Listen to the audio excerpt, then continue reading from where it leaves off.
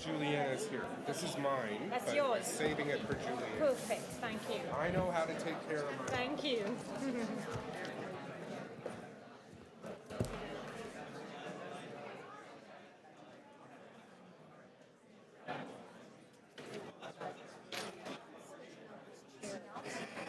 Why are you so short?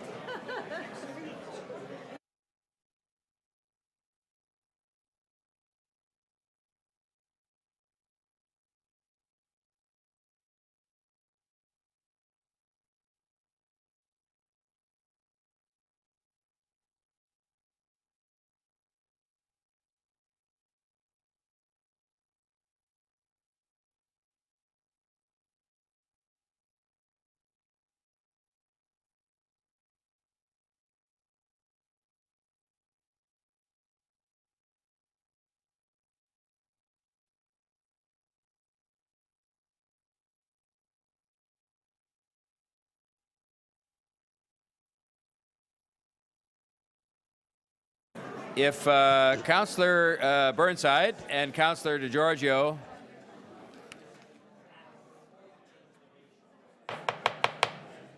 Councillor Burnside, Councillor DiGiorgio, if you sit, we will have quorum, I think. We'll be getting perilously close. 1, 2, 3, 4, 5, 6. And Councillor Shiner is here. He was here a second ago. Where did he go?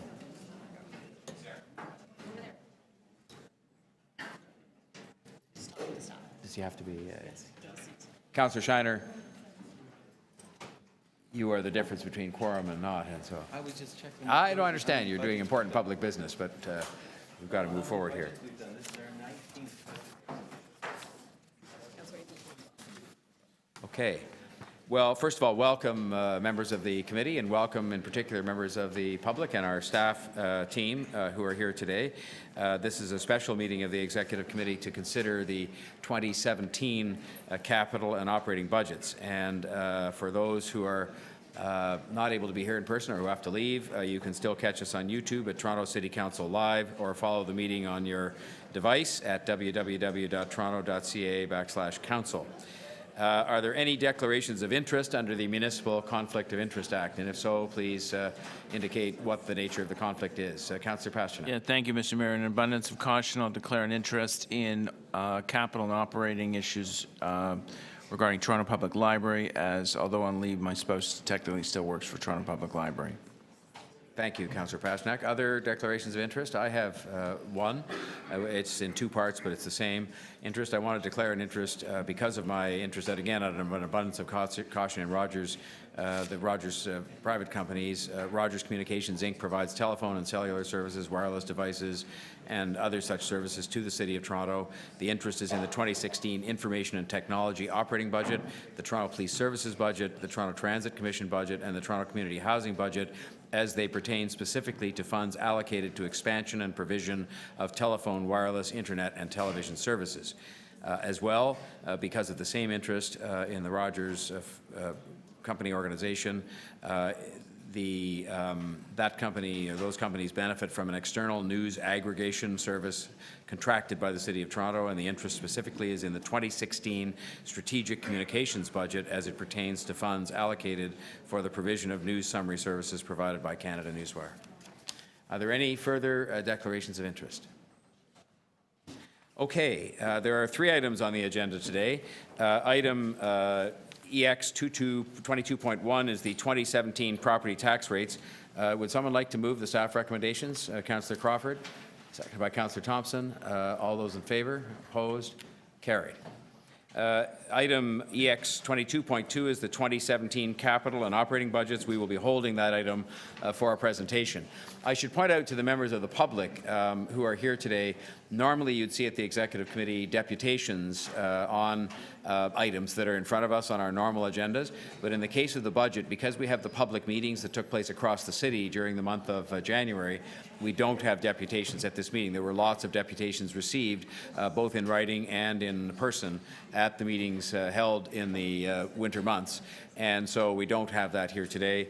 But we will have a presentation so that you can see the budget that is actually before us today beyond the documentation you've seen online. And we'll have that presentation, and we will then have questions, and we will have, of course, people who will speak to it. So we'll hold that item, 22.2, 22.3, EX 22.3 is the additional City of Toronto Act reporting requirements as a result of recording of tangible capital assets. Would somebody like to move the recommendation from the Budget Committee? Moved by Councillor Crawford. All those in favour? Opposed? Carried. On item 22.2, as I mentioned, the City Manager, the Chief Financial Officer, and the Executive Director of Financial Planning have a presentation to make. After we hear the presentation, we will proceed with questions of staff.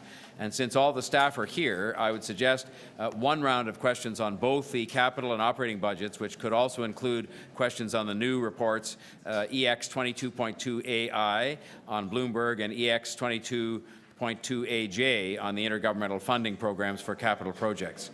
I will entertain requests for a second round of questions with the concurrence of committee members if we get to that stage.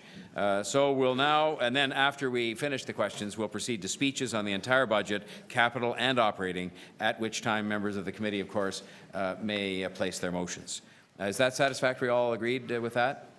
Okay, hearing no dissent, I would then ask the City Manager to come to the table and to proceed with the presentation of the budgets.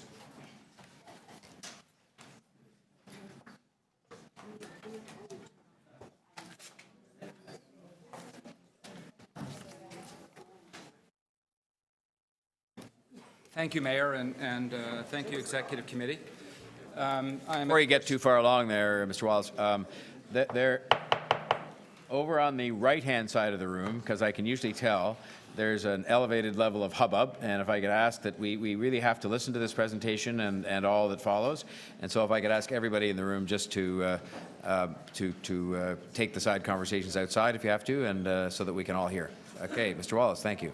Thank you so much, Mayor, and thank you, Executive Committee. I am, of course, ably supported by Josie Levita and Rob Rossini. Eric Frank is going to move the presentation along. Starting off with a little piece of what I hope is relatively good news. We will focus in on the front end of this presentation. I will take my time going through in some detail the City Manager's overview, but then we will not present in full detail, as we sometimes do, the fairly punishing level of detail on the operating and capital parts.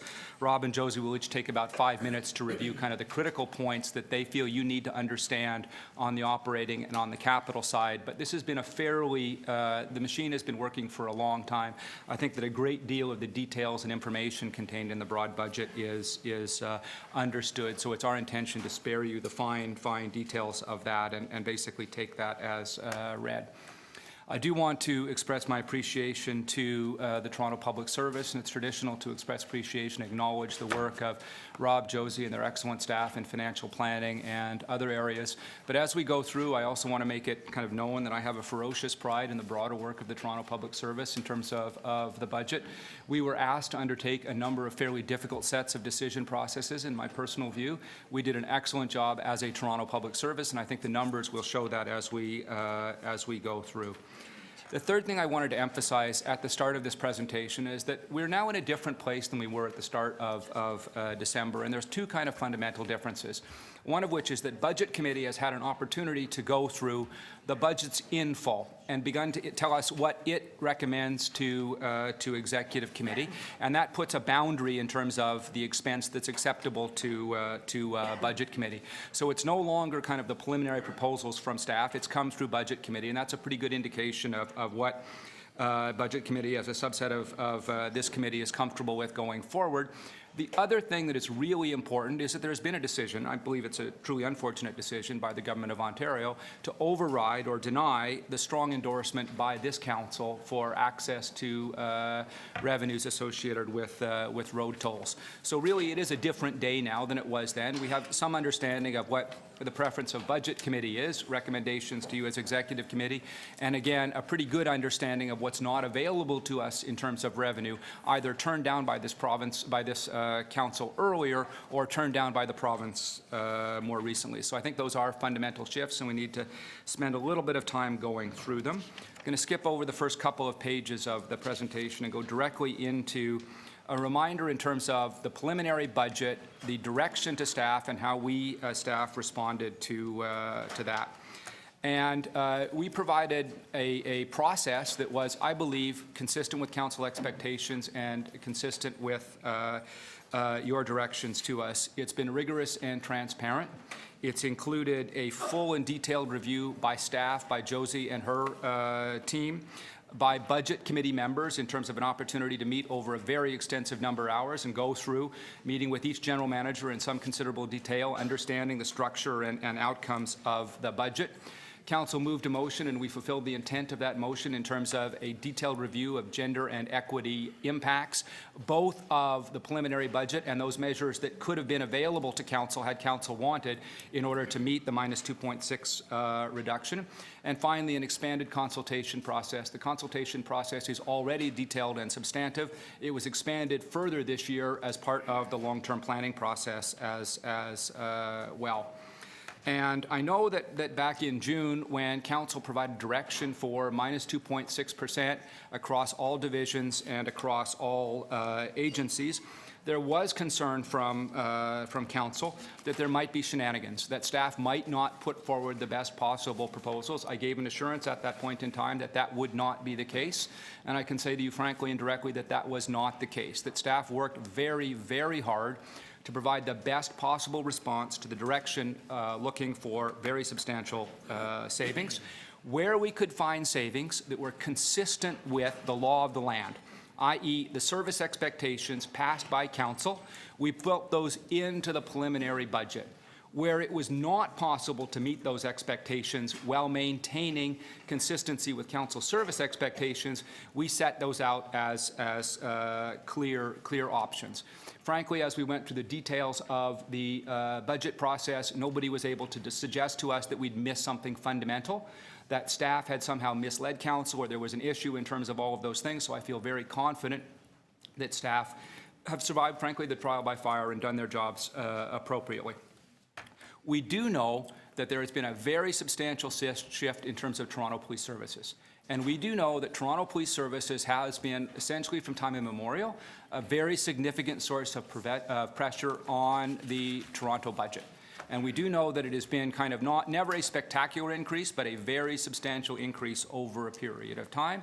And there really is, frankly, excellent news in terms of both the preliminary budget and the outcomes of the budget to this date and the recommendations from Budget Committee, where the numbers are flat. And that is not an easy achievement. That's required a major transformational task force.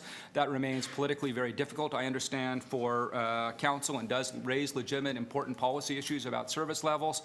But the recommendations in front of you are a great deal more fiscally responsible than we've been able to achieve in the past.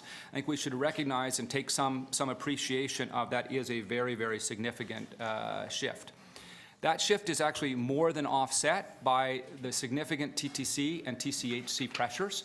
So while staff, direct staff, folks who work for Council directly and report through me to you as Executive Committee and Council, were able to largely meet the expenditure objectives.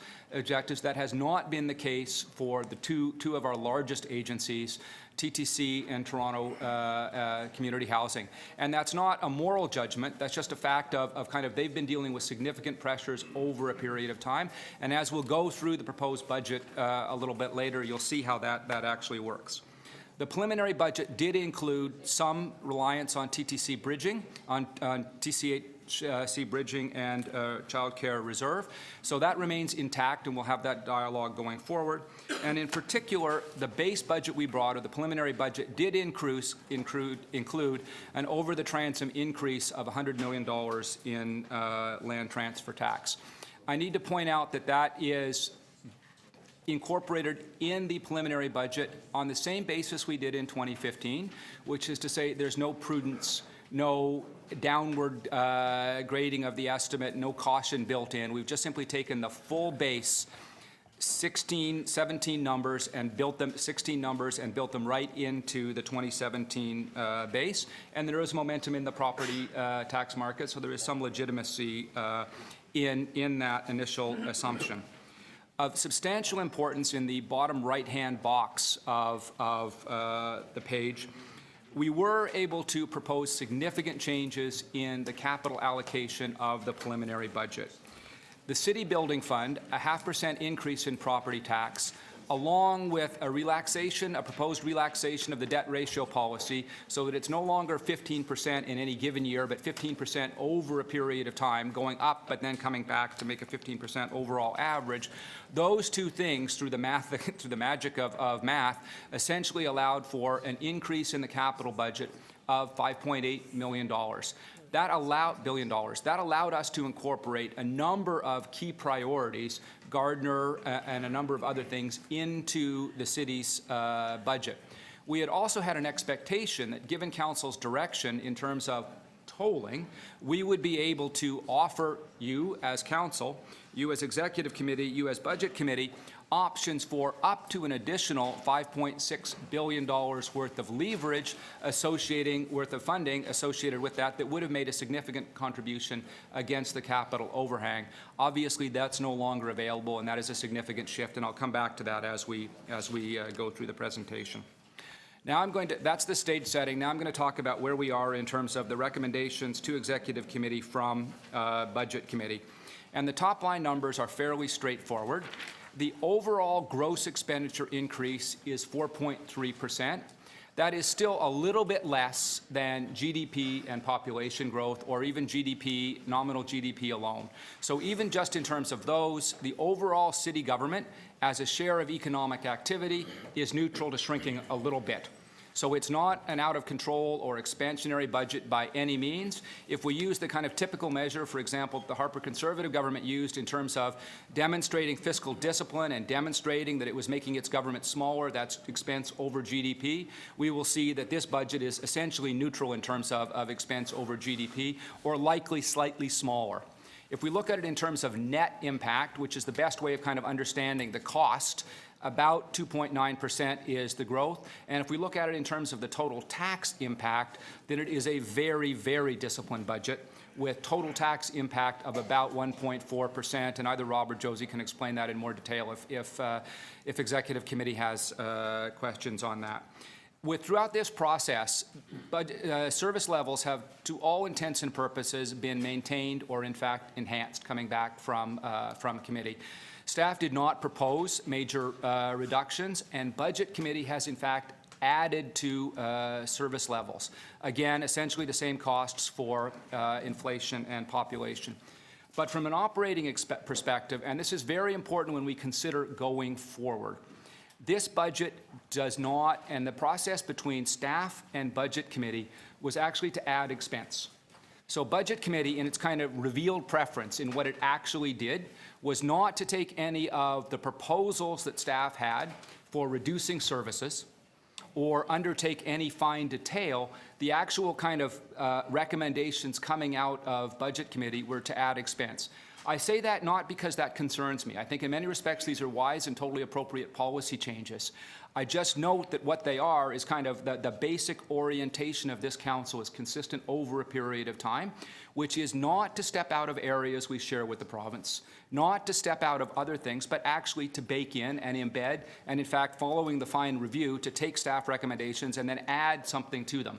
This is not a policy problem. This is actually, in many respects, good policy directions. These are all appropriate things for the City of Toronto to be spending small amounts of incremental money on, but they are an indication that it's not kind of staff advice, but the preferences of at least Budget Committee that ensure that the budget continues to rise, albeit slowly and albeit in a very, very controlled way. The capital budget is, of course, consistent with the preliminary budget, but the critical option of using tolling revenue to make progress on the capital overhang is no longer there. So from a kind of core budgetary perspective, we actually have a pretty good sense of the outcome right now if the Budget Committee recommendations are sustained, which is an operating expense, and basically the pattern of expense on the operating side increases to a modest extent. The capital risk associated with basically promising more than we've been able to fund continues to exist. And because of the province's decision, we no longer have an easy outlet pass. We no longer have a clear path to visibility in terms of how we might pay that down or how we might begin to match our longer-term capital expectations with revenue over a period of time. The areas of net budget increase are particularly important, and again, I'll point out to the differences between cities and the city divisions and the agencies. The year-over-year increase is modest on the city side. It's actually a function of the add-backs and appropriate add-backs by the by Budget Committee, proposals by Budget Committee, but for all intents and purposes, it's neutral. Where the budgetary challenges lie and where we are seeing significant budgetary pressures is on TTC and TCHC. And I'll just observe, and it's a little bit of a harsh observation, but Budget Committee, by its nature and by the rules of this place, spends almost all of its time focused in on the city divisions. And it's a little bit like, and I want to be careful with this analogy, but the kind of old joke about the drunk in the lamppost looking for their keys underneath the lamppost because they think they lost them in the gutter, but the light's better over here. We tend to look where the light's better, but the actual threats, and I'll speak to this a little bit later, but the actual threats on the expense side to the city's fiscal sustainability are, in fact, for all intents and purposes, embedded in the agencies. And for all intents and purposes, given the enormous progress made in terms of Toronto Police Services, and progress that I feel quite confident is going to be sustained, and that footprint's going to go down. That footprint is not rising. That footprint is contained. It's going to go down. For all intents and purposes, it's TTC and TCHC. And our budget process and our governance process is set up to focus almost exclusively on the areas that we've demonstrated we can bring under control, that we've demonstrated we can actually make smaller as a share of the economy, smaller as a share of any meaningful measure. Where we are challenged and not certain going forward is on those things. And also, through the budgetary process, I can say frankly, trying to get a handle on both TTC and TCHD numbers, and they bounced around quite a bit, was challenging, and I know that the budget chief and others have been frustrated by that as well. So that is kind of a structural problem we have in the way we undertake our governance. I do want to spend one more second on the Toronto Police Services, and that number will actually get a little bit better, we expect, as the province comes forward with some grants that are delayed but should be in place, and that net number will in fact drop a little bit over time. And again, I emphasize that is something that is significant. Two other things to point out on this page of numbers. Debt charges are increasing, and that's just a function of our desire to build the city. And that's not something that I'm worried about from a capacity standpoint, but because I have the CFO beside me and because he mentions this fairly frequently to me, it is one of those things we want to keep a watchful eye on, is the increase in debt charges. And once we put those debt charges in, they're there for future councils. You know, they're there and they reduce future flexibility. So these are entirely appropriate investments, no concern about them, but something we want to watch and be mindful of. And the capital from current increase looks spectacular, but really all it is, and it's a little bit of an object lesson, in 2013, I think it was, the province cut the Toronto pooling compensation. This is the last year of catch-up. And we deferred that over a number of years, and this is how those deferrals come back and bite us in future.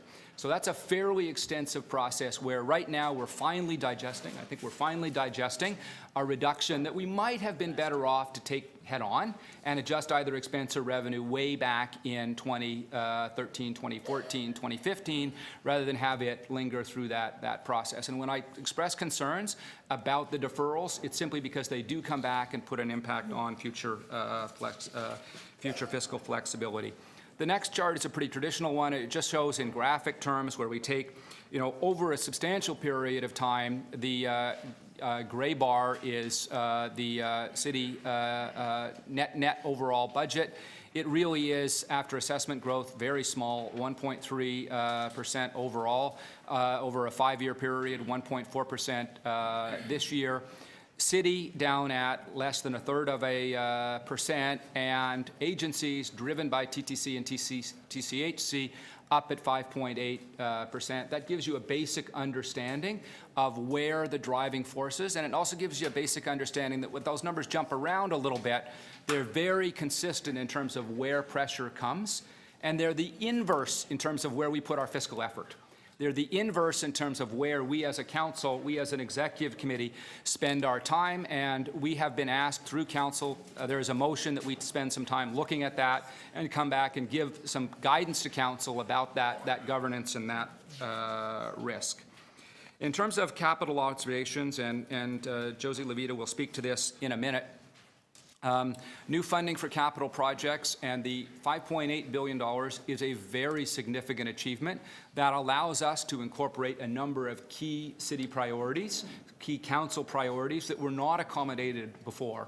So I think council should take some comfort, if you sustain the recommendations of Budget Committee, that we have found an appropriate balance, and that the City Building Fund and the change in debt policy both contribute and are both helpful in terms of bringing a closer match between city expectations and city resources. Overall, however, we have not been able to make progress beyond that, because the critical mechanism chosen by this council in order to make that progress, tolling, is no longer available to us. And that's of concern to me for two reasons. One is the broad governance, and the other is simply that this or future councils do not have that basic kind of tool available, so we do not have the capacity to make those decisions independently. And while Ontario money is nice and it's good, and we should welcome that and be very happy to apply that, it is not the same, and we're happy to answer questions about that. It does not generate the same leverage capacity as had we been able to build that money in. And just as a quick reminder, our debt policy, our leverage policy, is based off tax revenues, not what we might get from the province, or even if that is committed in legislation. The Budget Committee recommendations on revenues, I won't spend much time on this page other than to note that 4.3% is, again, a reasonable number given the overall size of economic growth and all of those other things. What's important, though, is the composition of that. And this is a chart that is an effort to show kind of where the money actually comes from. And I do apologize for the details of it. I will try and walk through it. The size of the bubble is a function of the absolute size of the increase. So of the $400-odd million worth of revenue increase, 184 comes from land transfer tax. That's about 42% of our overall revenue growth for this year comes from land transfer tax. That is a 35% increase, 34% increase over the last year. That is, I'm going to be frank here, that's pretty good luck. And it's pretty good luck in two ways. First, there's $100 million over the transom increase just as a function of the very substantial increase in the property tax market. And that has some momentum going forward. You know, those condos are being built, they will be marketed, that there will be substantial land transfer revenue going forward. So we are very lucky that there is momentum and there is capacity in that market. And that basic kind of, the flip side of that affordability conversation is that as a city, we are living off the increase in land transfer tax. The other very important thing is that the preliminary budget did not include, but Budget Committee recommendations do include, a substantial change in the property tax, in the land transfer tax. And essentially what's happened here is that the province's fall economic statement, it didn't so much open up economic room as it opened up policy room. We could have always increased our share of land transfer tax, but because of the way the province did in the fall economic statement of the end of October of last year, it basically allowed us to harmonize with the, to harmonize up. and allowed us to gain substantial revenue. Had the province gone down, we probably wouldn't have matched that. But those two things were not really available to us last year. They are both substantial. They are both kind of effectively over the transom increases. And while they are, they're not inherently unstable, they represent a very, very substantial bet on the structure of the property tax market going forward. The next largest increase is federal and provincial grants, largely the new Social Infrastructure Fund from the Government of Canada. After that, we have property tax assessment and growth impact. This is just the natural benefit of the growing city we're privileged to have. And then if we draw a line from there over, the other decisions are essentially those under which we've kind of had direct control, acknowledging that we had direct control over the $80 or so million of the land transfer tax.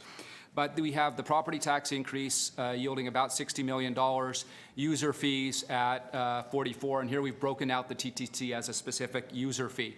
So a fair amount of the revenue gain that is important, that allows this budget to work, is a function of things that are not directly planned in a policy context or were not planned over a period of time, materialized either through the year in terms of the base increase in land transfer tax or the policy change by the province in October that allowed us to lay out for Budget Committee the mechanics of fairly significantly increasing the impact from land transfer tax associated with that. The other thing that is important from kind of an economic or technical perspective is that those areas that have the largest base are the slowest growing, and those areas that have some of the smaller bases are the fastest growing. So again, that's one of those things as the City Council considers kind of the overall budgetary picture going forward and how long that will actually sustain. That's something that needs to be thought about. Overall, I want to point to page 12 now, and I do want to emphasize that the expenditure reductions have been significant, that staff through Josie Levita, Rob, and others, and I think frankly at the division levels, have undertaken a huge, real, and in the best of faith effort to meet the minus 2.6 expectations, and that has generated very material savings, the better part of $200 million worth of reductions that will accrue going forward. And those are real changes, and they represent real issues. They represent a Toronto public service that will be materially smaller next year than it is this year. So we have in fact, from an administrative standpoint, worked hard to meet the Budget Committee Council expectations in terms of those elements. We have then the rest of it comes from a number of other factors, land transfer tax growth, obviously the other elements of the revenue pieces. We've broken down kind of the other revenue changes in a little bit more detail in terms of that, and the bridging strategies at $88 million, or roughly 12%. So that gives you the overall kind of picture in a wheel of the overall impact associated with that, and emphasizing that the expenditure management process has been real and has been important, an element to that. 3 more slides, and then we'll move on to a couple of detailed commentaries as well. Looking forward, and we do need to spend a minute on this, we do need to think a little bit about kind of 3 core sets of risk. And usually at this point, what we do as staff is pull out the big picture that shows the pressures and say, the pressure number is this. And the pressure number is actually not that useful for 2 reasons. First of all, I can't actually give you a decent estimate at this point of what the pressures are in the agencies, because the number I gave you last year is not the number that materialized. So I am frankly not comfortable with relying on that basic number. So I don't think that we do have that. Rob will speak to it, but I want to put a very important caveat on that I don't find that particularly motivational, nor do I find it reliable. What I think is perhaps a more useful mechanism is to basically look at 3 kind of bundles of risk going forward and actually just have a dialogue around the budget overall works. And I've beaten this a number of times and probably a bit of a broken record on this, but the expense outcomes remain largely driven by agency decisions that are decided at the agency level with council support, but not directly under the supervision of Budget Committee, and there may be a difference in approach associated with that. That is something that is from my perspective, a little bit challenging to try and understand that piece, and I recommend some future work on that. We are continuing to rely largely on broad future targets rather than on specific elements. So the basic will and direction of Budget Committee is, having gone through all of this in fine detail and having modestly restored additional expense, to then give a broad target, but that's not incredibly satisfying from an administrative standpoint, because it's basically cutting through the back door, and we've more or less maximized gapping. So it's my preference that if council is uncomfortable with areas of business, it should tell us as staff what areas of business we should step out of. Are there areas in which we overlap with the provinces? Are there areas in which we overlap with the Government of Canada? Are there areas that we would prefer not to fund? Then we can simply step out and reallocate. But we don't really have that. So that's very different than the experience I've had in the province of Ontario, where from time to time we have exited from lines of business. Kind of the clear policy direction coming out of Budget Committee is to maintain and slightly enhance all the budgets. So this is not something I think is problematic from a policy perspective. From a policy perspective, I understand that. This is something that makes a lot of sense given our growing city, given all of those things. It is just not entirely consistent with some of the revenue expectations we're also building in. And finally, we have a fairly high reliance on the presumed decisions of other governments, and we base our housing policy on those, which have not yet materialized. We base a number of other things. And frankly, it's not that we won't get money. We will get money. We'll get tens of millions of dollars and maybe 50s of millions of dollars, but our basic ask over a period of time is hundreds of millions of dollars, and we need to be quite realistic about what those investments will actually be. Because if the other governments do not provide that money, it's actually this council and our service levels, our future fiscal plan that's at risk, not their fiscal plan. So this is something that I think we do need to spend a little bit of time understanding. In terms of expense momentum, expense levels are very, very controlled, but they are building momentum. We have made substantial progress year over year in controlling them, but at the same time, service levels continue to expand, and council has not been willing, at least through Budget Committee, to recommend reductions in service levels, where we were able to say to you, as staff, we were able to say, here's what this is. Would you like us to go further? Would you like us to reduce service levels? The answer appropriately, but also pretty clearly, is no. We like the current service levels. We're not interested in buying down the wait times yet, but we are comfortable with kind of the current service levels. So that's basically where we are. There is some momentum behind that on the operating side. More importantly, on the capital side, more projects and persistent cost escalation within those projects remains a little bit of a challenge. Within that as well, we have fairly significant cost escalations, or the ratchet effect, with kind of our three kind of core pieces. Debt cost escalation, we tend to have inflationary clauses in all of our contracts, and we approved a good labor agreement, and an agreement about which I'm proud, but it still does have onward going cost pressures associated with that. And then finally, we do have some modest, and not excessive, but some modest bridging strategies that will provide pressures next year. So that's kind of we have process and decision risk, we have some expense momentum risk, and on the revenue risk, we are dependent on land transfer tax. There is momentum to land transfer tax. I'm not, standing here at the edge of the pool blowing a super shrill whistle that it's going to crash in the immediate future. But we have kind of demonstrated that we have a lack of appetite for alternative revenue options. Council's been clear about that. The one, the most fundamental decision taken by Council over 2016 was to shift in a core way some of the basis of public finance towards user fee for roads. That is no longer available to us. So we're left in a little bit of an unfortunate situation that we have some real expense momentum, and then on the expenditures, on the revenue side, we or the province have sequentially said no to most of the tools available to us. So that does remain a little bit of a challenge going forward. We do need to spend some time, and this is one of the purposes of the long-term plan, is to try and break out some of the implications of that and provide some longer-term advice.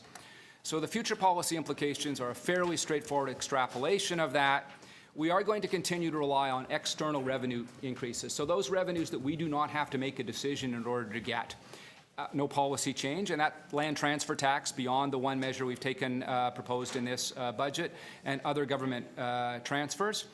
If those do not materialize, we will need to do some combination of, and realistically it will need to be some combination of, either lower or alter our spending. And remember that it's not just a question of lower spending. We can also shift our spending within the existing priorities and take a run at it from that perspective. And we may, at some point in time, need to look at finding revenue through stable policy changes, through things that will generate increased revenue, given at this point that tolling revenue is not available. I am not suggesting that we give up the ghost on tolling revenue. This is a profound policy implication. I think the mayor's been clear, I've been clear in my earlier note to council that this is not something that we should give up lightly, that there should be a continued dialogue about that, but we also need to be realistic that the province at this point has not been forthcoming, and that while we have asked over a great period of time for a fairly large number of tools, they have been systematically reluctant to provide us with the tools that are existing within the City of Toronto Act, which may give us some indication of where their orientation may be in terms of new tools we may ask them for as well. The last slide I want to spend just a moment on is one that I find very helpful to put all of this in perspective. While I am concerned about risk, while I am concerned about those elements, we should recognize that the city is actually doing very, very well in terms of the overall management of its expense. And overall, we as a city provide a very high level of service. I think we do an excellent job in terms of both the city and its agencies, and we're able to do that at a decreasing cost over a period of time. Now, you know, when we actually do 16-17, it's up by a handful of dollars, but really of great, great importance. If you think about, you know, the time between now and 2010 and the very substantial number of announcements and positive things that council has been able to achieve over that period of time in terms of service levels, in terms of the gradual, you know, buildup of those things, we are able to achieve that on a smaller footprint over time. And that's a smaller footprint in terms of real per capita as we assess it by the appropriate measure. And this year, very, very importantly, we're continuing to try and reduce at council direction, but also because we as staff want to be efficient, we are able to actually reduce the number of positions. I've asked Rob and Josie to spend only 5 minutes each walking through on the operating and the capital slide, rather than going through the full kind of detail as we have in the past, just the 3 or 4 things from each presentation that most important that you as executive committee realize from the budget committee material coming forward. Thank you. Thanks, Peter. So I'm just going to talk about a handful of slides on the operating budget and then a handful on the tax impacts and then a few parting words about the outlook for 18 and 19. So the operating budget actually in your package starts on slide 17, but I'm going to go to slide 21. If you recall, we had a $731 million pressure. We had $91 million in a gap, and we gave Budget Committee a menu of options in terms of what existing revenues did we have to choose from to balance and fill this gap, what expenditure measures do we have, and what some new measures that could possibly be considered. And then on slide 22, we filled that gap. There is no more residual pressure. The one parting thought that, given what Peter has just said to you, we do this every year. We start with a big gap, but it's been getting harder and harder and harder to do. And as your CFO, I'm getting a little nervous about it, that how many more rabbits can we pull out of the hat for 18 and 19? Peter mentioned that we had a very good fortune about the MLTT. It continues to grow. The base actually is up by 116 million plus the policy changes. The future makes me a little nervous. So what did Budget Committee do? On slide 23, there were a number of enhancements. These are summarized here on slide 22. And we had about $20 million of new investments added and some bridging strategies that were reversed, which is actually a good thing because it lowers the pressure for next year. And then in terms of how we balanced, there were a number of revenue measures on the right side of that graph. Then I'm going to go to slide 27. There are a number of new and, 27, next slide.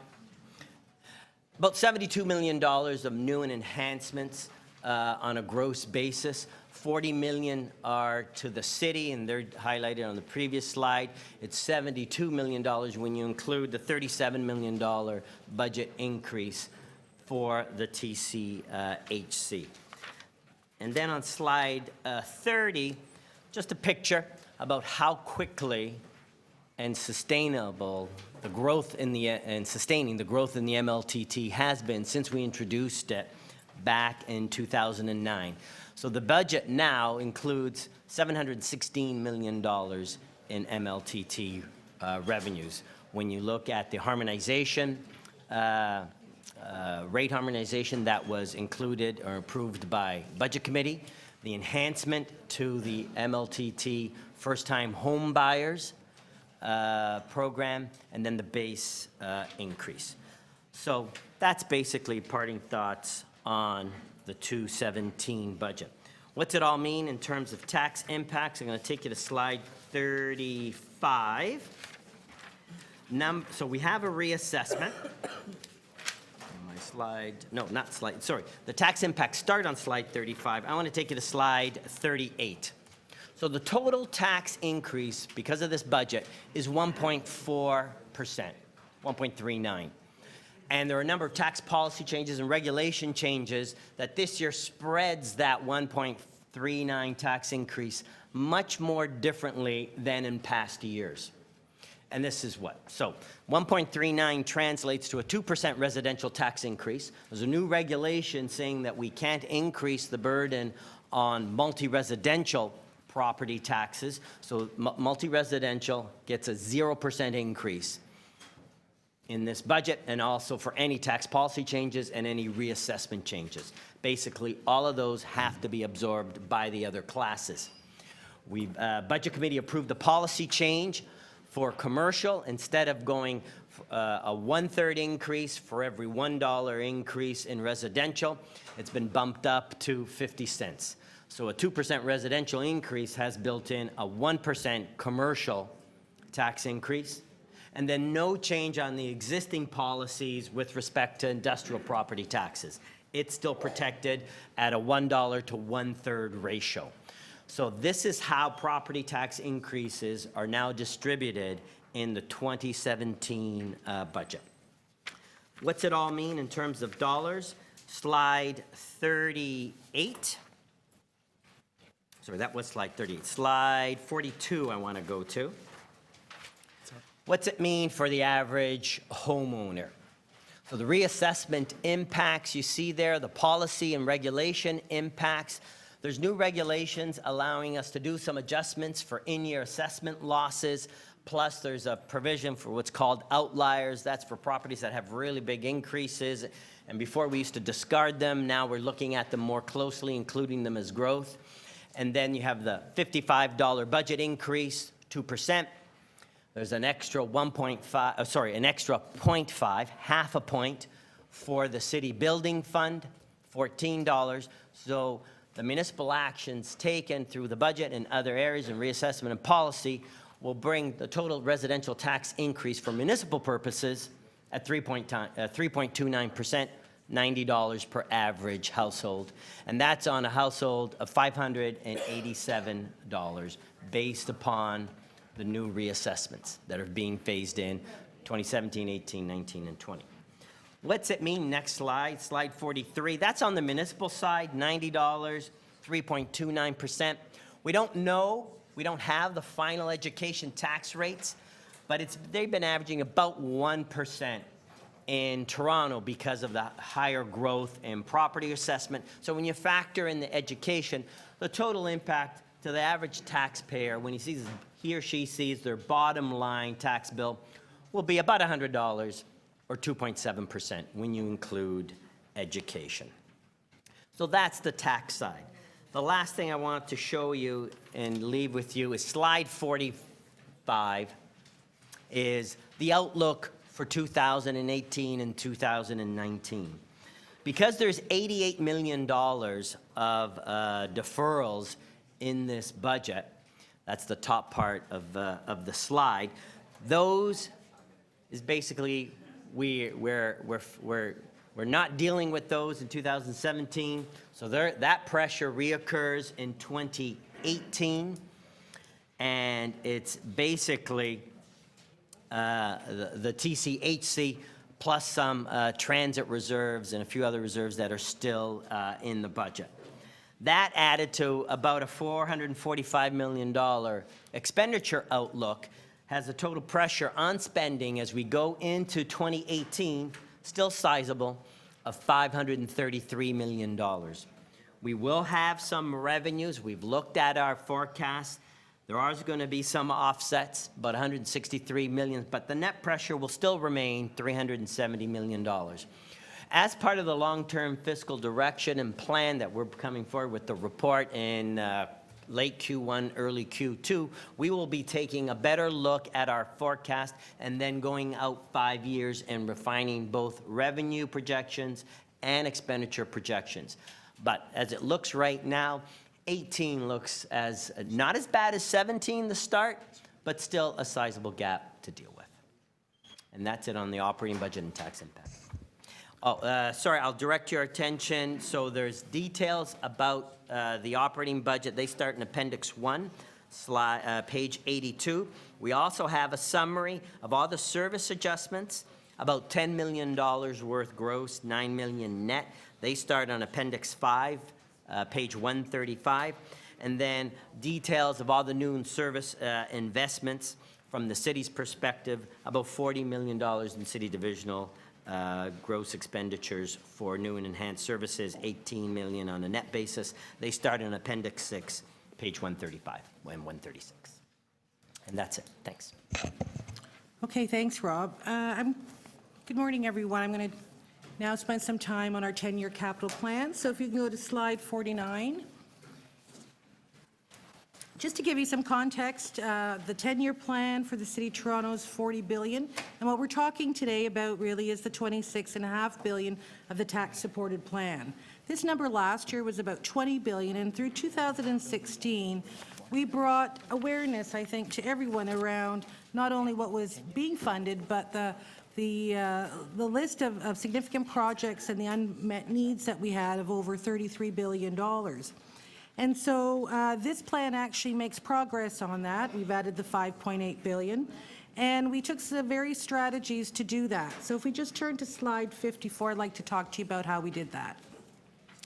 So coming into this plan, we determined that there were about 4 key actions we needed to take so that we could actually try to bring some of Council's priorities into this plan. And the first thing we did is we looked at what was the status quo budget and how could we better match our spending with the activities, because what we were seeing was about a perennial $1 billion being carried forward every year. So we spent a lot of time with our divisions and agencies to look at their cash flow spending, and as a result, that created room of $134 million that freed that up. And so you see the green line coming down and as it relates to our debt servicing capacity. The second thing we did was we explored how much more can we put in. If you look at the back end of that, we tried to figure out what was staying within our current policy, what else could we bring, and that gave us another $2.2 billion. Finally, Council directed us to explore what the impact would be of adding the 0.5% city building fund levy, and what we found is that gave us another $1 billion capacity. And when you look at our 15% threshold, plotting that and the projects that we've included in this plan gives us an average about 14.84. So we're just under on a 10-year basis, but by 2020 we're actually going to go up. So this is a relaxation of our debt policy, but what it has allowed us to do is bring in $5.8 billion in new projects. The fourth thing we did on slide 49, Eric, was 54. Is we asked staff to refine that unfunded list, and we said, let's now develop the criteria on which we could determine that, what was most critical to fund. So on slide 56, we actually established the criteria and we established the projects that would go into it. And slide 57 shows you what they are. Key projects, of course, being council's priorities to fund the balance of the Gardner project, Smart Track, making sure that we could leverage our federal funding and match those funds through the PTIF program, and allowing ourselves to move forward on some key state of good repair. So slide 59, 60, and 61, if we just quickly go through them, I just want to point a couple of trends. So the budget that we're actually allocating funds on is $2.8 billion. But a key point I'd like to note is that when we look at the split of the types of projects we're funding, we're doing about 2/3 of state of good repair against about 1/3 in our service improvement and growth projects. When we look at the 10-year capital plan, we're now at about a 50-50 split. So we've really tried to balance the funding out with both our state of good repair requirements as well as the important service improvement and city building projects that the city needs to undertake. When we look at how we're financing that on slide 61, the other trend that we've noticed here is that over the 10-year period, our debt and capital from current financing, while it's rising, represents 45%. We've been trying to match our debt and CFC ratios to about 50-50 comparisons. We had that last year, but as we've been adding to this program, what we're seeing now is debt rising higher than CFC, and we will have to look at whether we're going to continue with the policy of increasing our capital from current funding by 10% annually. A couple of key impacts that I want to point your attention to on slide 64. What does this do to our backlog? Because we continue to focus on the impacts it's having on how we are maintaining our assets. We're still seeing a trending up in some key areas, facility, corporate buildings, our transit system, as well as libraries. And so we'll be looking at how we can fund those to a greater extent, even though we've put about $20 million in towards public library state of good repair. The other key point to make is on slide 68, and that's really how we're trending on our debt. So this 10-year program does double our debt from about $4 billion to $8 billion over the 10 years, and we're going to see the rising of debt servicing continuing over the first 5. The City Building Fund actually helps us moderate that, and that's the light shaded area. Finally, I think the last point to make that's been made by the city manager and others is that we came into this process looking at how we were going to explore the use of tolls to help augment our funding capacity, and we were directed to come back with what that looked like. So we did that work with the Budget Committee, and as you know, we had an announcement that changed that. So slide 72 gives us our first estimates of what we believe will be the value of the gas tax funds that will be coming over the 18 to 22 period. Now, it's only our estimate, but we believe it'll be about $158 million based on going from 2 cents to 4 cents over that period of time. As I said, it's still preliminary, and we have to work through the details as we get better confirmation of those numbers. But I guess the key point here is that because we believe that it is not leverageable for debt, and that it can't therefore be used to repay the equivalent of borrowing $5.6 billion. This is cash that we would be using in the budget, and this does provide some welcomed funds, but it's only a portion for us to deal with our needs. So we will be coming back, slide 74, into the new year, and we'll have to do some modeling really to determine how we're going to address a lot of what's still on the list. We still have social infrastructure needs, we have mounting state of good repair, and of course there are other transit expansion and city building initiatives. So through our long-term financial plan, we will be looking at how we're going to look at the priorities as well as what the funding options are available to us. And with that, Mr. Mayor, I conclude. Thank you very much for that presentation. And may I just say, because I think it's an appropriate juncture at which to say it after your presentation and the opening comments of Mr. Wallace, that I think we all are very mindful of the fact that the entire public service as is the case in any big organization, devotes itself, hugely to the preparation of the budget, which is, after all, the ultimate sort of expression of where you're placing your priorities and so on. But the work involved in this is massive, and sort of as soon as we finish this at council in a week or so, we start over on next year. And I just want to say thank you to the public service for, this is the third one I've been involved in, and it's just a Herculean undertaking, and one that's done with huge dedication and help. So I will say that on behalf of all the members of the council and the public, I think, for that matter. So, as indicated at the outset, that brings us to questions, and the way we propose to do this is to have questions on the capital and operating budgets, and also on these other two items that are here that are in front of you if you wish, the 22.2AI on Bloomberg and 22.2AJ on the intergovernmental funding programs for capital. And we'll go through a round and see how we're doing. And of course, as we usually do, we'll start with members who are not members of the executive committee, but who've been kind enough to visit with us today. And I have exactly one of those names on the list. That's Councillor Cressy, and I'm sure there are others. So Councillor Cressy, over to you. Thank you, Mr. Mayor. If I could begin by directing comments to the General Manager of Shelter Support and Housing Administration.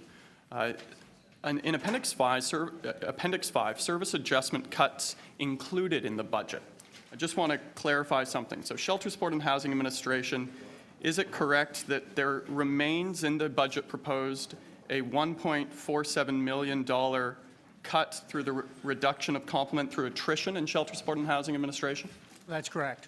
So could you clarify for me what the council endorsed occupancy direction is for our shelter system? Through the chair, currently that is 90%. And could you clarify where we are in that occupancy in recent months? Have we exceeded 90%? Through the chair, yesterday's reporting was 94%. 94%, so we're above it. So will the proposed $1 million cut help to decrease occupancy? So through the chair, in terms of that reduction, there will be no closures of beds, so it won't directly impact functional beds themselves.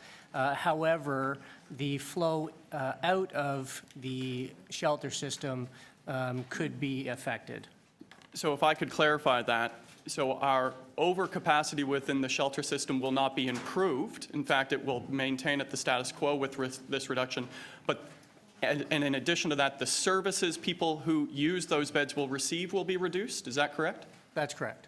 Okay, so this will have a negative impact on those who use our shelter system if the services they use will be reduced. Is that correct? It will have a service impact. Thank you very much. I'd now like to direct my question, starting to our General Manager of Economic Development and Culture.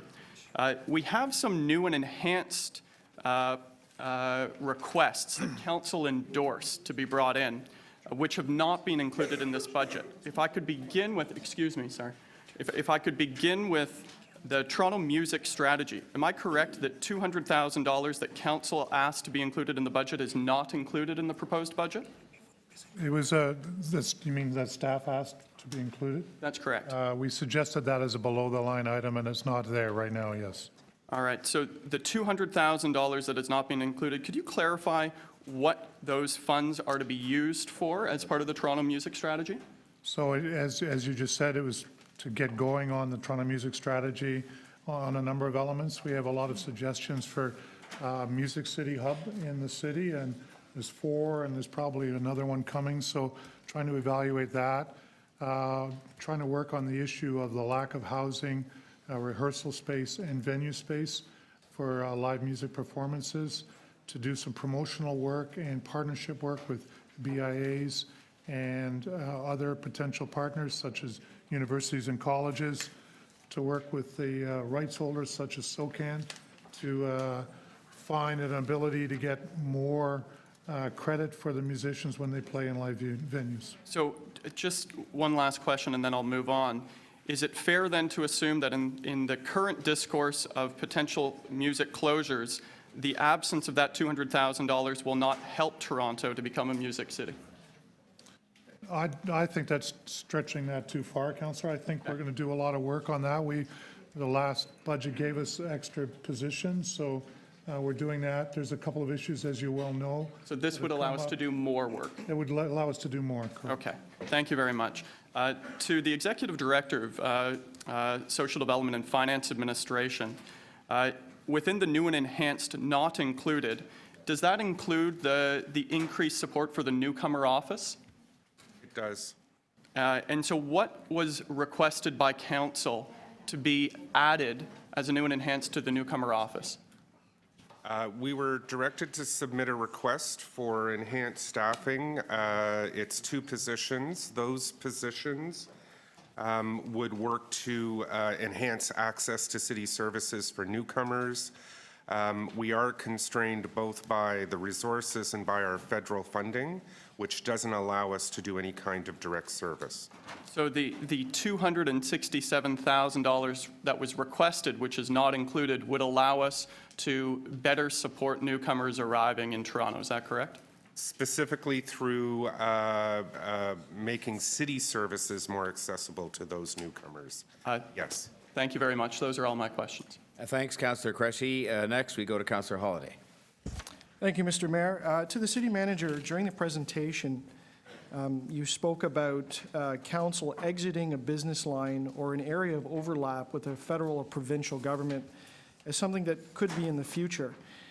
Now, I don't ever recall seeing us exiting a business line, and I'm curious if you have any advice regarding a process or a strategy to bring those type of discussions to council to help us understand where there may be overlap with the federal or provincial government, or where there's a business line that may not be performing or may be less relevant to what it had been in the past, and have a really good debate at council about whether we need to stop or reduce or discontinue something.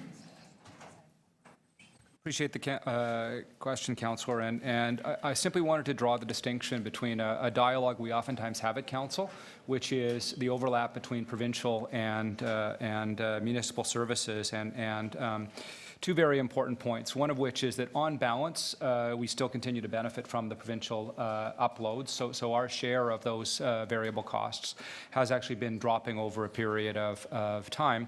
But we as a city have oftentimes decided to match or exceed the provincial requirements, and that's an entirely legitimate policy choice. The only point I wanted to make is that unless council is willing to step away from some of those areas, it needs to consider some of the revenue alternatives. With response to your policy question, if there is a motion or a direction from council to look at areas of overlap or areas where we may exceed provincial standards, we're happy to do that. But I observe, and not just in passing, but I observe fundamentally that every time we have a detailed conversation about an area of reduction, council tends to step away from measures that might save costs. They tend to step away from measures that might save costs on labor costs, and they tend to step away from measures that might save costs in terms of exiting a line of business, whether that's an overlap with the province or just simply a line of business we might have. Would the child care subsidy that has been discussed in the media be an example of one such service or business line item that council has elected to become involved with and that relates to our discussion with the province that could be something to be considered over time? We can adopt a U.S. strict constitutionalist approach, and we can decide, from that standpoint, what we actually need to legally deliver. And if we want to just focus in on what we legally deliver, it's roads and a relatively small number of other things. And, a number of we need to have examples of things like long-term care, but not the level of service we provide. Child care would be part of that. Up to this point, it's been council's direction and decision to us as staff that they believe that child care is an integral part of a modern growing city and an integral part of our economy. On slide 112 is an appendix, and I'll just describe the chart because we've all seen it before. It's a comparison of property taxes across the GTA, and we always find Toronto at the left side with the smallest bar. Can you tell me, are any of the municipalities on that list the beneficiaries of their own municipal land transfer tax? No, Toronto's the only municipality that has the power to levy a land transfer tax. If we were to do something dramatic like cancel the municipal land transfer tax and reset it and bake it into the property tax to be comparable to these municipalities, what would be the increase in our property tax? So that would Percentage. be on slide 109. Okay? So to answer that question, I'll take you first to slide 107. So based on an average property, we have a tax of, and this is the way that's done in the BMA study, total taxes including education of $3,077, the lowest. This is excluding waste management and the MLTT, slide 107, so it's the lowest. Okay. So if you go then to slide 109, if you adjust for both the MLTT and waste management, that 3,077 number goes to 3,588, so about $511. We would then be the fourth lowest. So I'd heard figures of 20%. And is that something? Yeah, it's over about time? 20%. No, it's 7%, I think. 7%. Okay, thank you. Whatever 500 is Of on the total, 3,000. Fair enough. We're looking at a change in our debt policy about going above the 15% threshold and looking at increasing the percentage of state of good repair backlog. Does that have an effect on our credit rating or cost to borrow money over time, or is this all safe territory? So that's an excellent question. We've had a dialogue with all three of our credit rating agencies and talked about, various scenarios. What if we increase debt? What if we if we go to the max of our limit, which is what this capital budget proposes? What if we increase it to 17%? What if we increase the debt limit to 20%? They won't give you a definitive answer, the credit rating agencies. But the main drag on our credit rating, or why we're not a AAA, is not surprisingly our debt. Our debt per household is quite low to our municipal comparators in the GTA that are AAA. Where we lag a bit is, surprisingly enough, our level of reserves are lower on a per capita basis, and they're concerned about our budget balances, that how we balance our budget, is it done on a sustainable basis. The other big issue matter that they'll look at is the economy. So we're strong on economic comparisons, we're strong on debt, a little lacking on the reserves, and they have a concern about the budget going forward. Will this level of debt take us, result in a credit rating decrease? We say no, provided that all the other factors that they look at don't deteriorate as well. Thank you very much. That brings us next to Councillor Fletcher.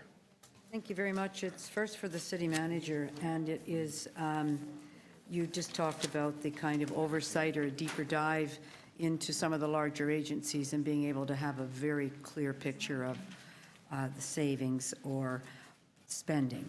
How will you do that this year? So I say that with respect and affection for the agencies that I think do a fantastic job. And really the primary point I want council to understand is that Budget Committee, as a subcommittee of executive and a committee that is responsible for looking at those things, actually has relatively limited visibility. And at this point, for the 2017 process, we do not actually, for the 2017 cycle, we do not actually have much visibility into that, except on the good faith efforts by Josie and her team in terms of reaching in. But basically, the flow of information between agencies that have a board, between them and us, a very different process. It is, frankly, a very different process. The other thing that's really important to understand about both the TTC and TCHC is that they are both at inflection points. They are both, they have accumulated pressures. Both have required significant increases in the level of support from the city this year, and it's frankly very difficult to forecast going forward. Thank you. My second question is just on our budget style. So the budget comes in, we're looking at our savings, and then it goes to Budget Committee, and I assume everybody expects there'll be some adjustments. Is that your expectation, looking at impact? There usually is. Are you expecting you bring the budget in and there's no adjustments at Budget Committee or Council? So that's not actually my pay grade, and I take direction, and I'm not trying to dodge the question, but frankly, that's up to Budget Committee and Council. I work for you. Okay, thank you. So then it is part of that. So let's just look at this one question. There have been some add backs in the budget. Let's talk about operating. How much was added back, and what is that percentage? There's been some new and enhanced. How much, and what's that percentage of the overall? So if you need to, do you need a second to look that up? So slide 23, if you put that up. So Budget Committee added in total about $30 million on a net basis. Of that 30 million, to answer your second question, 20 is new and enhanced expenditures, and you see that on the slide that's up here on page So new and enhanced 23. wasn't part of a suggested reduction, it's new and enhanced. So 20 new That's and correct. enhanced. Yes. And 10 has only been added in out of all of the projected. And those, So the what other percent? budget measures that Budget Committee took at about another 10, and you see what they are. Some of them, there weren't spending, but reversals of user fees, I'm just $5 asking million. about the add backs, Yeah, that is the add back. $10 million. Yep. Percentage overall, So 10 on 10.5 billion is 0.01, I think. .001. I'm bad at mental math on the go. And how about just percentage of overall reduction of the 2.6% that was required? Sorry, I'm not sure if I understand your question. Well, we If had you're to asking how reduce many, by 2.6%. that was the There guideline. That was the guideline. everybody What was met the it. total number that was then associated with that? That's very difficult to determine because Work on that. everybody, everybody tried to hit the I know, and 2.6% what was the final guideline. number that came in? Well, we came in Correct. 91 million 91 million. over that guideline. So 91 million Haven't- on about 10 billion is slightly under 1%. Okay. So more has been added in a new and enhanced than has been added back, correct? 20 million new and enhanced? Yes, I would say 10 million. so, yes. Thank you. Yes. I'm just going to ask the deputy city manager over on that side about, for the Hope Shelter, which is coming to Leslieville, there was to be a nurse position there to look after the 80 men that will be coming. Has that money been secured yet for that position in this budget? Through the chair. Through South Riverdale Community That Health Center. particular position, my understanding is we're working with the LIN, the Central LIN, to try and secure a position through their agency, through that. And have all other services in that neighborhood for that shelter been maintained in this budget? Are there any cuts that would affect this shelter? My understanding is most of the services have been maintained. It was brought to my attention that one of the pools that we're proposing to close programming on might be in the vicinity of of the Hope Shelter, so we're looking into that. So the recreation program would be cut in the, It's just the one pool where registration is low. That is the last question, and I thank you for that. Now, I don't have other people who are visiting members of council. I now do. I have Councillor Perks and I have Councillor de Beermaker. So, Councillor Perks, your turn. Thank you very much. I'm trying to find the right slide. There's so many of them. There was a slide that showed what the bridging strategies were. So if you can just remind me of the 88 million. Slide 29. 29, thank you. I've dog-eared quite a few of them here.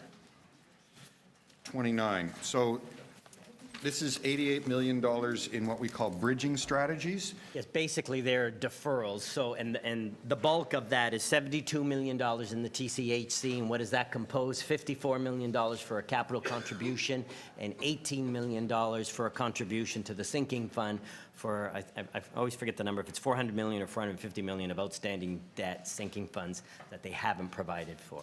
And so that's the bulk of the 88. Yeah, I need to be clear about that 72. So the 72 was money that TCHC had on hand against future debt servicing needs or capital investment needs, which we took from them in order to balance. So to explain it. So they have asked for Asked for. $54 million more of a capital contribution to their capital program. Yes. As part of, as you know, that 2.6 billion, which we've provided our third. Yes. They've started asking us for additional monies over and above. We're actually over that 1/3 contribution already, but that additional 54 million, we couldn't accommodate in the budget. So Right. that's that. And then they have some outstanding debt for which they are not setting aside monies to repay that debt when that debt matures. It's called a sinking fund. Yes. It's about an $18 million contribution, and that hasn't been provided for either. Those two pieces, they have been lingering these last two budgets, Yes. basically since really 16 and 17. So We're deferring them again till next year. So appreciating that it would be really nice if the federal and provincial governments had made an agreement to come to the 1/3, but they haven't. Correct. I see news reports that TCHC is going to be closing units because they haven't got enough capital money. That, if someone, Greg Spurn is here from the TCHC. There is an estimate of the number of units that they will close by 2020, 2021. I don't have that off the top of my head. Maybe Greg can. provide it?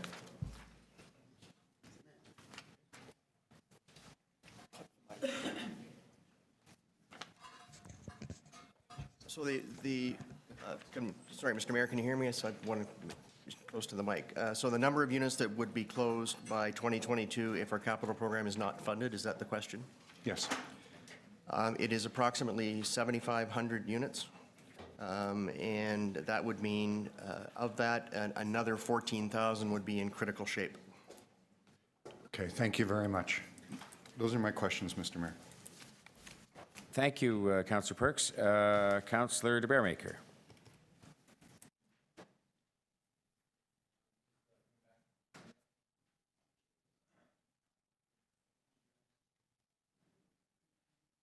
Sorry, thank you, through you, Mr. Mayor, to the appropriate staff. My questions, I think my focus will be sort of on the TTC side of things. Is there a staff member who can tell me roughly what the increases have been, say, in the last 2 or 3 years to the TTC? Is it in the range of a couple of million, or 12 million, or 30 million?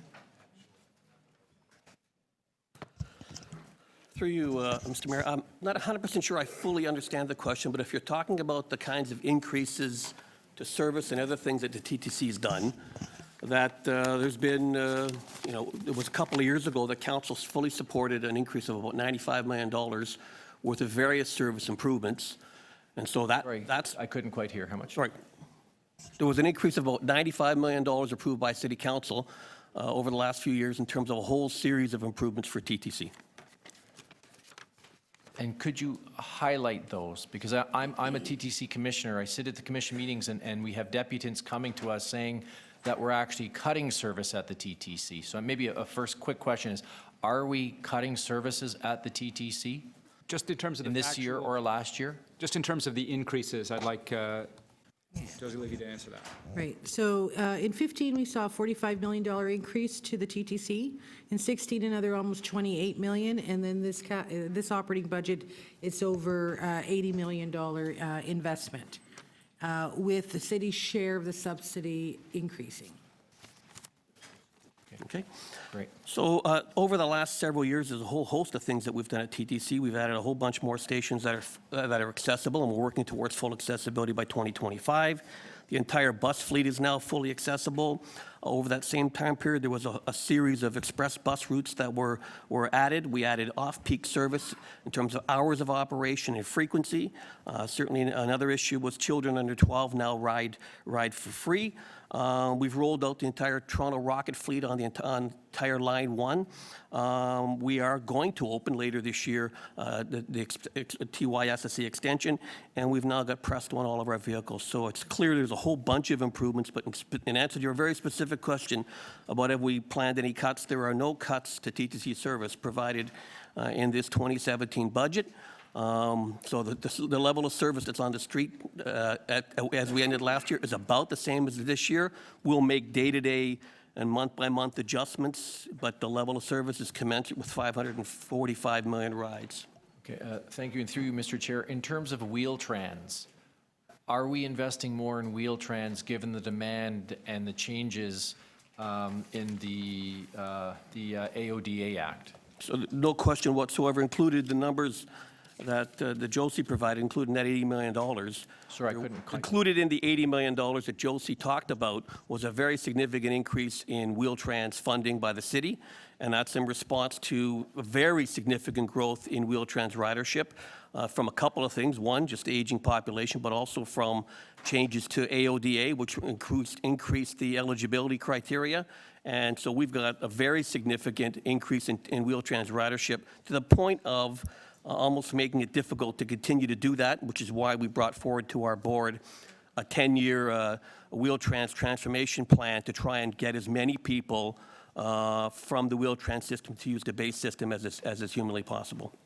Just for your information, the gross budget for 17 for Wheel-Trans is up $27.5 million, or 22%.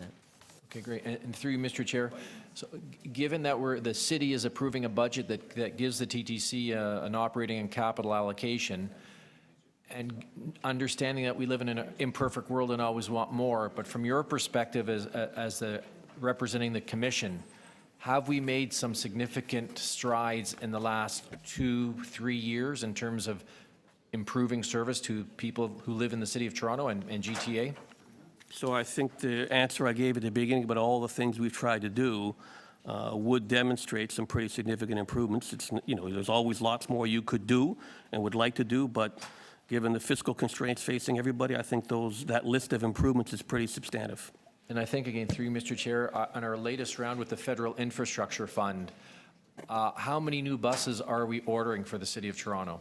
So as part of that PTIF agreement, we'll be looking at ordering we'll be ordering 783 buses, which is getting pretty close to half the fleet will be brand new within 3 years. So then, This will be your very last question then. no, that's fine, Mr. Chair. Thank you. Okay. Councillor Layton. Thank you very much.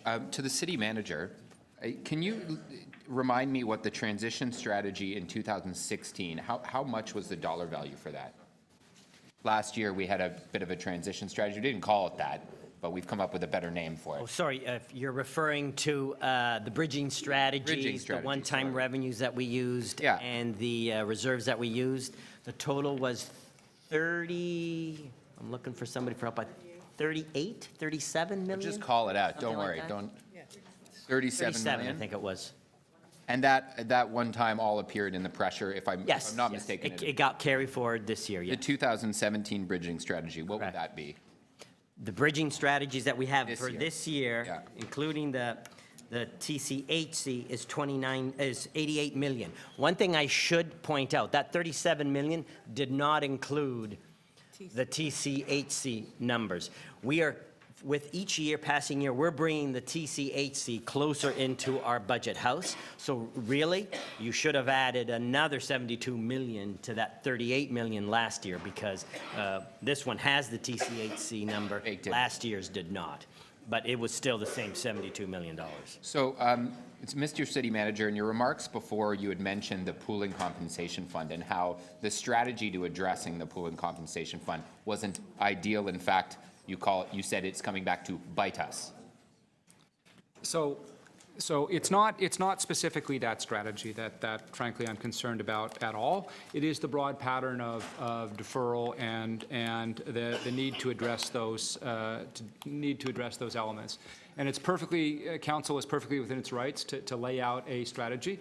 And just, we should remember though that the 2013 announcement resulted in a delay in action until 2015, and then that 2015 strategy spread that out over a period of time, and we continue to realize the impacts of that. And I'm not concerned about the strategy, simply pointing out that when we make these decisions, they are real decisions and they have real impacts on the forward years, and we need to be aware of that. So, but in your presentation, you said that we would have been better off taking it head on rather than using a bridging strategy. Well, of course, I'm a 2017 city manager, not a 2015 or a 2013 city manager, so there's some bias and self-selection associated with that. But generally speaking, yes, it is my preference preference that we deal head-on with these things and not export them to the future. Okay, so, but keeping that in mind, would you prefer if we, in fact, abandoned the bridging strategy and instead took head-on this $88 million that we're choosing to just pass on to another day? So of critical importance here, I was able to produce a preliminary budget. That preliminary budget was not able, within the rules of staff recommended, which are with appropriate levels of risk and a variety of other things, I was not able to bridge that gap with something that I felt comfortable putting in a preliminary budget. This is the direction from Budget Committee about how to bridge that gap and maintain fidelity to the overall tax and other approaches that City Council has adopted. But if we took your 2017 advice to the 2013 city manager of we'd be better off taking it head on, that advice would still stand as it did in 20... Not city manager, but city council, yes. In general, the idea of addressing these issues early on and not relying on shifts in other government policy, where we've relied far more on shifts in government policy than we've actually been able to experience, is obviously pretty sound and generalized fiscal advice coming from me or previous city managers. I do believe it is. Thank you very much. And while Janie gave me her seat, I'm going to ask PFR some questions. I don't know where... If she's behind you. Oh. You got a minute. There's a mic right here. There's a mic right here, too, so... There you go, very nice. Sorry. Terrible mic joke. I stopped the clock while that was going on, but I would remind you... That was a dad joke, yes. Councillor Layton, I stopped the clock while it was going on, but I would remind you, you've just got 1 minute left. I do. I have just 1 minute, and I don't have many questions here. How many user fees are being put in place that are above inflationary increases? Through you, Mr. Mayor. Is the mic on? Yeah. Yes. So all of our user fees are at the inflationary increase, with the exception of our extended camp fees, which have increased by $1 per hour, and our what we call subscriber and introductory program fees, which have increased by 10%. So a 10% increase to subscriber and introductory fees. Who attends subscriber and introductory programs? So subscriber and introductory programs are they're actually very similar to our regular programs, and this is actually intended to try and bring all the fees up to the same level. So subscriber and introductory programs could be daily programs that take place after school. They could be children's gymnastics programs, but they are less developmental in nature, so they're more of a Just one other question. All right, that's inflationary number. All right, just that question, then we're done. Thank you. We're using 2.6%, I believe. Okay, thank you. Okay. Thank you, Councillor Layton. Councillor Davis.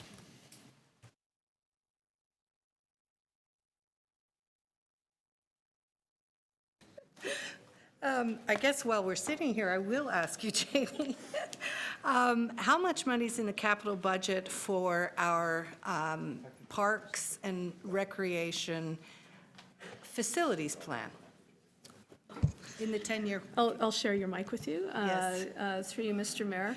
We haven't yet budgeted for the Parks and Rec Facilities Right. Master Plan, which hasn't yet been before council. Right. We continue to budget to move on the items that were identified in the 2004 Facilities Plan, which was approved by council many years ago. Okay. So there's no money in the 10-year plan for the facility strategy because it's been so long in development. But I also wanted to ask the CFO, I heard, or maybe Josie. Josie, I should name you by your title too. What is your title? We call everyone else by their titles. Director of Financial Planning. Executive Director. Executive Director of Financial Planning, Ms. Levita. You talked about capital from current, the 10% increase per year. You're suggesting that we need to revisit this because... Well, through you, Mr. Chair, as we look at our own sources of revenue, one of the policies we had was to try to bring that level up of the CFC to about equal of debt. The 10-year plan shows us at the end of the 10th year that match isn't there. As tolls and other revenue Okay. sources are limited, we have to look at these sources. So that will relieve us, how much is it this year that we contribute from the operating budget to the capital budget? Just over $200 million. I thought I saw 5. 292 million. 292 million this year is coming out of the operating budget to go into capital. And in total, it's 15% of the capital budget, 5 billion or something, of the 10? So 5 billion of the 10. 10-year plan. So it's a significant amount of money we're taking out of our operating budget. Are you saying we will be reducing that potentially in the future? No, I did not say that. We will have to examine whether we continue the policy. We believed last year that we were kind of at our goal, which was a 50-50 match. Right. What we're seeing in this 10-year plan is that we have more debt than CFC. So given our other capabilities to So 220 million a year we take out of the operating budget for capital. And I would ask Mr. City Manager, we continue to have a list of unmet capital needs, and we seem quite willing to build things and fix things and big projects. Are we meeting the needs of the residents of the City of Toronto? And I know that's a big question, but where is the list of unmet needs on the operating side to meet the needs of the city residents in the City of Toronto? So the actual definition of service levels is frankly and directly the responsibility of City Council and of elected representatives. And I and the staff and the agencies report to you in terms of those. There are a number of indications of service levels that are that provision of service, wait lists, and a handful of things like that. But that broader question, I frankly don't have an answer to. So each year, you come to council, council gives you direction, however we want to point responsibility, with a flat, across-the-board cut target that hits services that are targeted to the most vulnerable, that targets those services that are not meeting needs in the City of Toronto because we don't have plans for growth, or we don't have plans to identify needs and investment. How can we say this budget is a budget that responds to the needs of Toronto's residents? So I'm going to take the question as largely rhetorical, but in terms of actually answering it in detail, the budget is essentially flat. Service levels, beyond minor exceptions, are essentially maintained. The budget is a little bit smaller as a share of GDP. Waiting lists or other things may change incrementally or marginally, but it is essentially a status quo budget in terms of its fiscal footprint, service footprint, and a variety of other elements. The only risk is it's based on revenues that may not be fully stable. Okay, and finally, my last Thank you, Councillor Davis. question has to do Councillor with Davis. long-term care. Councillor Davis, hi. We're I done. can't see from here. Okay. We possibly have a second round, but we're trying to keep everybody to the 5 minutes. It's just fair to keep everybody, and so. Now, that is the end of the list of people who are not members of the committee that I have present. Are there other members of the council who are not on the committee who want to ask questions just now? Okay, we have a list for the committee, and then we can decide what we're going to do in terms of coming back. So the first member of the committee to ask questions is Councillor DiGiorgio. Thank you, Mr. Mayor. So I'm looking at slide 7 to begin with, and just to make sure I understand, there's been a one-time increase in the capital from current to effectively rectify or at least catch up with this loss of pooling fund. Is that correct? We've been doing what that. The comment was made? We've been doing that for the last 3 years. So if you recall how we absorbed the $150 million cut to the pooling compensation grant is every year it was cut $50 million a year. We reduced our contributions to capital, our CFC, borrowed some money on a short-term interim basis, and now we have to put that money back. So now you're restoring it, in essence. Okay. Not to be cheeky, but one of the things we could look at in terms of the gas tax money is a partial restoration of that. Okay. And so next year, going into 2018, we can expect that the capital from current base number, whatever it's at, because I don't know what it's at, is going to increase by 10%. We'll revert back to our That's what we're trying to do, a real 10% increase each year. Okay.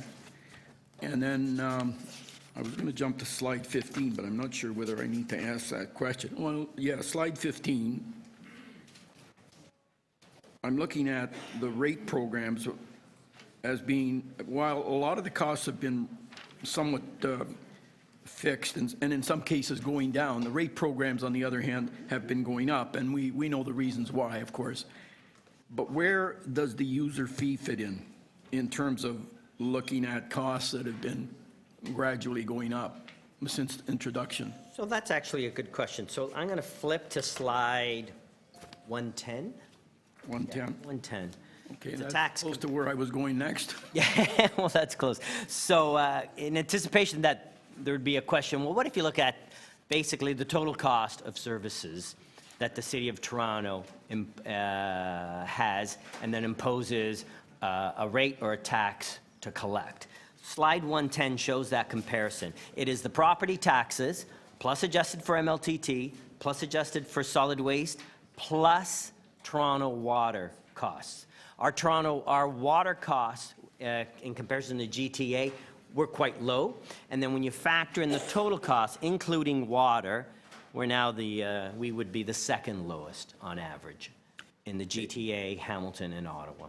But it doesn't include user fees, or I don't know This what other includes municipalities. those major user fees. The major user fees profile attached of to an the, household. waste management. Yes, this includes waste management. It includes the MLTT and Toronto Water's charges as well. So this is the bulk of it. All right. $42.78 per household. So it includes MLTT. Okay, those are my questions. Thank you, Mr. Mayor. Councillor, I don't want to waste your time, but since you're finished, I do want to make a point that this is a useful slide for comparison, but it's not actually directly relevant from my perspective, because the issue is not relative to other municipalities. The issue is, what are the expense expectations of the City of Toronto?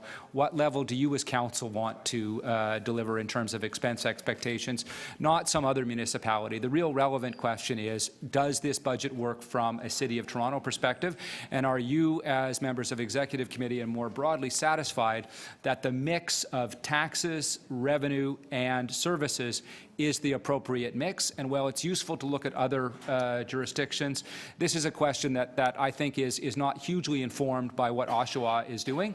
It's kind of a fundamental question for council. Are you comfortable with that mix, and are you comfortable with the risk or opportunities associated with that? Okay, well, I think the reason I was asking my question is I know there seems to be some doom and gloom about what there might be a potential economic sort of downturn, and that will impact this huge MLTT sort of revenue source that we have. But the reality is, if in fact those revenue sources go down, or that revenue source goes down, what typically happens in a downturn is that the costs of operating a municipality, that is to say all the contracting out that we do and all the services we provide and private enterprise provides, there's an increased competition level that drives down those costs. So there is a correlation. So I don't fear as much that there's going to be a downturn there. But in any event, I'm more concerned about interest rates. But leave it at that. Okay. Councillor Giorgio, thank you very much. Councillor Palacio is next. Thank you, Mr. Mayor. Through you to the city manager. This is with regards to the prototype known as the Regal Park revitalization. After the substantial completion of the first and second phase, the funding model has fallen short of its initial projections.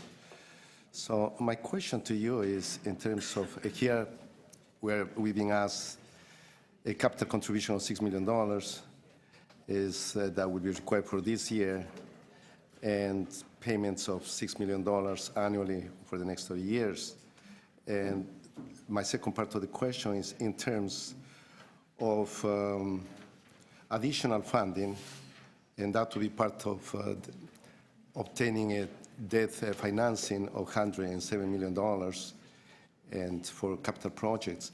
So I have a real concern with regards to the whole thing. City Council took at heart this project, and I happen to be very familiar also, as I served at Toronto Community Housing for 4 years, and I do understand the dynamic behind this. But my question is this becoming a money pit? When is this going to stop? We have other Toronto Community Housing projects that are falling apart, and so the question is, in terms of accountability, what are we doing here? So the challenges with the financing of Regent Park and the Regent Park model, which is innovative and creative, and the only challenge with it is that the value of the funding from land sales is not sufficient to fully offset the cost of new units. And I referenced that actually in my first speech to this group in 2015, and I talked somewhat graphically about a hole at the corner of Dundas and another street. So this is not news. This is something that's been developing over a period of time. We've understood that. I do feel, frankly, that the proposal put forward as part of the budget recommendation is a good approach if council continues to put a high priority, as it has, on the Regent Park development process. If council is not interested in putting a high priority on the Regent Park redevelopment process and wishes to step away from that model, which allows for partial but not full funding of the new development, that's obviously an option, and all council has to do is cancel the proposed motion from Budget Committee. Thank you. Step away, and then there will be some consequences in terms of the overall future structure of both the Regent Park and the broader financial structure of the Toronto Community Housing. Now, moving forward, we have also the St. Lawrence market, the St. Lawrence that we're working on. So what kind of precedent are we setting in terms of check and balance as we address other projects, major projects? As the city manager said, and as recent as a few years back, there were concerns that the original model, that these things could be self-sustaining, wasn't going to materialize. We have acknowledged that now for the 3 or 4 other redevelopments, Lawrence Park, and the third one, Lawrence Heights. The names always escape me. In our $33 billion unfunded capital, we have made estimates of what our contributions would likely need to be for those other 3, 4 redevelopments.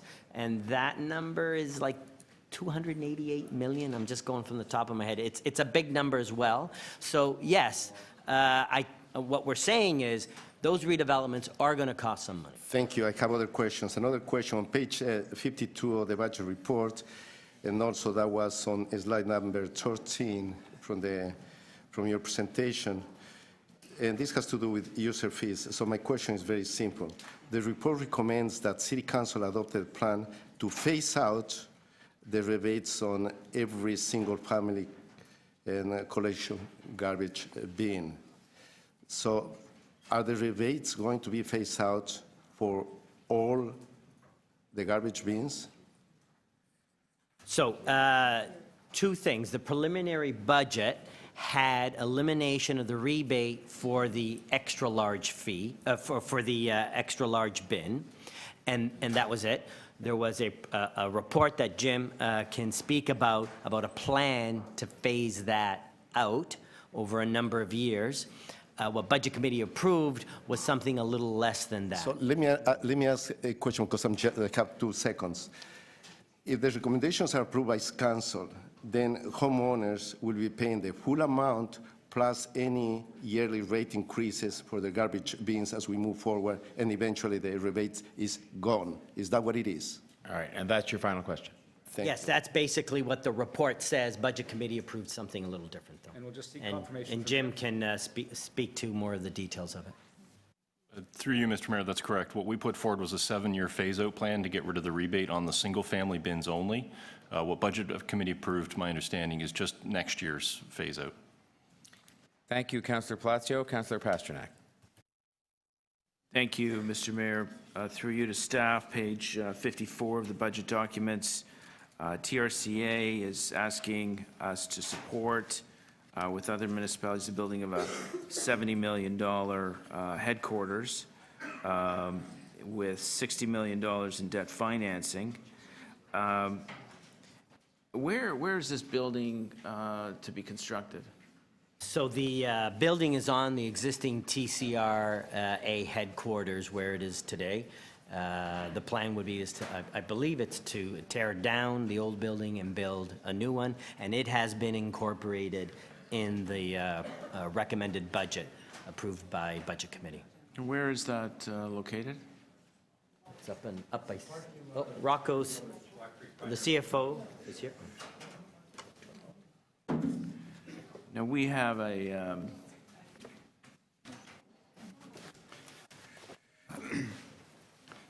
Good morning, Mr. Mayor and members of Executive Committee. It's Rocco Scambolari, CFO for the TRCA. The building will be located next to the York University site, right on Shoreham Drive, right across from the Black Creek Pioneer Village. and we have a funding model both on the operational side with other municipalities to prop up the TRCA. Did that funding model also include capital? In fact, it does. Yes, it does. It does. And has that been reviewed in recent years? The reason it caught my eye is the municipalities who were propping up were the ones who fought against tolls, Toronto tolls. Life is full of ironies. So I think we should take a closer look at who we're doing business with. It's, I would remind the members of council that the formula that we apply is a formula that is supplied to us by the province. And in fact, there is, I can remind the members that there is a review of the Conservation Authorities Act at the moment. I don't believe that this formula is up for negotiation, but it is a formula that is based on assessment, and it would apply to administrative purposes, if you will. I see. So the funding formula is under a current review, or the legislation? I don't think it is, but it's possible. Yeah. Did you work with Toronto Real Estate to see if there was capacity in existing office buildings to put the headquarters, or was that due diligence done before coming forward with this kind of debt ask? We have been in contact with city officials on the possibility of sharing facilities, on the possibility of taking advantage of excess capacity within the system. To my understanding, and there was no available capacity to help out with this situation. All right, thank you. I'll have a motion on that one later. Just following up on Councillor Palazzo's questions regarding Regent Park. Now, it says in the report the funding model has fallen short. Now, I'm adding up almost $400 million in debt ask here, current about 107, and then a warning down the road there could be another 182. How do you describe fallen short in bookkeeping terms? Is that fallen short, or is that a little higher than? I believe that question should be directed to the TCHC.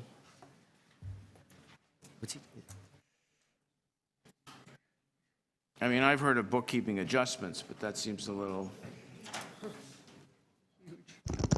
Through you, Mr. Mayor, I apologize, I didn't hear the question. The report makes reference to a funding model that is, quote, fallen short.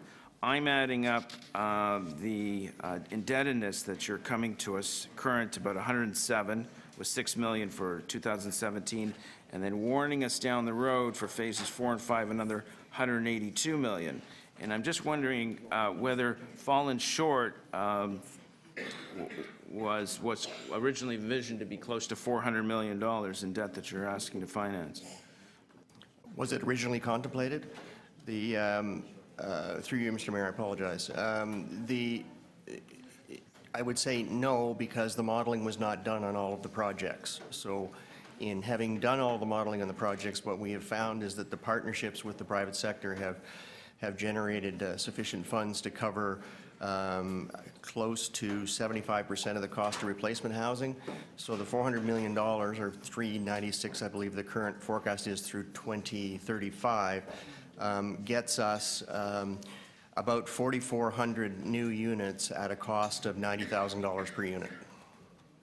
So I'm going to take advantage of my relative newness here and point out that this is a persistent problem in City of Toronto finances, where we approve models on the basis of expectations that we will accrue revenues either from other governments or from investments by business or other elements that have frankly not been rigorously modeled, and not workable.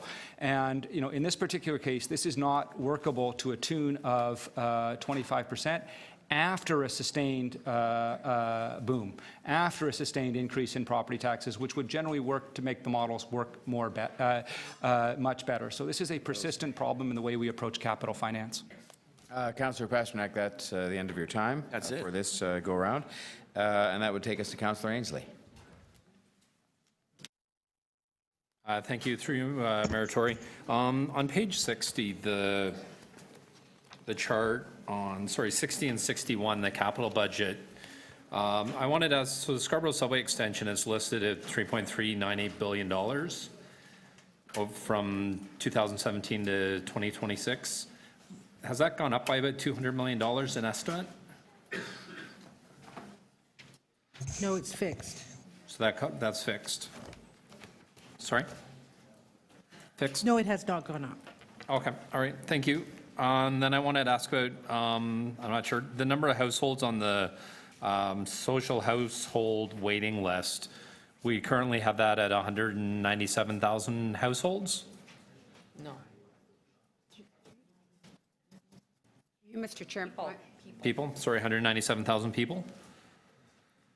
90, through you, Mr. Chair, that's around 90,000 households. Okay, and what's that projected for next year? Are we reducing that compared to last year moving forward, or is it flatline? My recollection is it's slightly up from last year. So, but this year, what we're working with the province on, they're developing a framework for the portable housing benefit, and we're hoping to use that in order to address reducing our wait list. Okay, and then I had the same question about the childcare or learning childcare subsidies, as they're called. Last year, there was 27,000 childcare subsidies, and it's reduced to 26,000 this year. Did I read that right?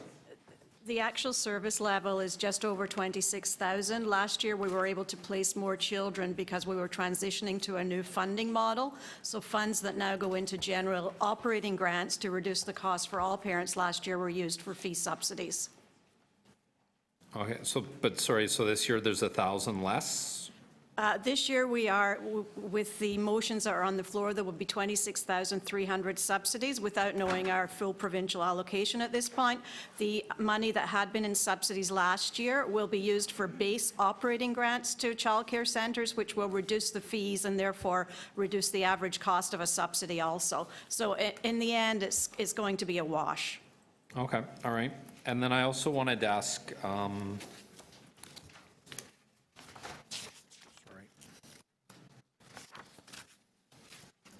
page 11, where it talks about revenue incomes, and city manager touched on this about a TTC fare increase. And often when I talk about other jurisdictions, so we get a certain subsidy from the province, and I thought currently it was at about an 80-20 split. If you're referring to the provincial gas tax. Oh, sorry, I guess the money, so when we talk about how we. Yes, because we. Support the TTC at the fare box, it's about. Oh, it's about 70-30 is the fare box. It may be a little lower than that. Vince can. 65. Okay, and sorry, what I was trying to ask was that I often see references in the media when it talks about subsidies by fare from the province that Toronto's amongst the lowest. So when we talk about that, we talk about the amount of the budget that's covered by ridership and the amount of subsidy we get in total. But other than gas, $91 million worth of gas tax that's designated by the city against the TTC operating budget, we don't get any funding from the province for operating. So it's all ridership, pays about 70-71% of the TTC operating budget. The city pays the balance with $91 million coming from gas tax that the city dedicates to the city, to the TTC's budget. Okay. No direct funding from the province. To subsidize fares. That's correct. Okay. And then, thank you. And so then I wanted to ask about slide 23. There's a reference here to Toronto, $10 million from Toronto Hydro. And we had the discussion last month at City Council about using our debt to increase the monies by $250 million that we're getting, that Toronto Hydro is going to be getting from us, with the goal of seeing our dividends increased from Toronto Hydro. So doing all of that, we're expecting $10 million from Toronto Hydro. Total dividend from Toronto Hydro this year? That's actually a net number. So the dividend increase is about 15 million. But because we're taking $250 million out of our regular investment pool, that the amount that pool will earn goes down by about 5 million, because we're shifting it out of that pool and putting it into Toronto Hydro. So it's 15 up, 5 down, for a net benefit of $10 million. And we're expecting that's the same amount of dividend from Toronto Hydro that's forecast for next year as well? Final question. There's a business plan, and I believe it's about the same for 2018 as well. 2018 as well. Okay, thank you very much. Thank you, Mayor Tory. Councillor Bailao. Thank you. Through you, Mr. Mayor. On slide 10, I just want to make sure I understand this correct. You're saying that there's a 4.3% of change from 2016. So is this a look of overall, so taking into consideration our agencies, that some of our ones went down 2.6, other went up. So as a overall, our budget, our services are increasing 4.3%? That's the gross effect. That's the gross effect. If you want to look at the tax or net effects, they're on page 6. Okay. Okay, thank you. Through shelter and social housing, will this budget in 2017 translate into more shelter beds in the system? Through Mr. Mayor, yes, we are planning on opening approximately 200 new beds in 2017. So the budget as it is will open 200 beds in 2017? That's correct. Okay. Through you, Mr. Mayor, to staff, with regards to revitalization of Regent Park, you're saying that you now understand that it's these projects will cover 75%. However, since day one, when it was initially approved, Regent Park was always forecasting a $100 million shortfall. Is that correct? That's correct. So the many, many times that it came to council, the many, many times that it went through the board, it always allocated $100 million as shortfall. That's correct. Now, with the current market conditions and more modeling, you're now and more revitalizations on the go, starting to realize that these models will pay for 75% of the costs. Through you, Mr. Mayor, yes, that's roughly the allocation, yes. Okay. Capital and the bridging. So what was the capital that you were spending before 2013? Through you, Mr. Mayor, you mean the capital repair spend? Yeah. What was your approximate every year? It was roughly a dollar per square foot, or $50 million per year. How much are you spending this year? In 2017, consistent with the 2013 approved capital repair plan from City Council, $250 million. So you're spending to the capacity of your corporation and according to the plan? Yes, we are. And the city has already allocated over $1 billion towards the 1/3 that was supposed to?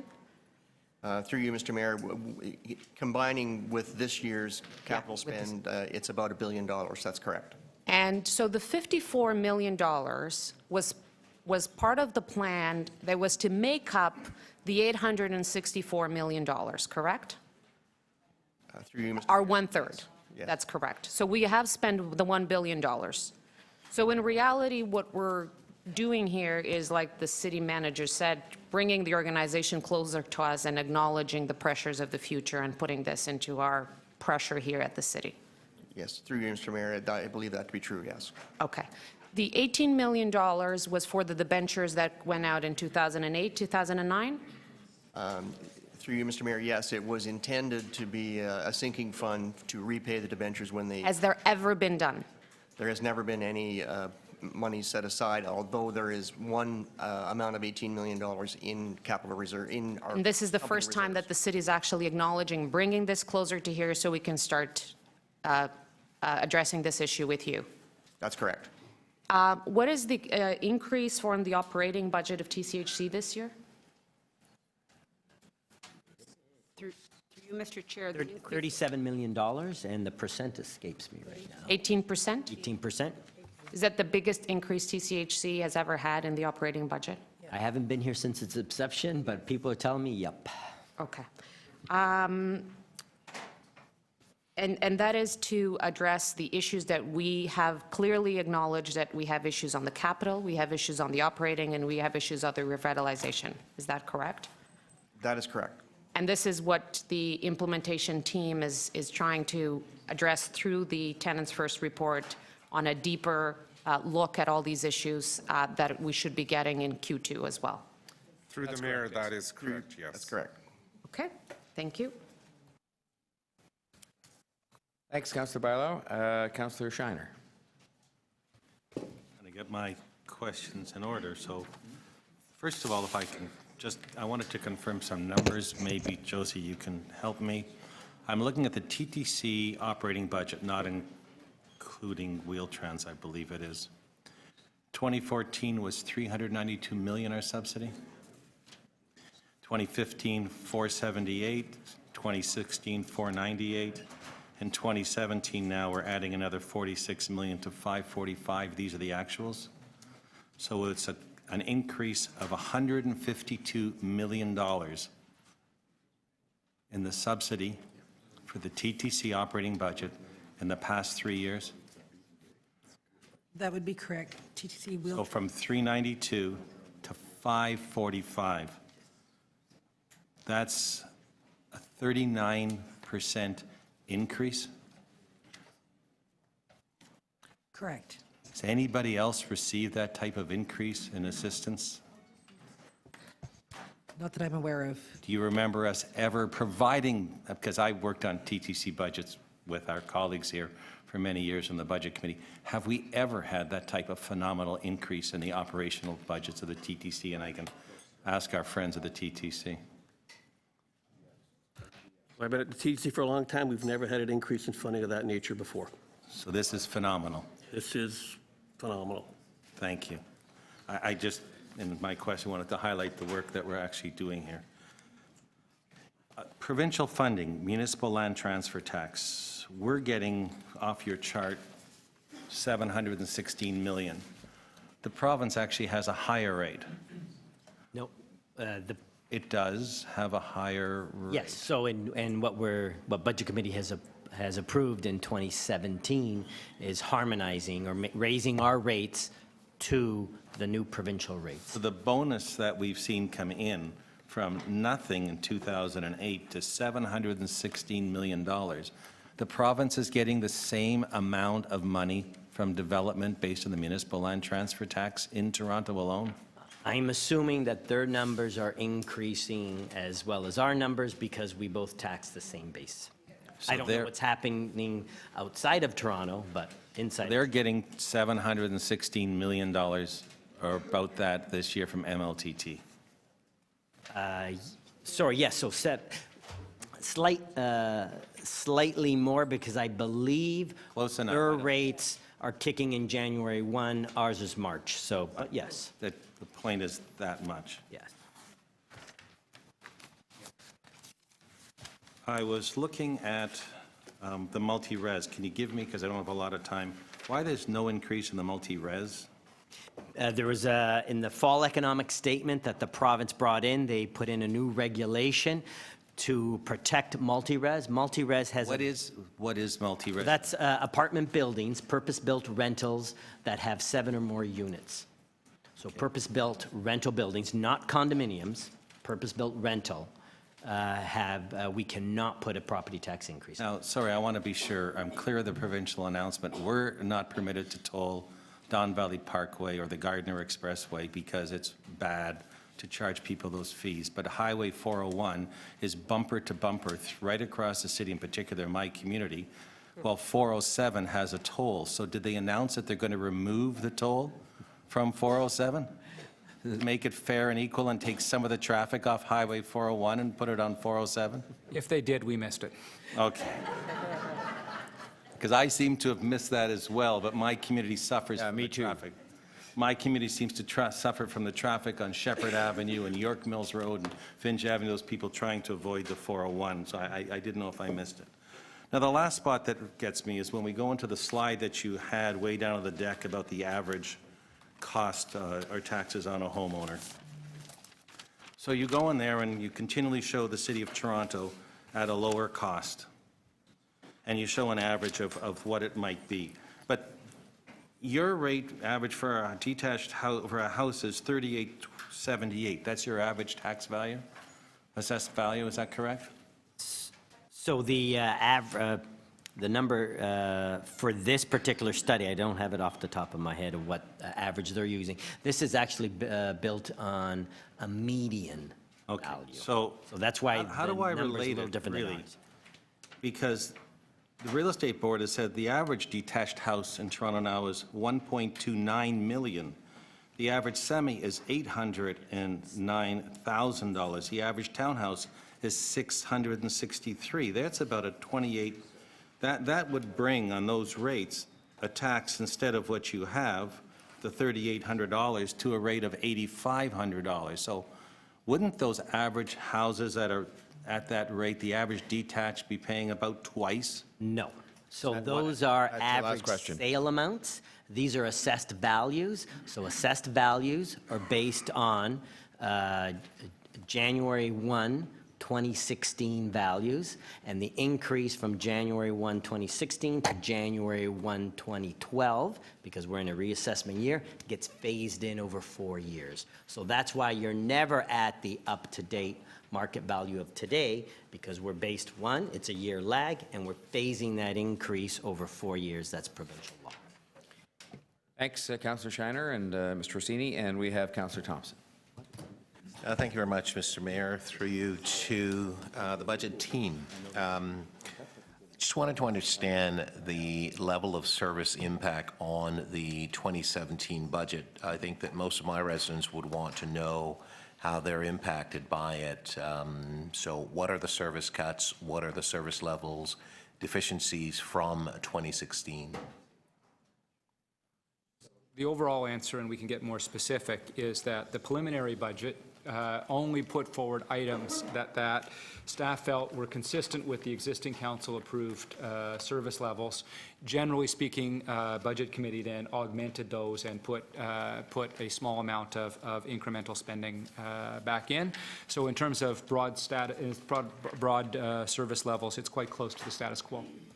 It's quite close to what, sorry? Status quo. So in essence, no change. So help me to understand the library concern. Is there any Be a little bit more specific. Well, is there any cuts to library services? So the complete itemized list is on page 134. I'm just going through it. I don't. It's yes or no is fine. I'm just wanting to respond to some of the queries I've had. Okay, that's great. There are efficiencies in there. There are some one-times that will come back as pressures. Right. And they exceeded the target. So there are no cuts then. Okay, that's helpful. Through you, Mr. Mayor, to the General Manager of Economic Development, we're looking at a Toronto International trade strategy in order to create opportunities for SMEs in the city.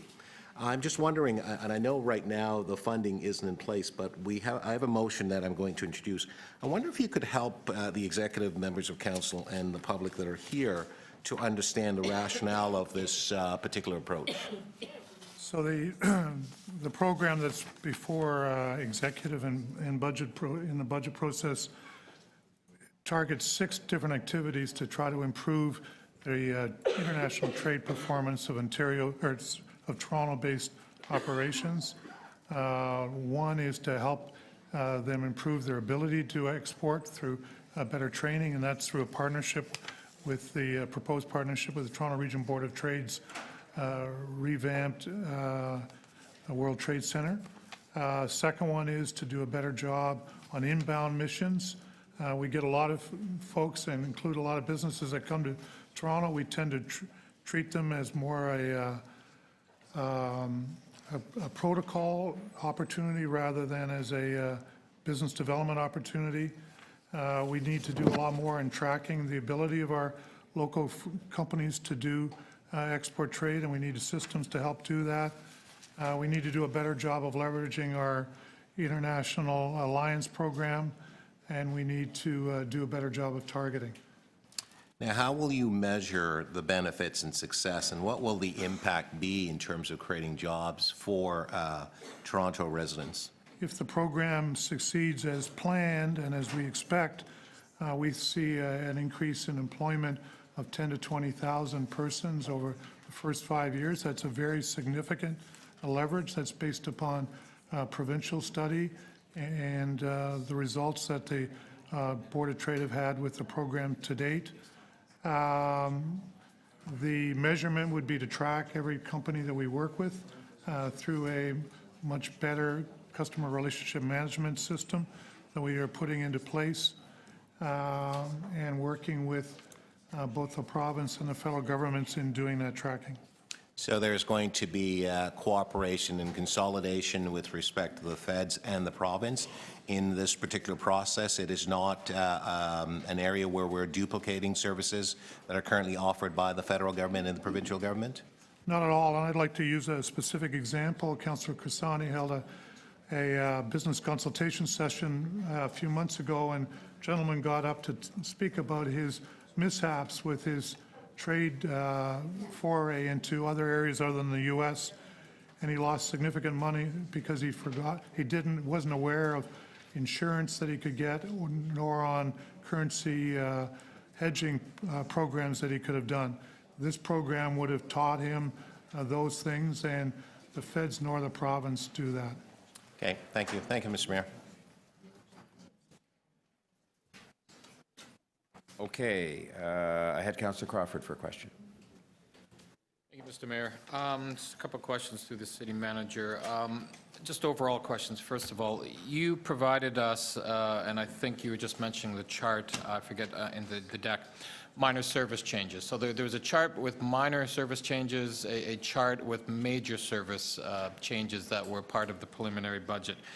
In the minor category, there's approximately, I think, $10 million in minor service changes. Can you describe or let me know why you decided to include these minor service changes as part of your preliminary budget to us? So all the time, we're very mindful of the fact that council has defined service levels, and these were changes that we felt from an administrative or an efficiency or an outcome perspective we could accommodate without materially affecting the level of service that council had mandated us to achieve. Where we were unable to achieve sufficient savings to meet the 2.6 objective, then we provided other options, clearly identifying that these exceeded that and would have service impacts. But the basic purpose and our basic methodology was to make every effort to meet the council mandate of minus 2.6, show that, and if we could achieve that any way possible while not affecting services materially, we put that into the preliminary budget. Where not, we clearly identified the options available to Budget Committee or broader council that may be required in order to make that difference. Okay, so you're confident and comfortable that those service changes, whether minor, really have a minimal impact on service levels across? So this is frankly always a question of judgment, and this is something where the general managers, my view, took this responsibility very seriously. My view, the general managers understood the instructions from council, worked very hard to get that appropriate balance. Different people might take different views at different points in time, but on balance, yes, I'm very confident that general managers of the city would have looked for efficiencies, made sure that we're not having an impact on service levels, and if we could make those efficiencies or those cuts, those changes without an impact on service levels, they'd build them into the preliminary budget. If not, we identified them and made them available to you as Budget Committee and broader council. Okay, and the Budget Committee through the process actually reversed, I think it was 4.3 or will be 4.3 million of those, and it's really looking at, and some of them were things like the parks enhanced maintenance, the Adelaide Resource Centre. We felt that we didn't want to make those reductions that you had actually recommended. We actually reversed those. And recommend is not that, it's a preliminary budget rather than a recommended budget, but yes, on balance, Budget Committee is less conservative than staff. Okay. There's some questions through shelter support and housing. I noticed that there was $13.5 million to renovate shelters and $11 million to purchase new shelters. So I assume you're looking at expanding, improving the number of quality shelters you have in the system? Through the mayor, that is correct. Okay, and your service levels indicate that you're planning to increase the number of emergency beds, provide funding for more housing services, and increase the number of beds in rooming houses. That's correct? That is correct. Okay. So a question for you, how can you save money through efficiency while at the same time growing? Seems to me as you are achieving the efficiencies, but you're continuing to grow, which is a good thing. So in our plan, we are responding to the demand in the emergency shelter system. We will be using more community agencies to open those shelter beds. Okay. Reduction, now there's a reduction in staff numbers that have been included in the budget. Now, that was recommended by staff. I don't know if it's through the CFO or shelter support.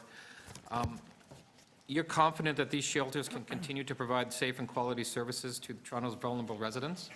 So through Mr. Mayor, the 10 positions that you're referring to, as we looked at the options, they offered the least impact on service to the clients. It was, there's 10 positions in there of just over 500 positions.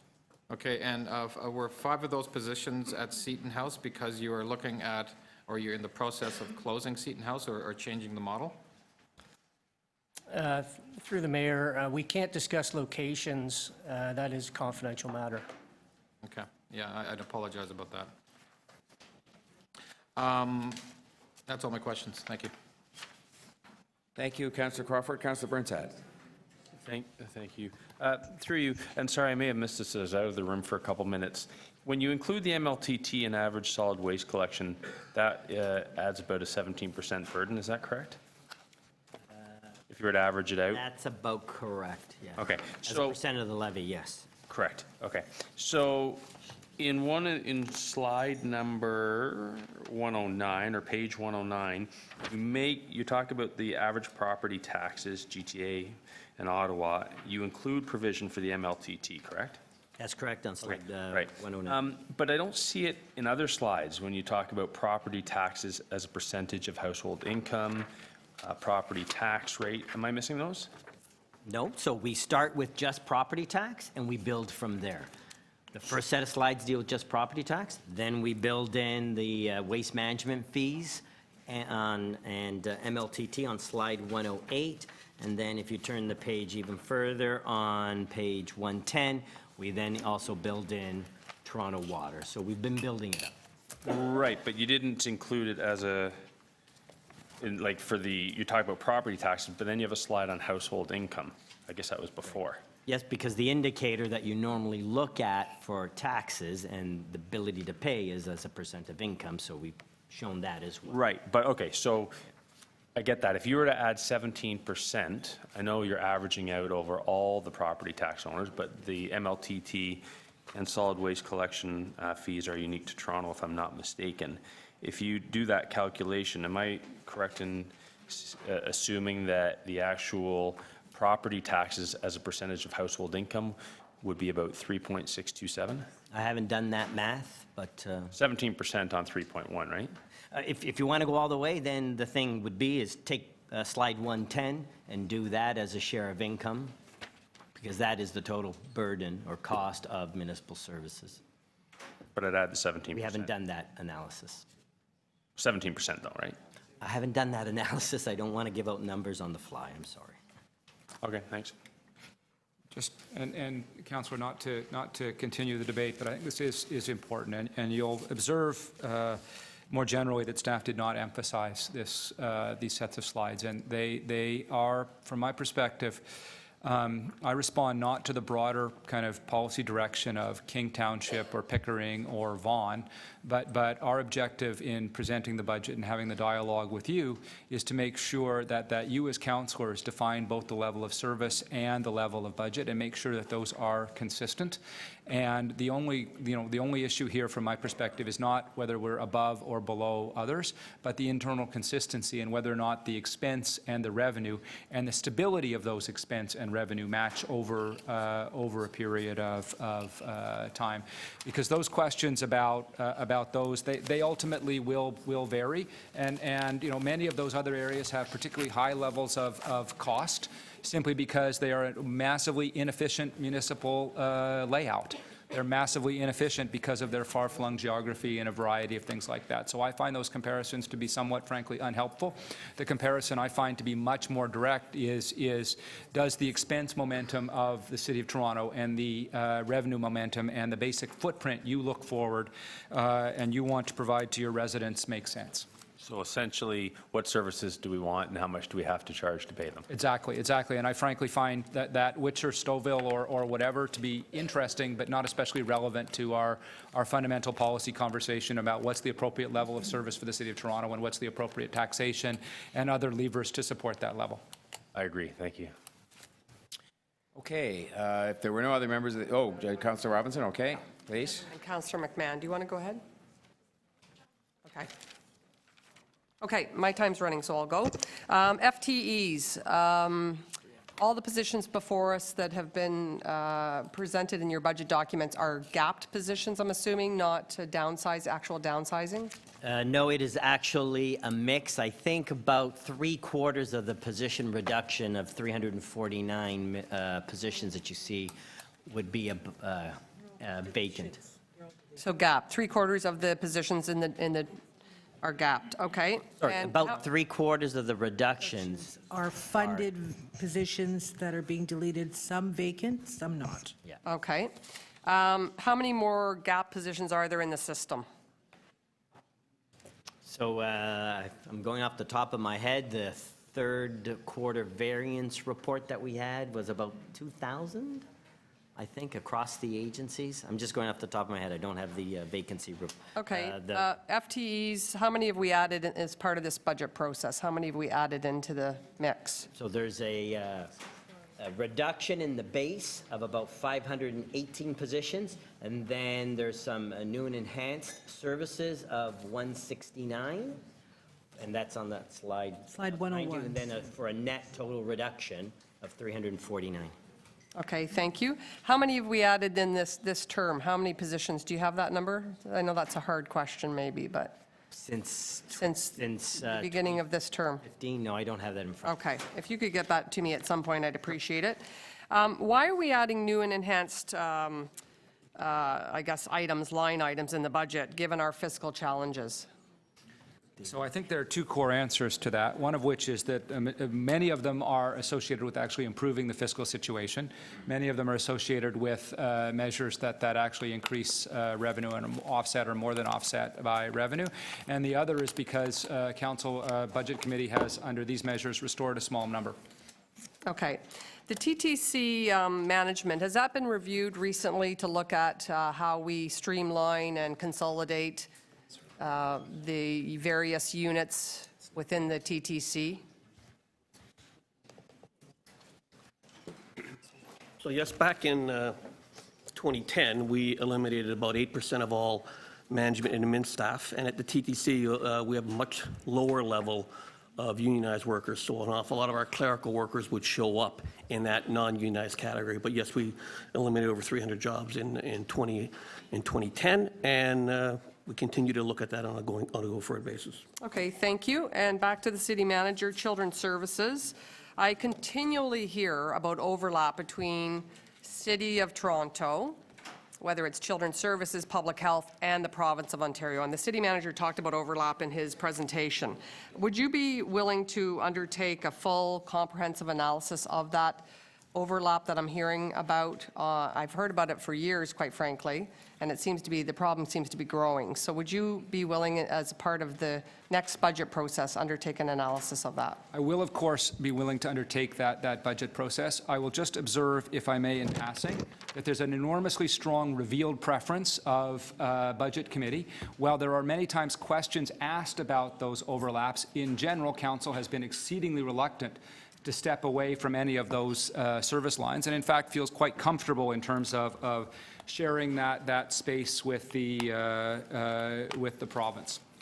But what I'm referencing is duplication, and duplication is not efficient or effective, and I think my colleagues would agree with me on that. So would you be willing to undertake that review? Of course, we'd be willing to undertake that review, observing again that the review was undertaken through core services and a variety of others. And while these reviews have been undertaken, and while we as staff continuously find new efficiencies, staff and council, frankly, are oftentimes reluctant to take those efficiencies, either in terms of staffing levels, in terms of contracting out, or in terms of stepping away from lines of business. Yeah, I understand that, but I think the residents of the city would like to see otherwise. But at this point, we worked extraordinarily hard, and out of all of these conversations with Budget Committee, not one single incremental suggestion for saving money or overlap came forward. So I'm feeling relatively confident that we as staff have done a good job in terms of that. Okay, great. And fire services. I got a visit from the fire union just recently. What cuts did they make in this budget process? And so why then, I'm seeing head shaking, why then are some divisions, why does some divisions The only cut? head shake is to make sure that the appropriate person answers the question. Okay. Through the mayor, there are no service level cuts in this budget, Councillor. Okay, so then my question to the city manager is, why do some divisions have to cut and others don't? And agencies, et cetera. So one of the things we actually do, and it's actually, and it is actually an extraordinarily important question. There are very significant patterns and changes over time, and over time, City Council has tended to increase the flow of funds towards emergency management. We've been able to make significant progress relative to police in terms of that, but there has been a general tendency towards increasing emergency management, largely due to the labor model associated with police, fire, and emergency and paramedic. Secondly, the shift in the province taking on more shared services, more of its share of those shared services, has reduced the relative expense of our social or softer services, with a general flow of funds towards harder services and capital over that period of time. And frankly, while we come at it in a somewhat backwards way, across the board targets and then sequential decisions, that has very much been the preference of council. Council has been unwilling to make a direct decision in terms of stepping away from lines of business or directly increasing lines of business on a strategic way. So what we actually have is this kind of slow agglomeration and slow set of changes that does in fact reveal a very consistent pattern over time. Less investment, relatively speaking, on the social side, much less investment, relatively speaking, on the administrative side, increased investment largely in the labor associated with emergency services, and some increased investment in capital and on the hard service side. Thank you very much. Councillor Robinson, and I had Councillor McMahon. Thank you. And thank you to staff for all your hard work and your patience, especially with us politicians. Thank you. I hardly ever get thanked for my patience. There you go. You're on record. So I just had some questions about Transform TO. And there have been some concerns whether we're on track or not for a 30% reduction in carbon emissions by 2020. Is anyone here to speak? Yeah, I'm right behind you. Okay, thanks, Jim. So are we, just clarifying, we're on track for 2020, 30% reduction? Yes, Councillor. In fact, through the mayor, it looks like if we stay with our business as planned, if we do everything we have in our plan, we will actually exceed our 2020 target. And then I guess the concern is the 80% reduction by 2050. Well, the good news is we exceed our 2020 target. The bad news is that we're not, even if we do that, we will not be on a trajectory to hit our 2050 target. So we have the second phase of Transform TO is coming out in the spring. In May. In May. And what, can you explain which sections of the first phase we're going to fund in this 2017 budget?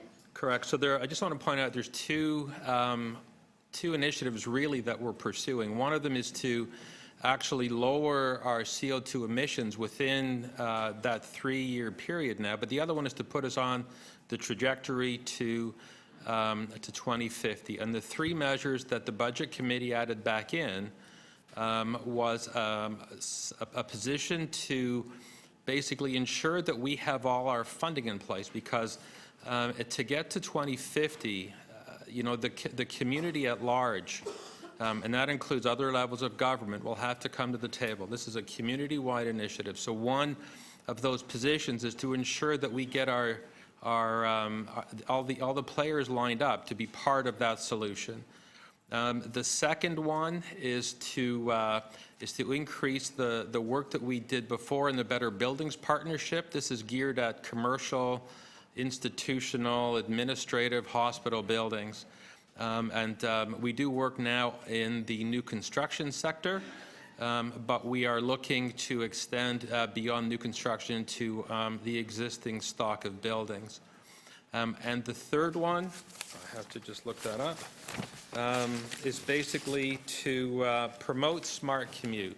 So Smart Commute is an initiative that the city works with alongside Metrolinx to get people out of like single personal vehicles and into active modes of transportation, walking and cycling, and into public transit. So the initiative that's proposed by the Budget Committee here would fund focusing the Smart Commute program internal to the city. We have over 50,000 employees at the city, and basically we would direct that program internally. So the one position you first mentioned, that person will help line up the funding from the feds and the province? Correct? And beyond. And beyond, private sector and whatnot, and that would be to help us with the 2018 budget for funding phase 2? This would help get funding in place for the 2020 targets, and then beyond to 2050. And then when are we looking at, or when does the Chief Resiliency Officer start? The hiring process for the Chief Resiliency Officer is currently underway. And I believe the target to have the hiring process done is towards the end of March. In terms of the selection process, when the person is actually here, we don't know that yet. Presumably, they would start before phase 2. We debated phase 2 of the Transform TO report in May. That would be optimal. We're going to Parks and Environment Committee in early May with that report. All right, thank you. I have some questions if we're exhausted with the members of the committee that have a desire to ask, and so if I don't hear anybody else, I'll go ahead. Pardon me? Okay. So I'll start the clock. First question, just on the library budget, and I just want to confirm, if my information is correct, that the library budget is in fact going up 2%. It is increased by 2% this year, and the city's contribution is also increased. Is that correct? That's correct, Mr. Mayor. All right, and may I also confirm then that within that, there are increases in services in the library, including additional Sundays. Sunday hours, the libraries will be open, some of them, and also increased things like Wi-Fi hotspot. Is that correct? That's correct. Those were added by the Budget Committee. Okay, so the net, again, to be clear, the budget of the library is going up 2%, and there are increased services in the library. And am I also correct, I've been informed, there are no service cuts at all in the library budget? There are no service level adjustments. There are just efficiencies. And in fact, those efficiencies have been funded through our capital program through increased funding for technology. All right, Enable thank you. them. I can have this from the shelters staff or from yourself again. May I just confirm again, some of these things have gone over, but I think they bear repetition because there's so much, I'll call it misinformation out there. May I confirm that this budget contains an increase in the number of shelter beds for 2017? That's correct. All right, and may I confirm as well that some of those shelter beds, because I visited them, are already open. There will be funded by this 2017 budget. That's correct. So there will be more shelter beds funded by this budget than were in place last year. That's correct. Okay, thank you. may I just confirm again, whether it's with Mr. Spurn or with anybody else here, something again that was mentioned earlier on, that this is the biggest increase in funding to the Toronto Community Housing Corporation in recent history. If you're able to tell me how many years, that would be more helpful, but in recent history, if we could confirm the amount that is to be conveyed to the city without addressing, I mean, there's always a need that's bigger than what you're doing, but is this the biggest allocation of money from the city to the Toronto Community Housing in recent history? Yes, Mr. Mayor, I can confirm that the subsidy from the city has actually, on an inflation-adjusted basis, gone down over the past 6 years. So starting for 2017, this is a huge and well appreciated increase. And can you just, while you're answering, Mr. Spurn, could you indicate to the committee here what is being allocated this year for repairs to the social housing from the city's account, from Toronto Community Housing, the city's account, in effect? $250 million for capital repairs. Would that be the highest number that's ever been invested in the repair of social housing in the city of Toronto? Yeah, at least to your recollection? It's the same as budgeted last year, but it's slightly higher. It'll end up being slightly higher, yes. Thank you. This one might go to Mr. Wallace or Mr. Rossini. I saw a number in there. We've talked about some of the enhancements that have been made in terms of investments. There's also a number that talked about $191 million in expenditure changes. And is this really where you would find all the work that's been done by the city staff and by the budget committee to look for places where we could, in fact, achieve efficiencies and find ways to spend less money so that we could make some of these investments and at the same time keep property taxes low? Exactly, and that's where we see significant changes from police, significant changes from TTC, a variety of other non-program savings and other elements. But that is a very substantial amount of effort by city divisions and by agencies.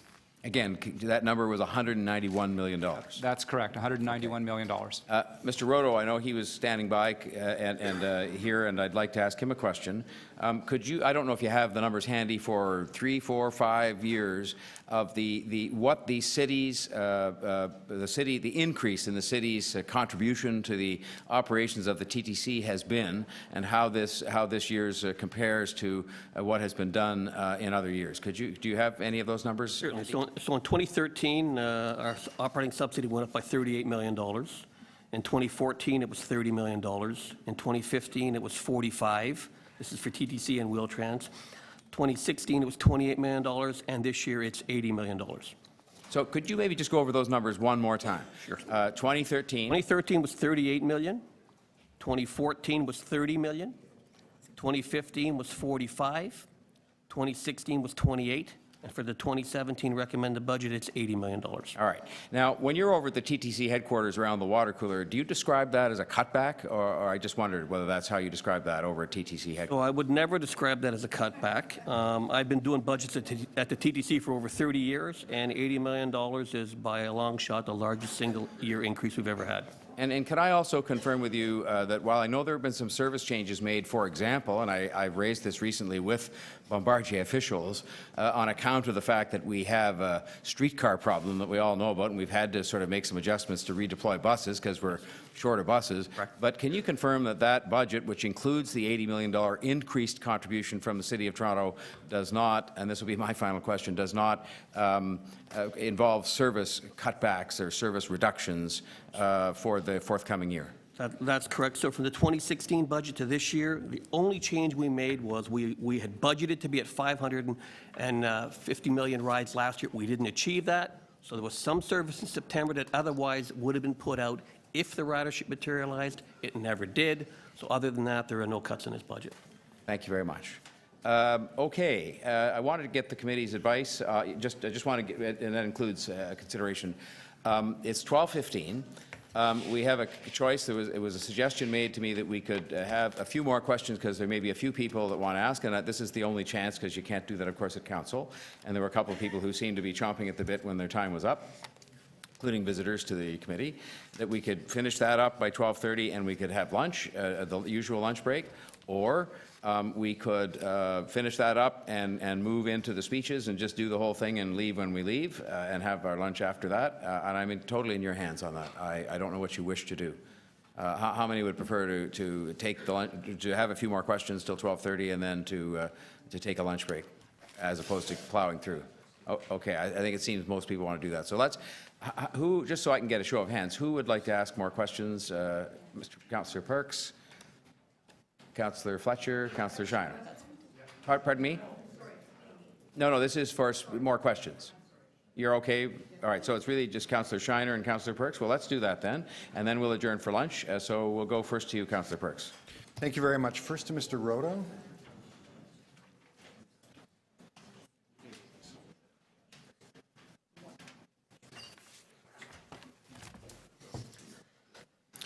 Mr. Roto, the worst crowding period you have is in the morning rush hour.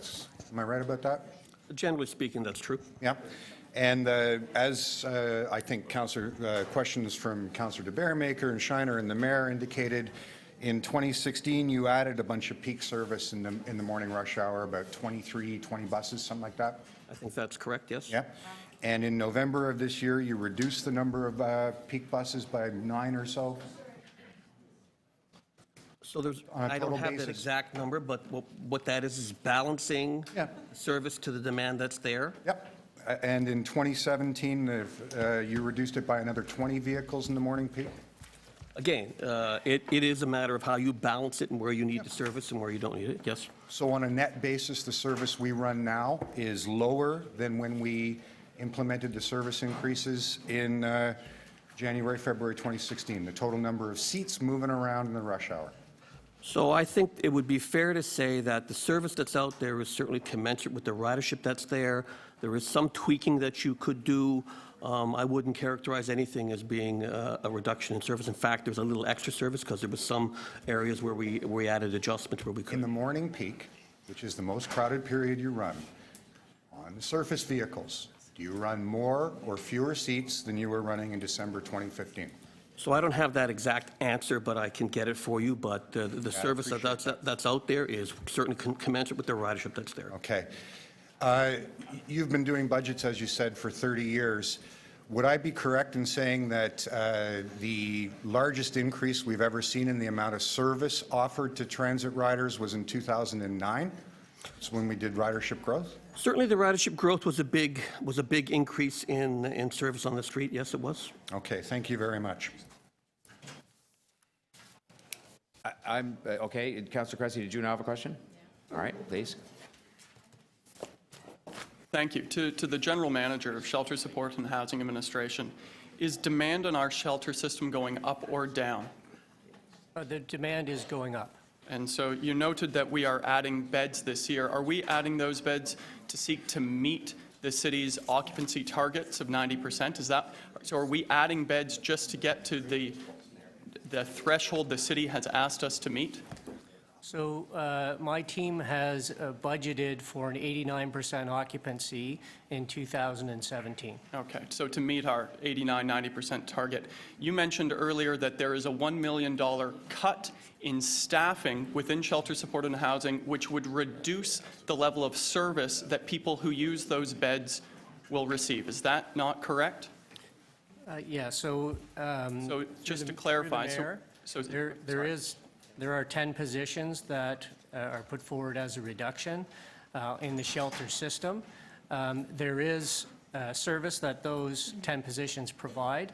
In relative terms, the team looked at that with the direction from City Council, and we felt that that reduction option offered the least impact on service. So, but to be clear, we are adding beds but reducing the number of people who can service, the number of staff who will service the people using those beds. So we are asking our staff to do more with less within the shelter system. Is that correct? So through the mayor, there are two separate issues. The adding the beds, we're doing those through community agencies, and within the city-operated shelters, we are reducing 10 positions in those city-operated Okay, so we're reducing the level of service within the existing city-run shelter position. Correct. Thank you. Then we had, Councillor Nunziata, okay? I just have one question, thank you.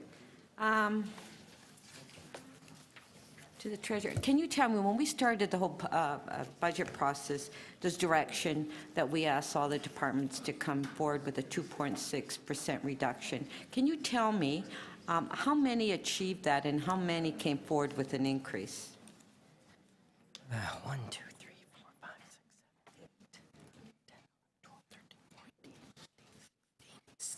16 of our 44 divisions came with a budget that had a net decrease, and then the balance would have had an increase.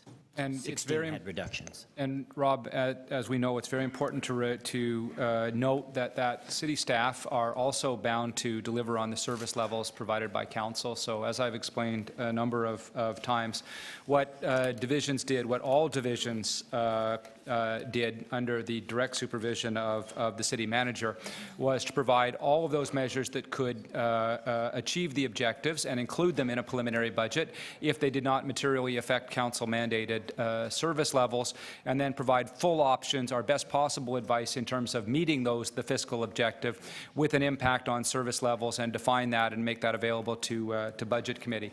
That approach, however, was not universally mirrored by agencies, and there's a very substantial difference between the approach taken by city divisions, frankly, and by the indirect boards of agencies. Okay, thank you. Sorry, it was 17, I miscounted. 17, not 16. All right, and then Councillor Shiner. Within the budget, there's a recommendation to spend $800,000 to assess the condition of the street lighting poles. Am I correct? Do you know the recommendation number there? Yes, yes, that's correct. Now, we don't own those poles anymore, do we?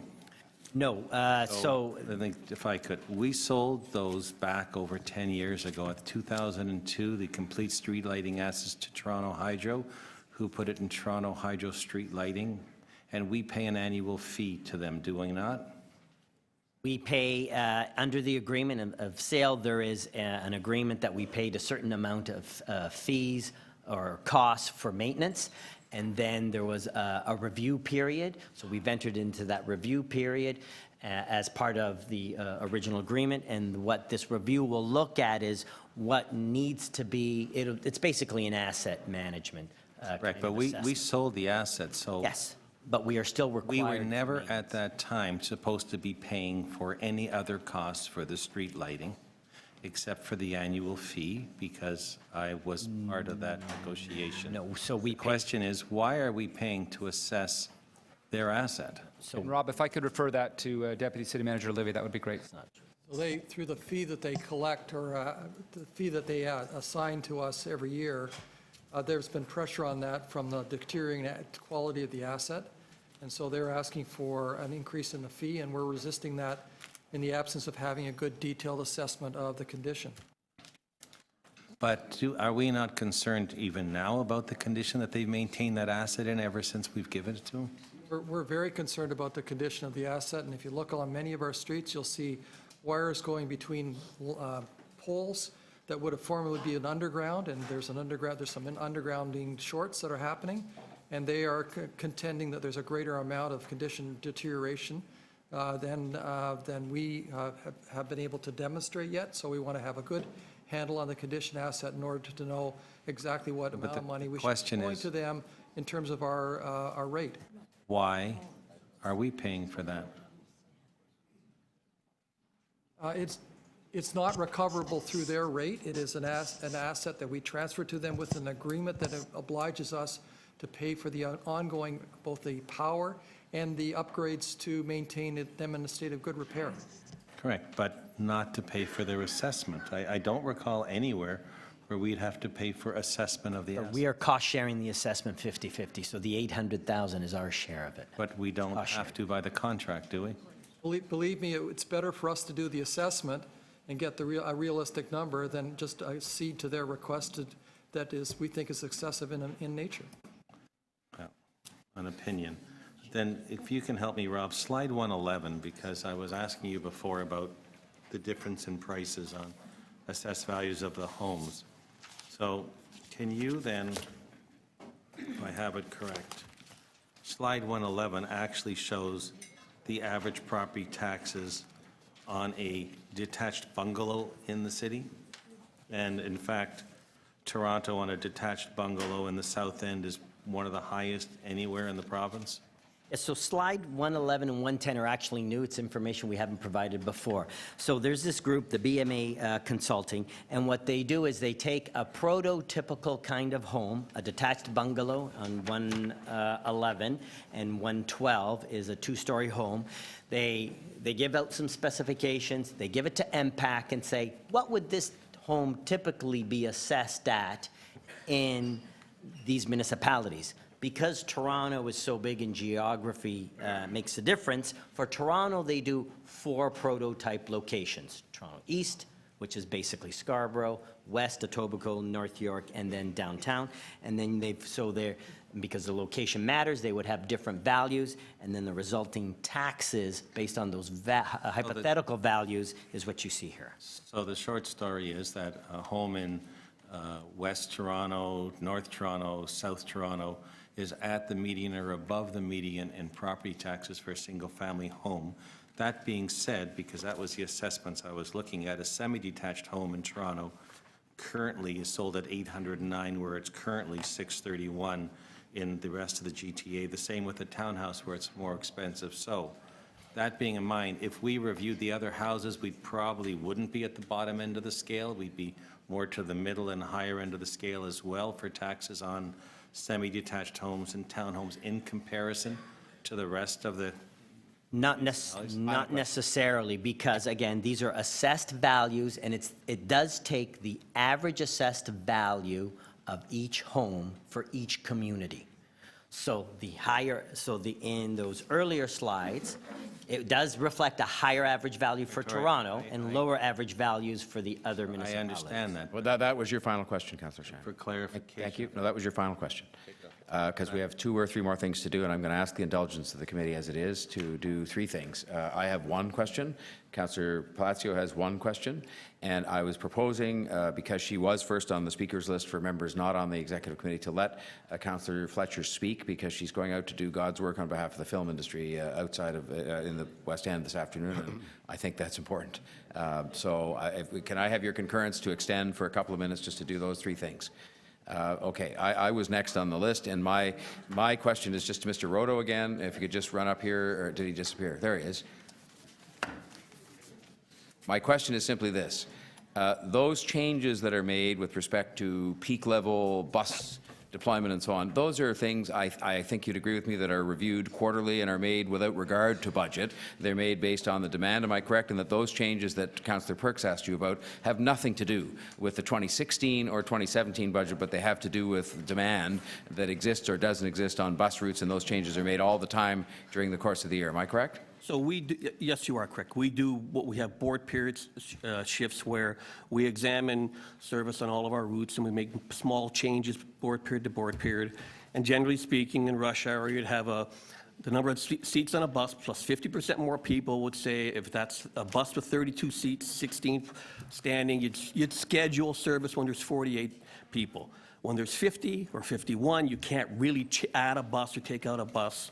So there are those kind of things that are sort of period by period adjustments that are made.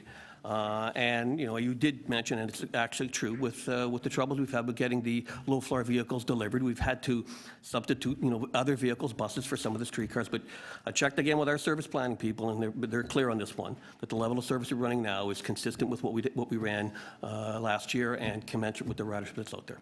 Thank you. Councillor Palacio, you had a question.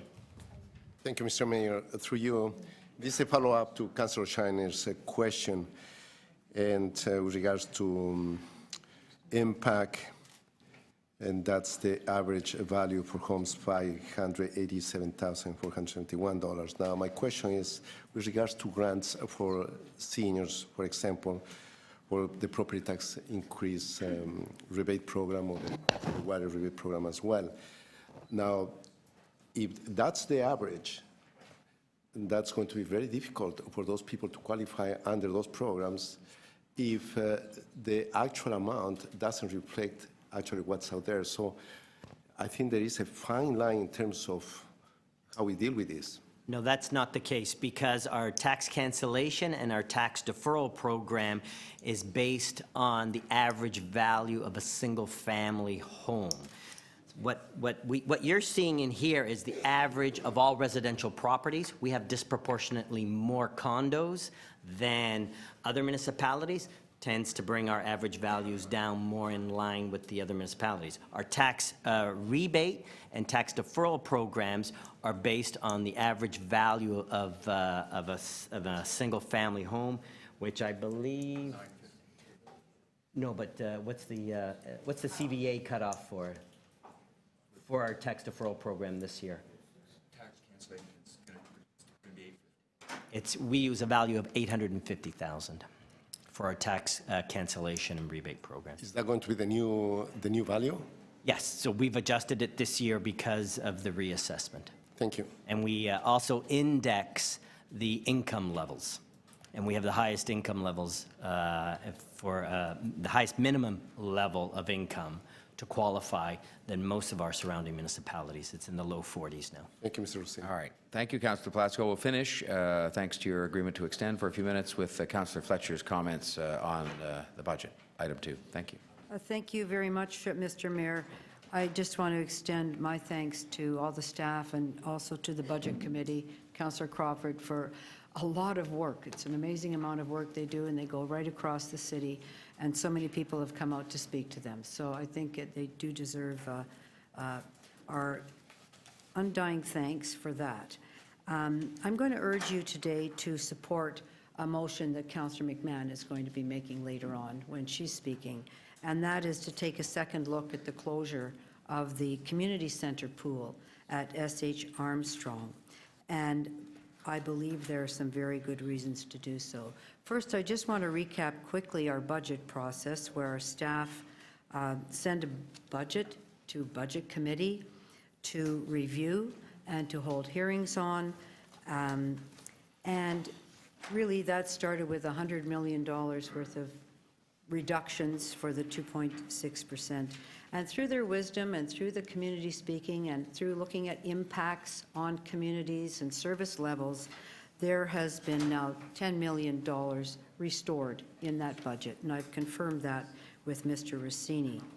And I think that is one of the jobs of the Budget Committee and then this committee and a council to continue looking at, are there places where, for whatever reason, there's an impact we didn't recognize or a factor that hadn't been taken into consideration. And we've all heard what a few of them are, including yesterday, the mayor said, I don't think we can really make a change in the occupancy grant. And I want to thank you for that, Mr. Mayor. That was a wise announcement, and I believe that will be confirmed here today at the executive level. I also want to thank the committee and the mayor for doing some of this up front at the Budget Committee.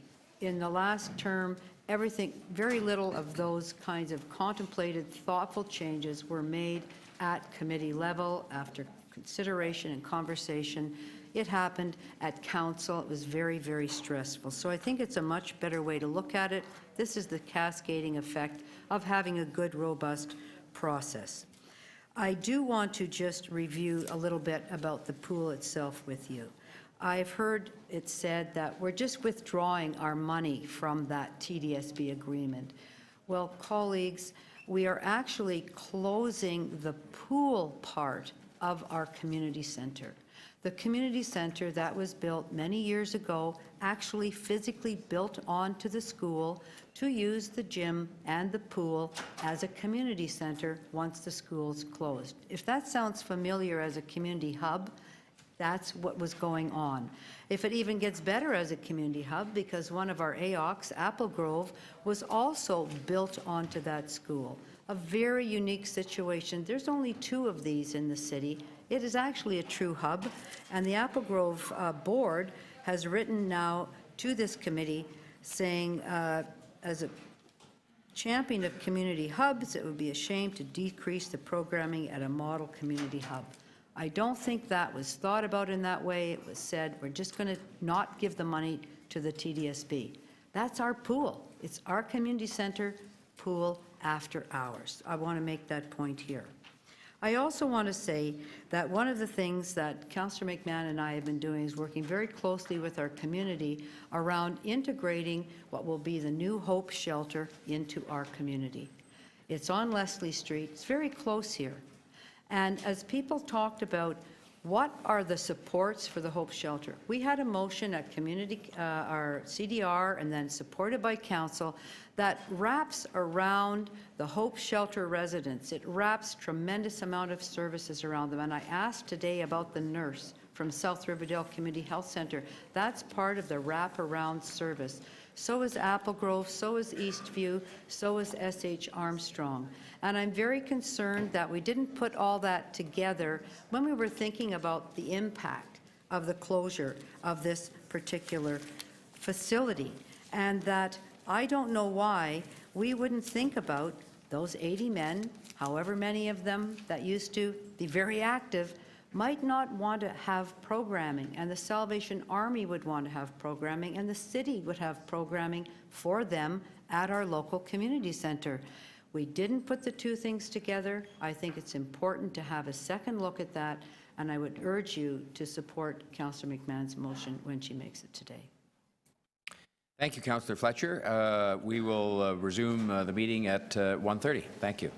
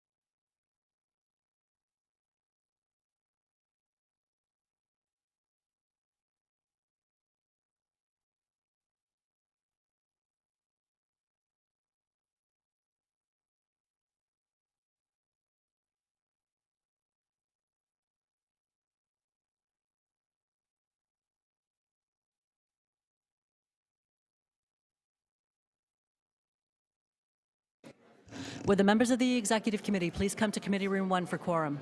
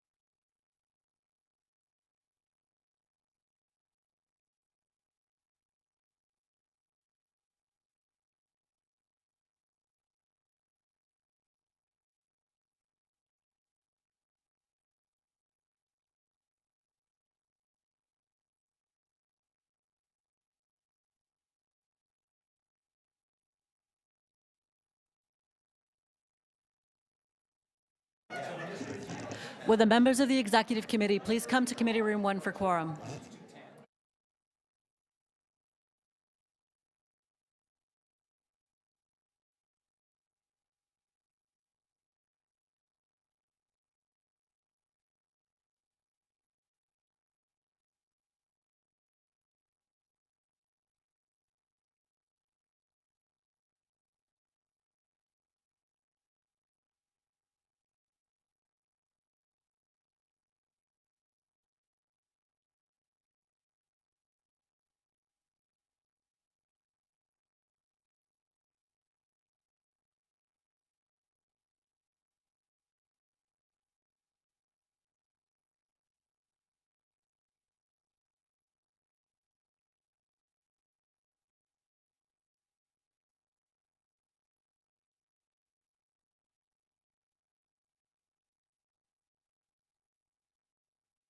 If all the members who are in here take their seats, we actually do have quorum.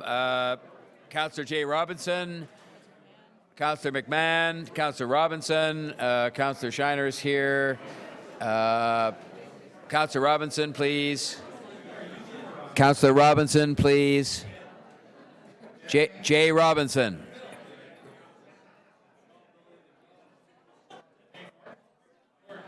And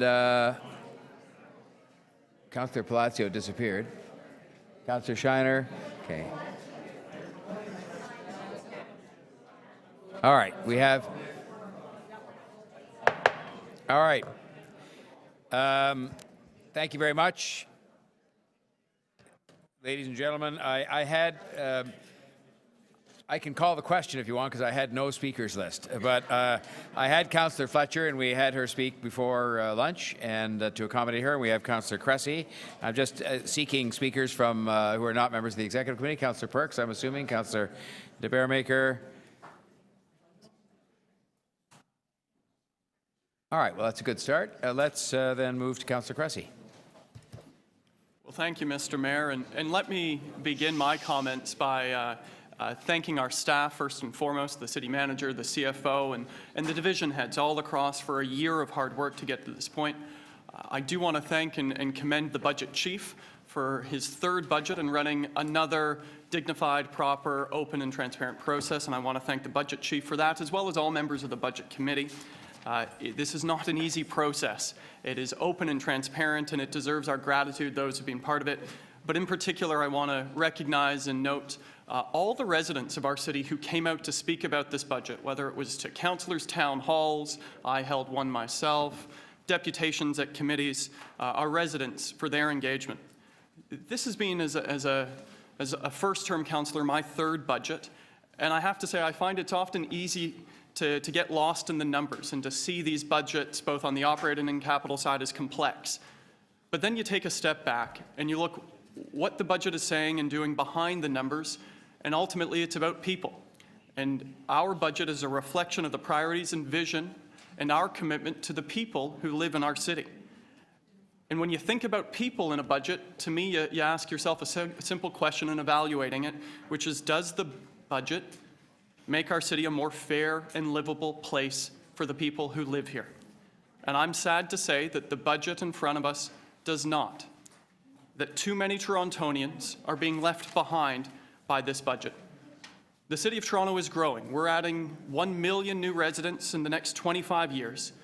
Meanwhile, as we're reminded every time the city manager makes a presentation to us, we don't have the money to maintain the city we have today, let alone to build the city that council has said it wants and that our residents deserve. And every time we talk about the budget, we talk about affordability.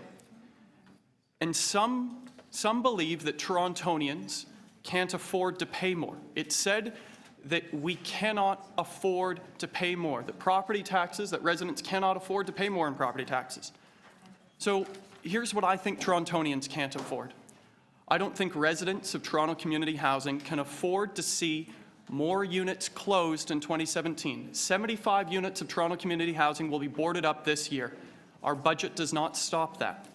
I think the residents of our city who use our shelter system can't afford to continue using an insufficient system. Our budget cuts $1 million in staffing. And while we add beds, while the need is also increasing to use those beds, we are decreasing our ability to service the people who use those beds. Newcomers who are coming to our city, who are coming to our sanctuary city, cannot afford to wait to access the city services. City staff have told us that they need 2 more newcomer office members to properly support newcomers. This budget does not include that. Families, certainly families, we just saw it outside, families can't afford to continue to wait for childcare subsidies. Yes, we've put 300 in, but a lower percentage of families are accessing subsidies today than they were in the past, and we have 18,000 kids on the waiting list for subsidies.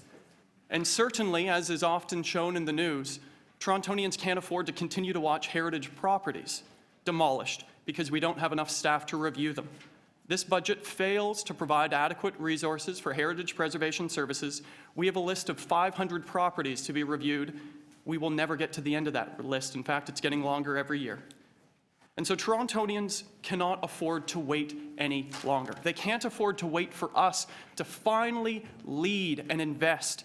This budget, I'm sad to say, does not make our city more fair. It does not make our city more livable, and it is balanced on the back of growing waiting lists. That's how we've balanced this budget, by making sure you wait longer to get a recreation program, that you wait longer to get affordable housing, that you wait longer for a childcare subsidy, that you wait longer for the TTC bus.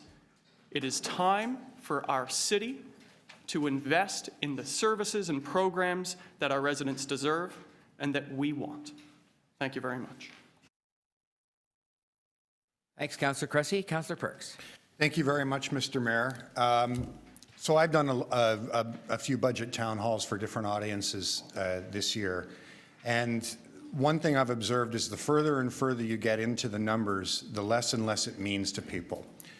So in the last couple town halls I've done, I've tried to talk with people about the services they want and whether they can get them. And the simple fact is that for a number of critical services in Toronto, it is harder for Torontonians to get them. We have had a bit of an exchange about the TTC today. And there's been this claim that we're spending all this new money on the TTC, and we put in a bunch of buses back in 2006. As Mr. Roto and I were trying to get to, a lot of that's been taken back out. In fact, more has been taken out than we originally put in. It would come as news to a lot of people that some people around this council chamber or this committee table think that service has been improving. It would come as news to people riding the 191 highway, the 27 Rocket, the 68 Ossington, the 75 Sherburne, the 6 Bay, the 21 Brimley, the 20 Cliffside, the 25 Don Mills, the 143 Downtown Beach Express, the 125 Drury, the 111 East Mall, the 195 Jane Rocket, the 44 Kipling South, the 102 Markham Road, the 46 Martin Grove, the 16 McCowan, the 65 Parliament, the 66 Prince Edward, the 123 Shortcliffe, the 55 Warren Park, the 94 Wellesley, the 112 West Mall, the 11 Bayview, the 121 Fort York Esplanade, the 129 McCowan North, the 57 Midland, the 133 Nielsen, the 68 Warden, the 6 Bay, the 14 Glencairn, the 16 McCowan, the 32 Eglinton West, the 38 Highland Creek, the 46 Martin Grove, the 51 Leslie, the 85 Shepherd, the 102 Markham, the 112 West Mall, the 123 Shorncliffe, the 129 McCowan North, and the 190 Scarborough Centre Rocket, which have all had cuts in the morning peak within the last year. Services are getting harder for people to access. Now, yes, you may put in some more bucks. A lot of those bucks are going into dealing with things like Presto and the York University subway line. But in terms of people who are standing on street corners waiting to get on transit, they are waiting longer. They're waiting longer. Now, it may seem like we're just making adjustments based on ridership. We forget that the way we set the amount of ridership in Toronto actually is a decision that we have influence over. In 2008 and 9, we decided as a city council to stop just reallocating based on ridership, but to invest ahead. To say we want more people taking transit. We don't want to just shuffle them around from one crowded bus to another. And we lowered the standard at which we added a new bus, meaning that they'd be less crowded, which is what Torontonians want. That's actually investing in service. This budget does not. Similarly, we've heard, well, you know, we're giving more money than we've ever given to TCHC before. Yes and no. We forget that we had set up a plan to put in money smoothly over a number of years into Toronto community housing. In some cases, giving them money before they need it, so we wouldn't have a shock when they were able to catch up with the capital spending all in 1 year, that they would have built up reserves so we didn't have to do a sudden tax increase all in 1 year. This budget reverses that. This budget actually takes us back from the plan of building up those reserves and says next year we're going to have a shock, or maybe 2 years from now, because we're going to have to do it all at once. Also, if you listen to the tenor of comments and statements that have been made by members of the executive committee, the idea seems to be, well, other orders of government have to do that. That would be wonderful. I would just love it if somebody had a piece of paper from the federal or provincial government saying, yes, we're going to give you this many dollars to fix your backlog at TCHC on this date. We're going to give you this many so that you can actually have a daycare program that isn't the most expensive with the longest waiting list anywhere in Canada. We don't have those pieces of paper. So what this budget proposes to do is to throw up your hands and say to Torontonians, we're not going to solve that problem. You have to wait longer. We're going to hold our breath until our faces turn blue and say that somebody else has to pay. Well, that doesn't get a child into daycare.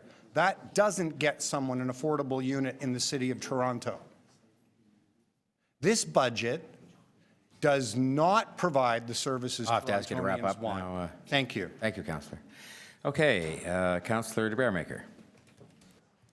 Thank you, through you, Mr. Chair, and I have a motion I'm maybe ask the clerks to put up.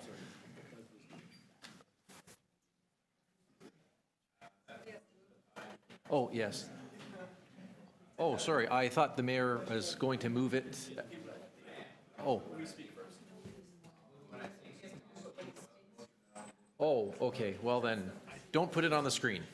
So I understand that the mayor will later be moving a motion and supporting a motion, and I'll just read it as it will appear on the screen later on. That City Council amend the 2017 capital budget and plan for facilities, real estate, environment, and energy by adopting a new capital subproject known as Ward 38-705 building improvements of up to $150,000 to provide additional improvements that would allow occupancy of Unit 63 for items such as AODA compliant washrooms, new interior walls, electrical work, and plumbing improvements, with funds coming from the revenues raised from the net revenues collected from 705 progress held in account XR 007. So through you, Mr. Chair, I tried to move this motion at the Budget Committee last week. Staff wanted to, I'll call it, perhaps polish it up and amend it around a little bit, and I think we've all come to a spot where everybody's in agreement that the motion can move forward. It does help in my ward at 705 Progress, a 10-acre parcel of land that the City of Scarborough purchased about 25 years ago, along with the Scarborough Board of Education, to build a park and a school. It is in the budget to build a park in 2018 and 2019, but we need funds to make sure that this part of the facilities are in a state of good repair and in a move-in condition so that we can help lease out the space. So I'd ask my colleagues, when the mayor moves the motion, that they support that motion as a local item in my ward. That is, I'll call it a small item in a $14 billion budget, but I think it's important nonetheless. I'd also like to just address quickly, there have been some suggestions that maybe we would defer the decision on approving the head office for the Toronto Region Conservation Authority to allow Bill and our facility staff to look at other options. We have done this before. We are at an end of a decade-long process. I worked with the budget chief, Councillor Del Grande, in the past. We need to have the approval now. The TRCA needs the approval now. They are required by the Conservation Authorities Act to get our authorization to move forward on this project. They have to get provincial approvals. And so delaying something now puts the project back. It could be a year, it could be 2 years.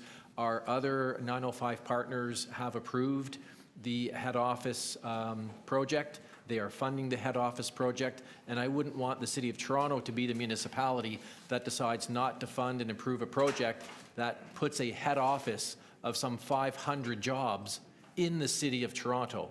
Because I can guarantee each and every member of this executive committee, our good friends in the 905 belt, would love to say, you know, the City of Toronto is hesitating and not approving your project. We'd love you to move up to Richmond Hill or to the town of Markham or over into Mississauga.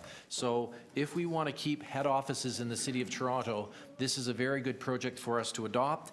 It is the cheapest of all options. It's cheaper for the Conservation Authority to build a new head office on its own land than in any scenario presented to the TRCA board, to Mr. Rossini as a financial city staff, to Mr. Casali and our real estate staff. So we have done the due diligence at the Conservation Authority to make sure that this is the most cost-effective project possible.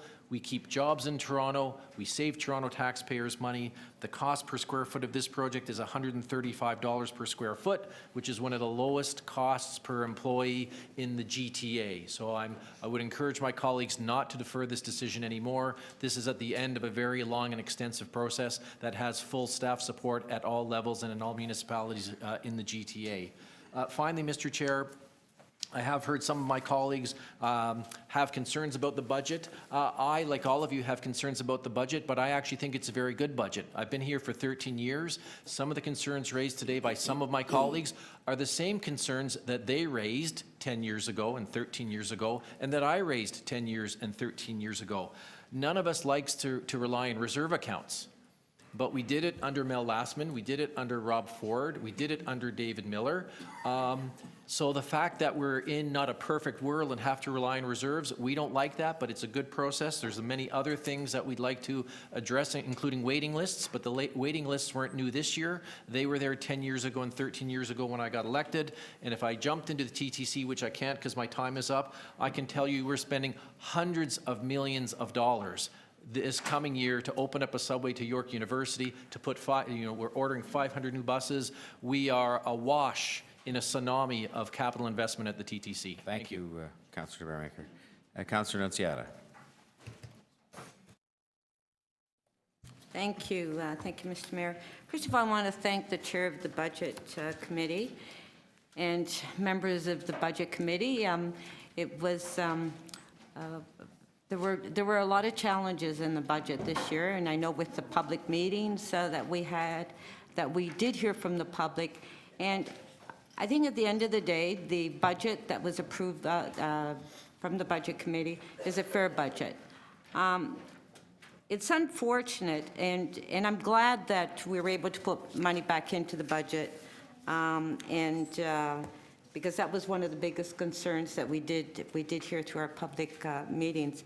But I think next year is going to be even a more difficult budget. So we, as a council and as a budget committee, we have to look at permanent savings and finding ways of raising money, and we need to be very serious about that. As far as daycare, I think I've heard members of council speak about daycare. I think it's time, and thank you, Mr. Mayor, that you're speaking to the Premier. I think it's about time that the province did step up and take responsibility, and it's time they did that, because for years we've always had to pay for the cost, and we always back off because we get lobbied, we get protests, and we get intimidated, and suddenly we pay for it because we're the city and we represent constituents directly. The province never responds because they don't respond to the constituents. And we have to make sure that the province finally steps up and listens to the city. And I hope that happens for next year's budget.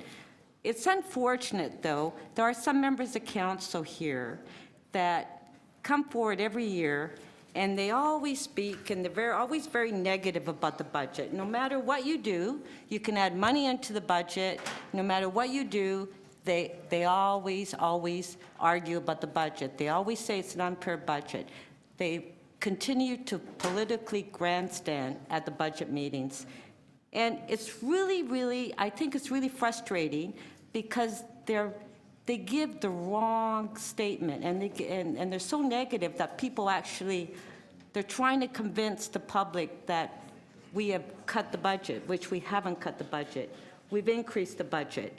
And no matter what we do, certain members of council are never happy because all they want to do is increase property tax double-digit, keep spending money, and that's what makes them happy. And it's really frustrating to hear the same speech every year. And it's time that you grow up, and be responsible.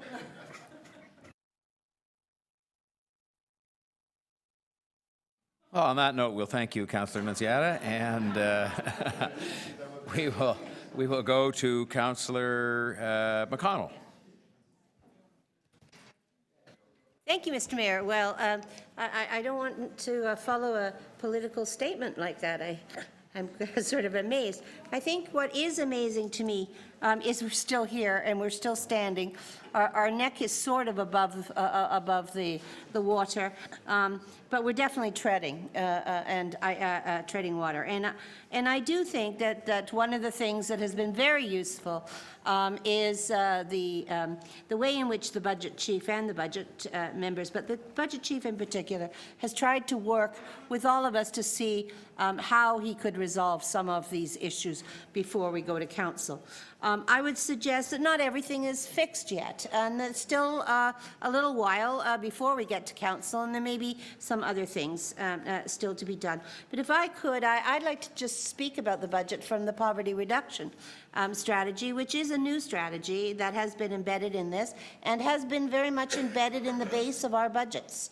And I'm really pleased that every one of our deputy city managers and the general managers have looked at their own budgets and looked at how they can contribute to this without adding it to the base. So I think that that's a big step forward, and I think that we had some things left out that the Budget Committee were able to recommend to you. Certainly the Student Nutrition and the Women's Adelaide Centre as two examples of some very important pieces. But also we have some policy pieces like the full implementation of the social procurement and the equity fair policy, if we ever get in our presto, that are really steps forward. And so I'd encourage the executive to think about those, as well as the job quality assessment. So I'm going to be looking at all of this over the next a few days, Mr. Mayor, and I will give sort of a report on that in the next few days. I think the things that still need to be looked at are the cooling centers, and I think we have a solution that may be in the offing as a training program, and I think that would be terrific. I think the one-on-one mentoring program has not been understood. It is a protective mechanism for children with who are for mental health in children, and it needs to continue. And I will hope that we'll work with the medical officer of health, as well as the social procurement, as well as the poverty reduction, to see if there's a way that we can manage that, because that really is about our people, our staff, not somebody else after school, but our staff going into schools and mentoring children. And we've done 1,000 of those children, maybe 2,000 of those children, and we need to continue that work. I think shelter, housing, and support, we've still got some work to do on that. We cannot be going backwards. I know that the 2017 is almost all funded, but we can't take any steps backwards either. And obviously, we still need to look at the library and their youth programs. But from my perspective, Mr. Mayor, I think that childcare has gone to the top of the pile finally. And I think that we said that last year, we said it the year before, and now it's time for us over the next year to really do something about that.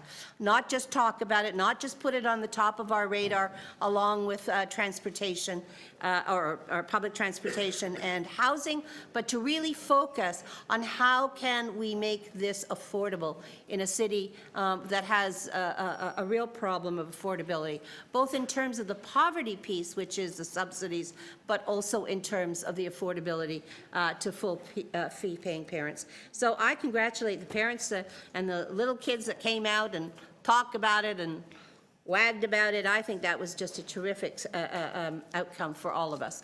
And, you know, it just brings it home that this budget is about real monies, real services to real families and to real children. And that the way in which we invest our money is terribly important, because that's the future of our city. But equally important is that we try to get our community, our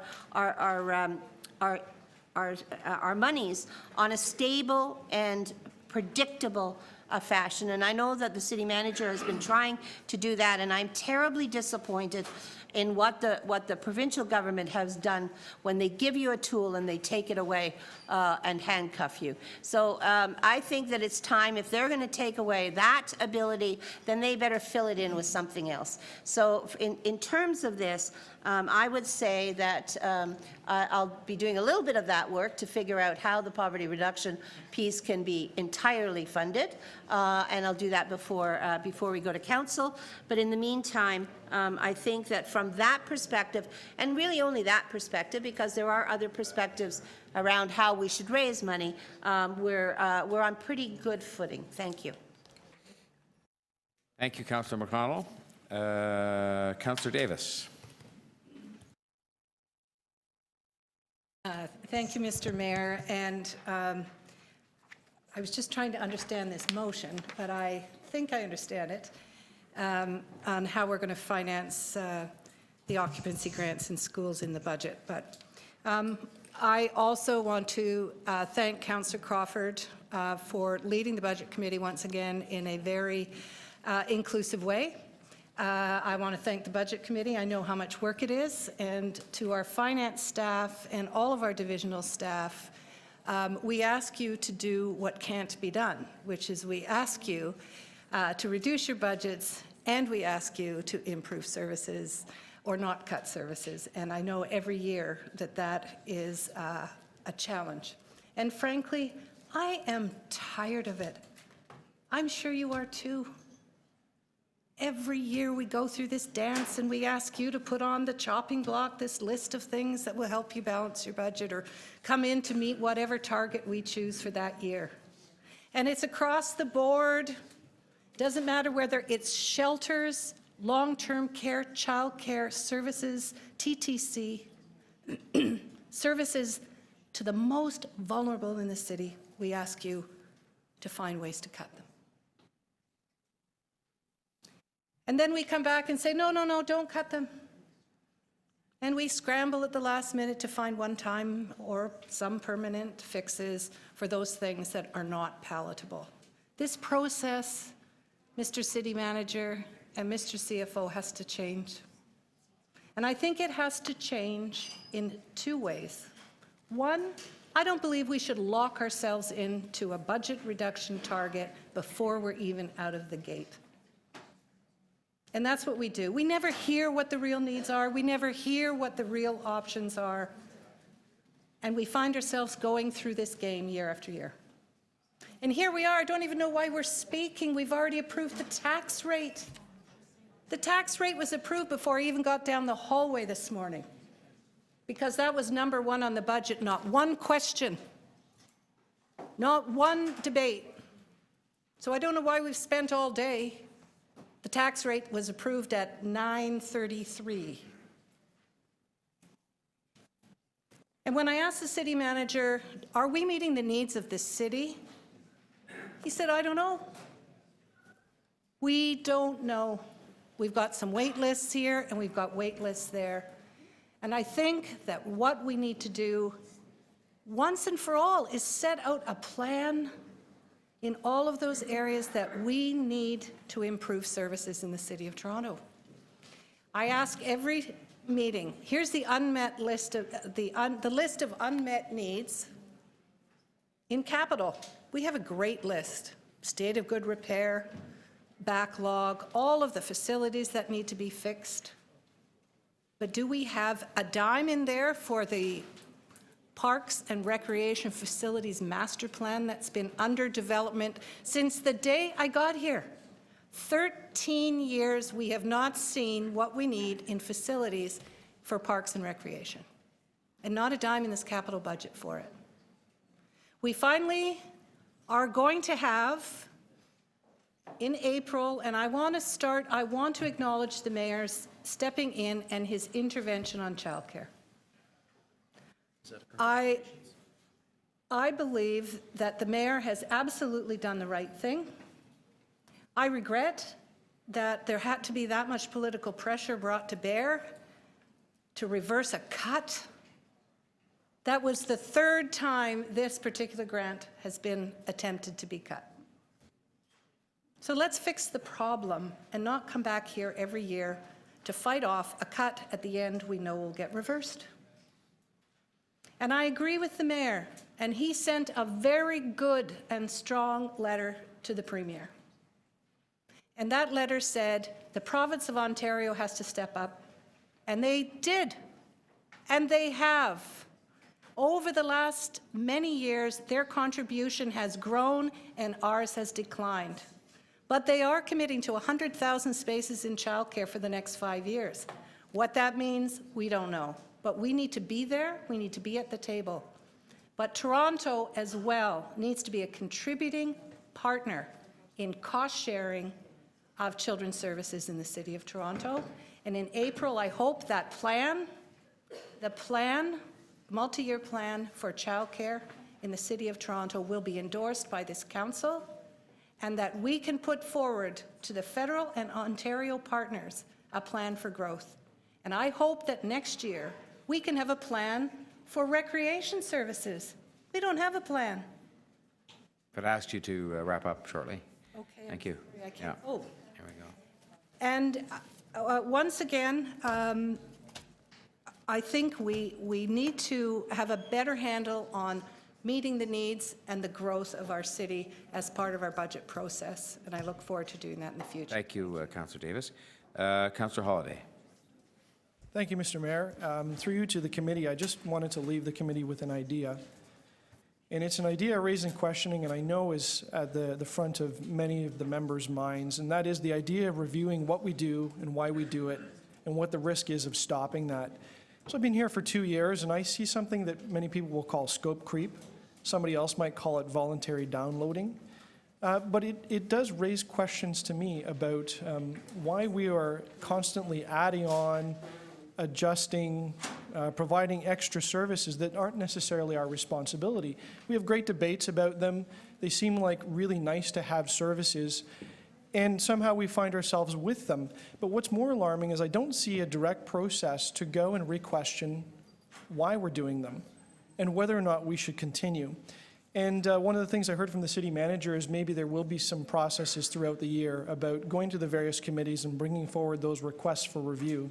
And I hope after we leave this room and go through this process, the members of this committee and the other council committees will think about considering some of those reviews. I also wanted to point out, I think there's a philosophical contrast here. Councillors, to me, seem to fall into two streams, and there are those that consider themselves, and I'll include myself, as what I think of as a curator of services. It's about being very selective about what we do and doing it as best as we can, or doing it well. And then there's the other councillors that see themselves, I guess, as distributors of resources. And I see them really spreading ourselves thin and really supplementing roles of other government or taking on things that aren't necessarily the core work of the city.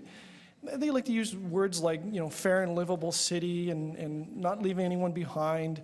But really what that is a discussion about distributing wealth. And I don't know, if you look at something as simple as employment, we'll all agree that the role of the city is to generate employment.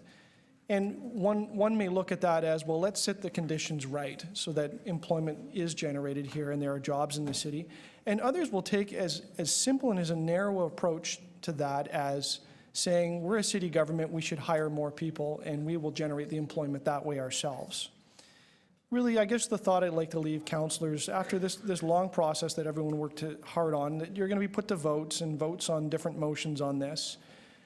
Before you go with the dipper to the well to reach in and dip out another 3.29% or 2.42% from the taxpayers of the city, depending on how you look at these numbers, think about which of those two buckets you fall in. And when you have to face these people outside this room, on the street every day, in the supermarket checkout line or around tax time, make sure you can really explain to them why you've chosen that path. Make sure you can explain to yourself why you've chosen that path. Thank you. Thanks, Councillor Holyday. Now, I don't have any other on my list. People from not, there's Councillor Layton. So he's now on the list and he's up. Thank you very much, and I'm actually honored to go after that speech because I think it contrasts just the very different ways some of us on City Council see the role of the city. Right after I wrote these words down, I heard Councillor McConnell speak it, that this budget is essentially another year of us treading water. And it's by design. We have, in fact, built this house that we're now forced to live in, because every year, and Councillor Nunziata is right, every year we go through this same dialogue. We're stuck with these same parameters. There's not much new information that we get to contribute in this, and part of that is because I believe we're starting from the wrong spot. We're not starting from a spot about how to deliver services to our communities to enrich their lives, to enrich the sustainability of our community, to enrich the economy that we find ourselves in. We don't start with that. We start with a position of how can we contain what we do below this level? How can we do it more efficiently? And it's a worthwhile discussion to say how can we deliver services more efficiently. But we should be focusing on how can we deliver the services that people need within our community. And when we look at the wait list for childcare subsidies, for childcare itself, but for childcare subsidies more specifically, for our rec programs, for affordable housing. When we look at the cost of the user fees that we're imposing our community, from everything from our rec programs through to our public transit, and I'll talk about that more in a moment, we're not looking at what the city's priorities are. We're immediately constraining ourselves within this box. And if we continue to do that, we're going to keep hearing these same speeches. I'm sorry to tell you, Councillor Nunziata. And Councillor Holiday, you're going to keep hearing people talk about building the type of city we want to live in. Because after sitting through deputations in East York, in Scarborough, and in this chamber in the old city of Toronto, I wrote down the comments of every single speaker. And you know what I heard? I heard everything from let's develop the Guild Park master plan to fighting poverty out in Scarborough, the Scarborough Transit Action Team that actually had solutions to some of our costing issues with transit, people focusing on the arts in East York and on childcare. They were here talking about how to build a better city. They were starting with the preposition that we need to look at our priorities, look at families, look at how we can enhance childcare, enhance our recreation programs, and bring down that wait list. Fight for our libraries to be open more often, to provide those community hubs for youth that need them. And if we were to look at transit as a priority and reducing congestion, as I know our mayor does and I believe wants to help, we need to look at investing in transit and making it more affordable, not more expensive. It's a public good. We should look at it like that. We shouldn't look at it as something that just gets continuously more unaffordable through a user fee. If we cared about our seniors, we wouldn't be cutting the number of hours that attendants taking care of those seniors in city-run facilities had on an annual basis because we were jiggling around some issue with their training time. But we've been told through this that that's going to happen, and that cut is still on the table. If we were looking at affordability, we'd look at our user fees first, not simply at the tax rate.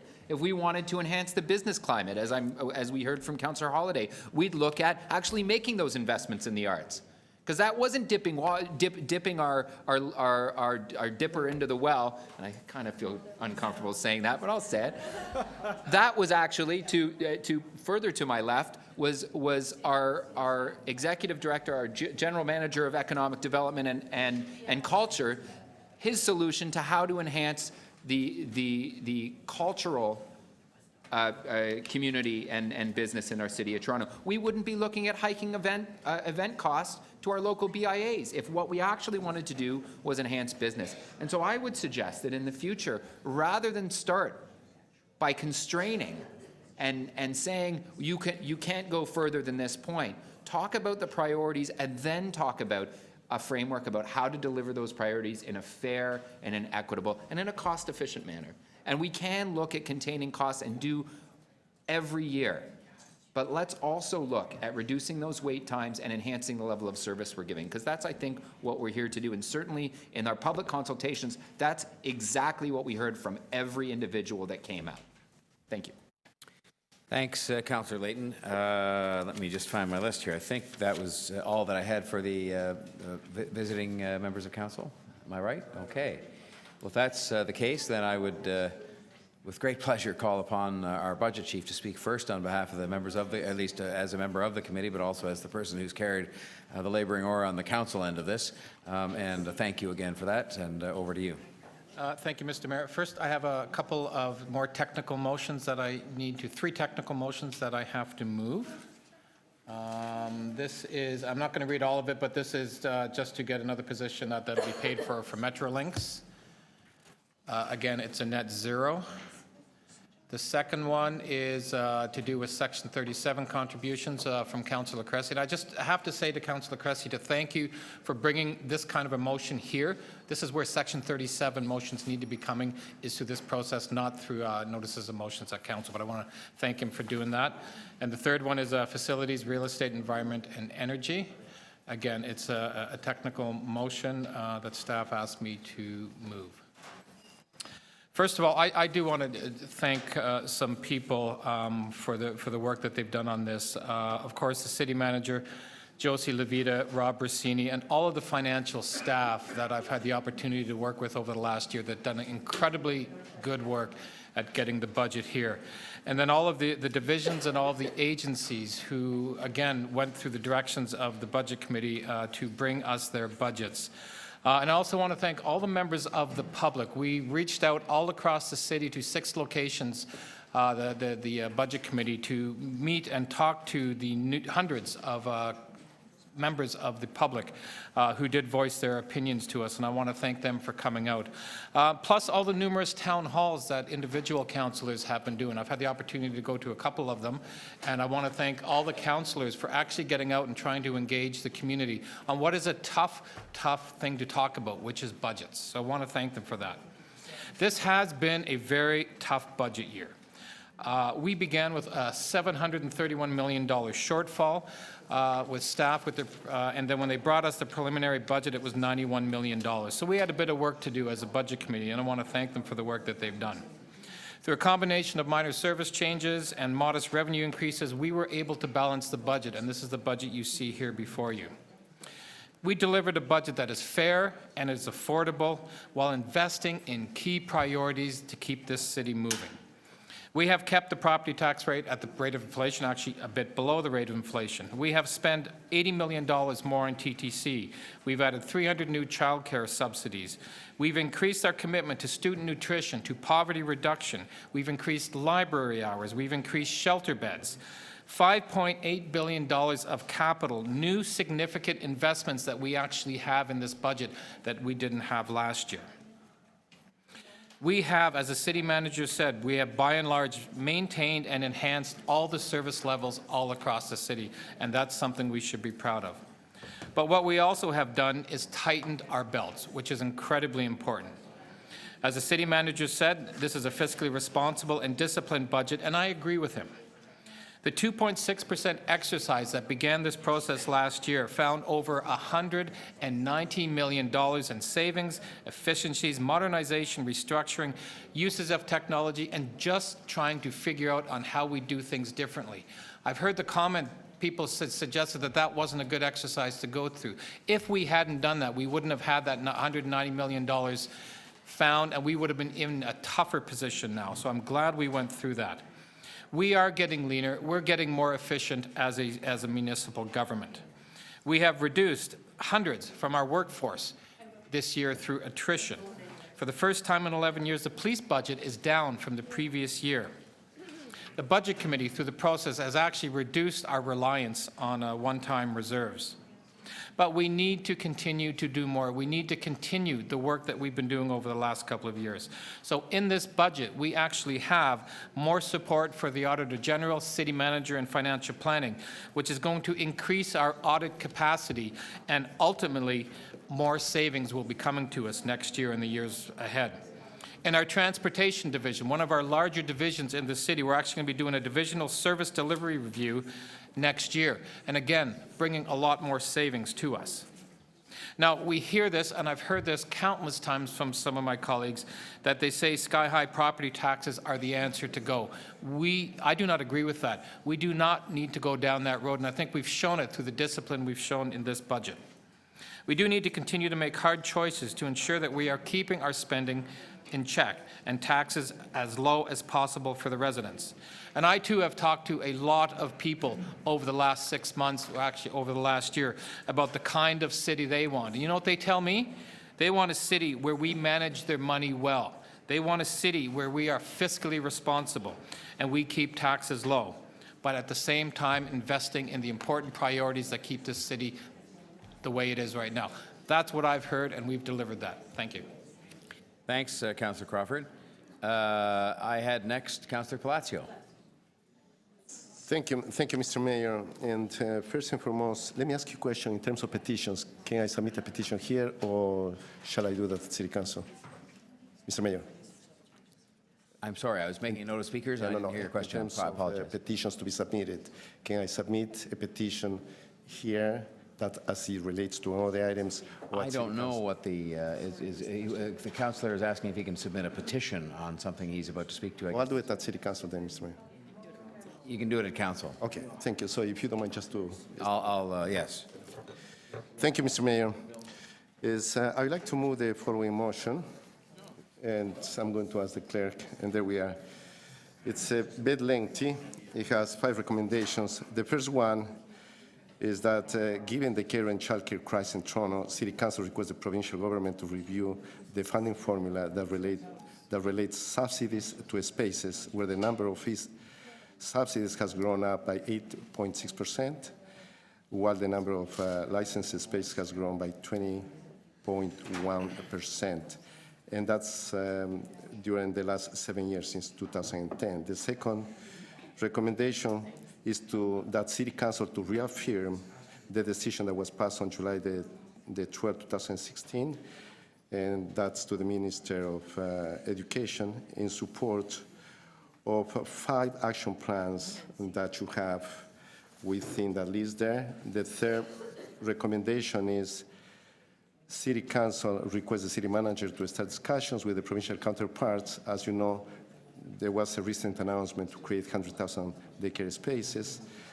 But with that, there is some concerns in terms of the planning process by which capital projects in Toronto should be prioritized and must be prioritized by the city.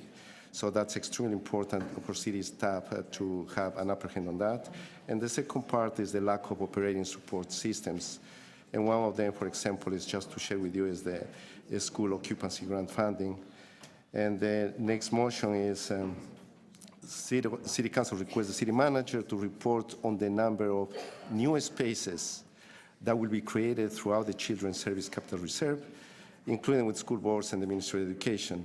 And that's within the next 10-year capital cycle. I think that's important to find out from city staff the cost of adding additional subsidies in relation to the number of spaces. Having said that, Mr. Mayor, first and foremost, I want to thank, the budget chief, the budget committee, and city staff for the amazing work that they have done. This is a very lengthy and thankless process.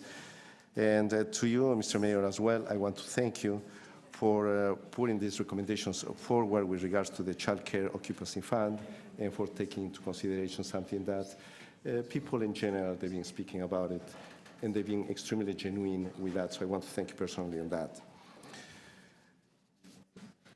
This budget, in my opinion, is a good budget. It holds the line on property taxes and ensures that the City of Toronto will continue to deliver programs and service that make the city what it is. It's a great city, a good place to live, a good place to work and to play. It's an amazing city that we should all be extremely proud of.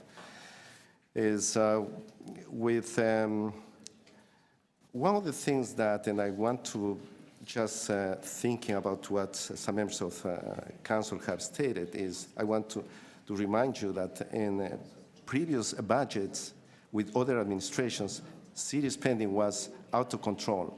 Operating budgets were based on using surpluses, using reserves, and borrowing, and government handouts. And I think we're on the right track at this point, but I'm hoping that we won't go back to the old days, because then it will be kind of difficult to justify that. With regards, Mr. Mayor, to childcare and the recommendations that I put forward, the reality is that families in Toronto, on average, they are spending disproportionate amount of their net income on childcare. The cost of, as we all know, the cost of obtaining affordable, accessible, and quality childcare has become totally unaffordable. It's extremely difficult, and very often I believe that's unconscionable to think that in many cases the childcare costs sometimes are much higher than the mortgage payments, and that's sad. When hard-working families out there with the small children face the dilemma of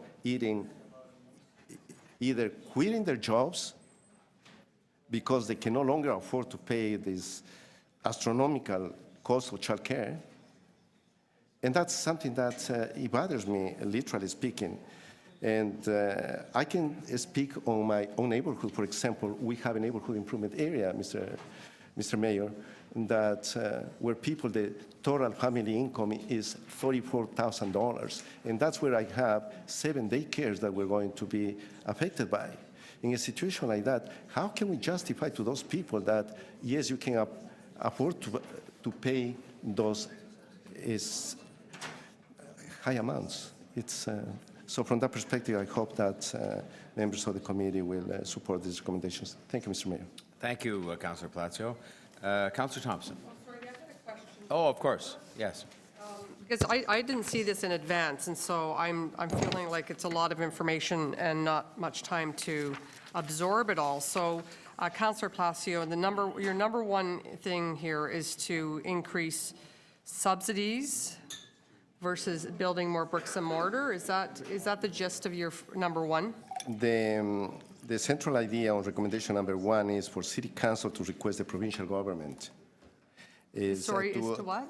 To request the provincial government to review the funding formula Okay. as it relates to subsidies in relation to spaces. Okay, thank you. And then number 2 is along the same lines of going back to the Ministry of Education? And that's once again to reaffirm and to confirm the decision of City Council as it relates to those 5 key points that deals with childcare overall.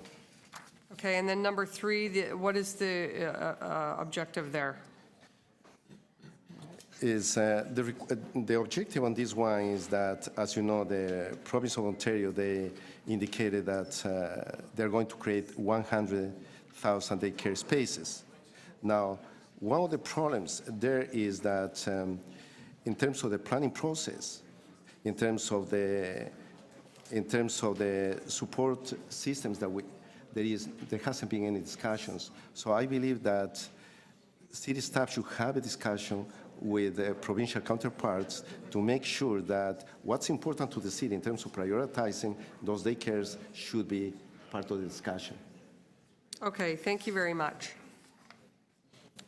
Thank you, Councillor Robinson. So we were going to go to Councillor Thompson if there are no more questions of Councillor Palacio. Councillor Thompson. Thank you very much, Mr. Mayor. I have a motion I'd like to have staff put on the screen. And the motion is there. Members can read it. This is a one-time increase to the Budget Committee of $1.4 million. Those funds are coming in from revenues realizing from the Toronto Portlands Corporation, and I'll speak to that in a moment. Mr. Mayor, I want to thank the Budget Chief. I want to thank the members of the Budget Committee.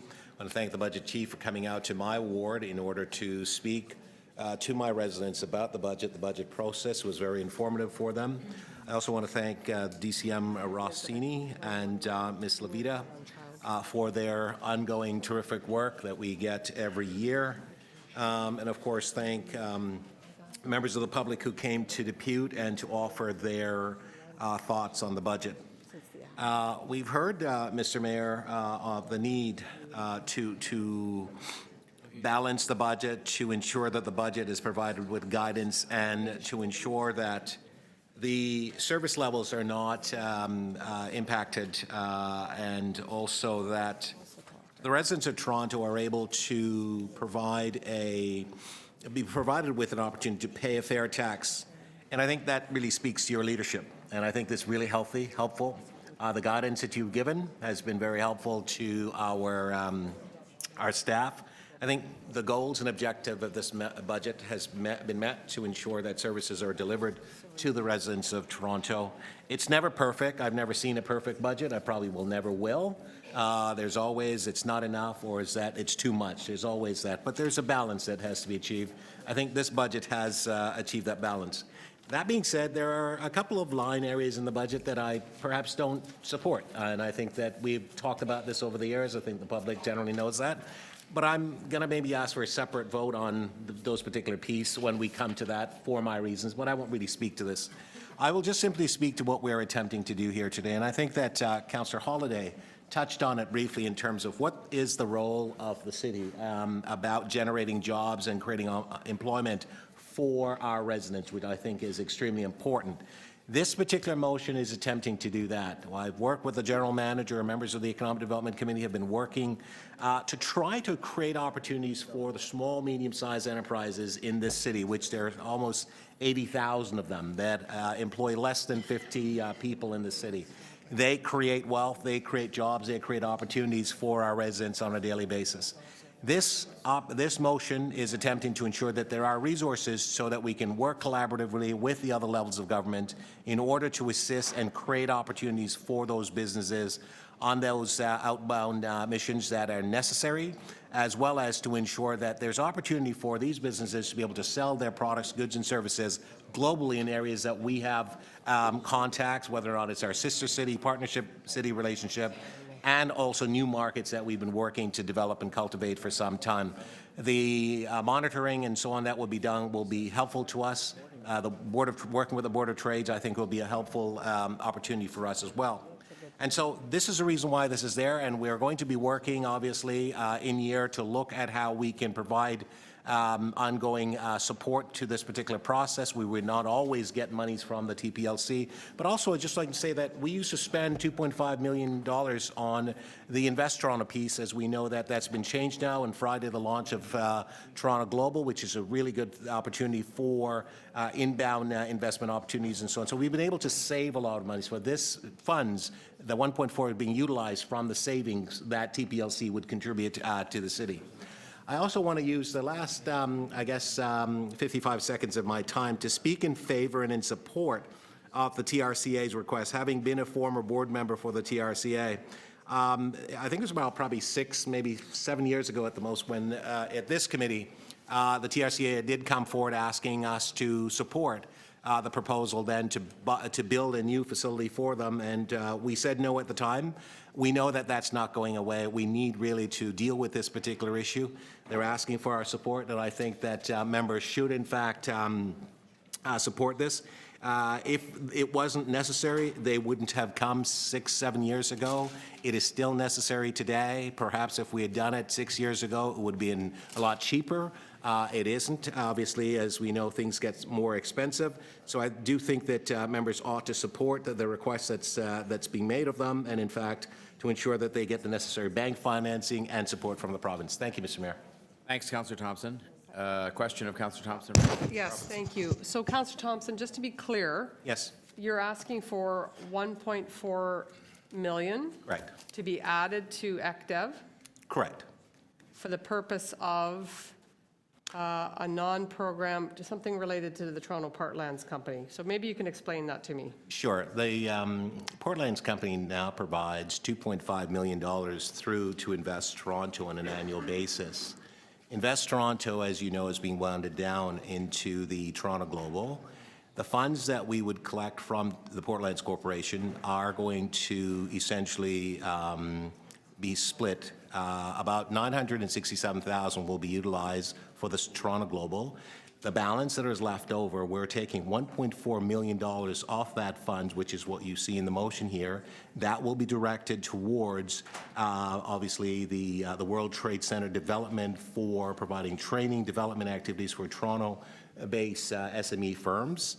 and also to assist with respect to outbound mission for the City of Toronto. Okay, thank you, that's helpful. And number two, I really like number two, related to the, reporting out on the results. I think that's an excellent motion on the outbound trade missions. Is that happening just generally as a matter of practice from trade missions and, like, I'm actually asking, I don't know. Sure, yeah. And conferences that councillors are going to, is there some type of reporting mechanism like that in place, or is this a new initiative? I can't speak about what other councillors are doing, but as it relates to economic development, when we travel, there's a report that comes through committee in terms of the activities and the objective. We always have an objective with respect to why we travel. Part of the objective over the last number of years were to try to develop access to markets and opportunities to actually help us with this international program, because we had been working at this for some time. We have now developed the program around this particular initiative. So yes, in fact, we have tracked, we have tried to keep matrix as well as developing information to help us to understand the benefits and validity of those activities and so on. But we're going to be doing it in a much more wholesome and a much more comprehensive way, that it will be reported out. Members can go and check that if they like, report it through economic development and through to council. Great, thank you very much. Thank you. Thank you, Councillor Robinson and Councillor Thompson. Any other questions of Councillor Thompson? Okay. Oh, I'm sorry, Councillor Shiner. What's SME? Oh, thank you. Small, medium-sized enterprises. Thank you. Thank you. All right. So that would bring us next, if we're done with questions of Councillor Thompson, to Councillor McMahon. Thank you very much, and I have a motion up there to reinstate the programming at, city programming at my swimming pool. As you have received, you're well aware because you've received umpteen emails and heard about it at length. And that's number one. Number two is to develop a working group with the TDSB and the community. So first of all, I want to, you can read more while I'm speaking if you want. I already thank city staff, and I'd like to thank our budget chief and his committee for their endless efforts, and for especially reinstating funds for our horticultural programs, urban agriculture, enhanced maintenance in parks, and our tree planting. That is terrific. I appreciate that. So back to the pool. With it feels like Groundhog Day with our pool. 2012, we were here battling this out, and we were successful in retaining the programming at this pool. So that was great. I think that what happened from there is that there was work with staff and the community, and things kind of fell apart a bit, and there's confusion as to how that happened. There's discrepancy with recollection from staff and from the community as to how it happened, and even from me. 2012 was a long time ago. A lot has happened since then. But I will tell you that this area, there's a very strong community support for city programming in the pool and the community center. There are many low-income and vulnerable residents in this area, recent immigrants and refugees. It's not an area that's as vocal as some other parts of my ward, like the beach, as you hear from often. So you don't hear from this community much, but you have about the pool, and they are absolutely committed to working harder this time with everyone all involved and doing outreach, and outreach further than just the school community, which I think has been part of the problem. Outreach to the whole greater community, including 70 Toronto community housing residents were surveyed, and none of them knew about the free drop-in programs at the pool. So things like that we have to do better for outreach. So happy to have your support for that. And also I want to mention that absolutely it behooves the TDSB to step up to the plate, and our school trustee as well to lead the charge, because the bottom line, it is their pool, and they need to take better carriage of that. So I'm hoping that less finger pointing and more collaboration with the TDSB with this working group. Okay. And now I'm going to go on to Transform Toronto. I want to talk about that. Transform TO. Proud to have this plan and actually be funding some of the items. It's not all of the items, no, unfortunately. Many need to have their business cases still worked out. So here's the deal. Many times we do these plans at the city, we do all this work for them, and then we just put them on a shelf where they sit there and collect dust. And maybe we win awards for them, talk about them, but we never associate funding with them. So I'm thrilled that we are actually doing that here. Toronto Transform TO will not be one of those plans that sits on the shelf. Absolutely. So some of the things you've heard this morning that we're funding, we're working on enhancing our Smart Commute program, hiring someone who can gather more funding for us from the feds and province and elsewhere. And we are working on the biggest polluter, which is the building industry, and that yields the greatest greenhouse gas emission reduction with the least amount of expenditures. So that is terrific. Phase 2 is coming in May. Very excited about that. And as you've heard me, extra excited about our Chief Resiliency Officer, who will be starting before May. She will be fantastic, I hope. As you know, I want leaning towards female. So that is fantastic, Transform TO. And my last thing is about the road tolls. I just have to rant, and very disappointed, extremely disappointed, beyond disappointed. Not simply is it a revenue tool, but it is a tool to implement change in behavior, which reduces greenhouse gases and eases our congestion. So we will continue to fight for our right to toll our roads. Thank you, Councillor McMahon. Other speakers from the committee? Councillor Pasternak, Councillor Shiner, Councillor... Oh, I'm sorry. Were there questions of Councillor... I apologize. I didn't see any hands up for that. Questions of Councillor McMahon? Questions of Councillor McMahon? Okay, then we'll move on to Councillor Pasternak and then Councillor Shiner. Thank you, Mr. Mayor. I have two motions. One is related to Regent Park. They're both report requests to come to City Council by the 15th, and the other one is related to the Toronto Regional Conservation Authority. I think we're talking about a lot of money here, and while some people may be familiar with the history of the TRCA requesting a $70 million building, some of us are not. And in this time of fiscal restraint, I'm surprised that this is coming to us now, almost entirely financed by debt, as we slowly reach our debt ceiling. Moreover, this is a regional body in which it is said by many that Toronto is paying way over its fair share, and it is time to take a strong look at it.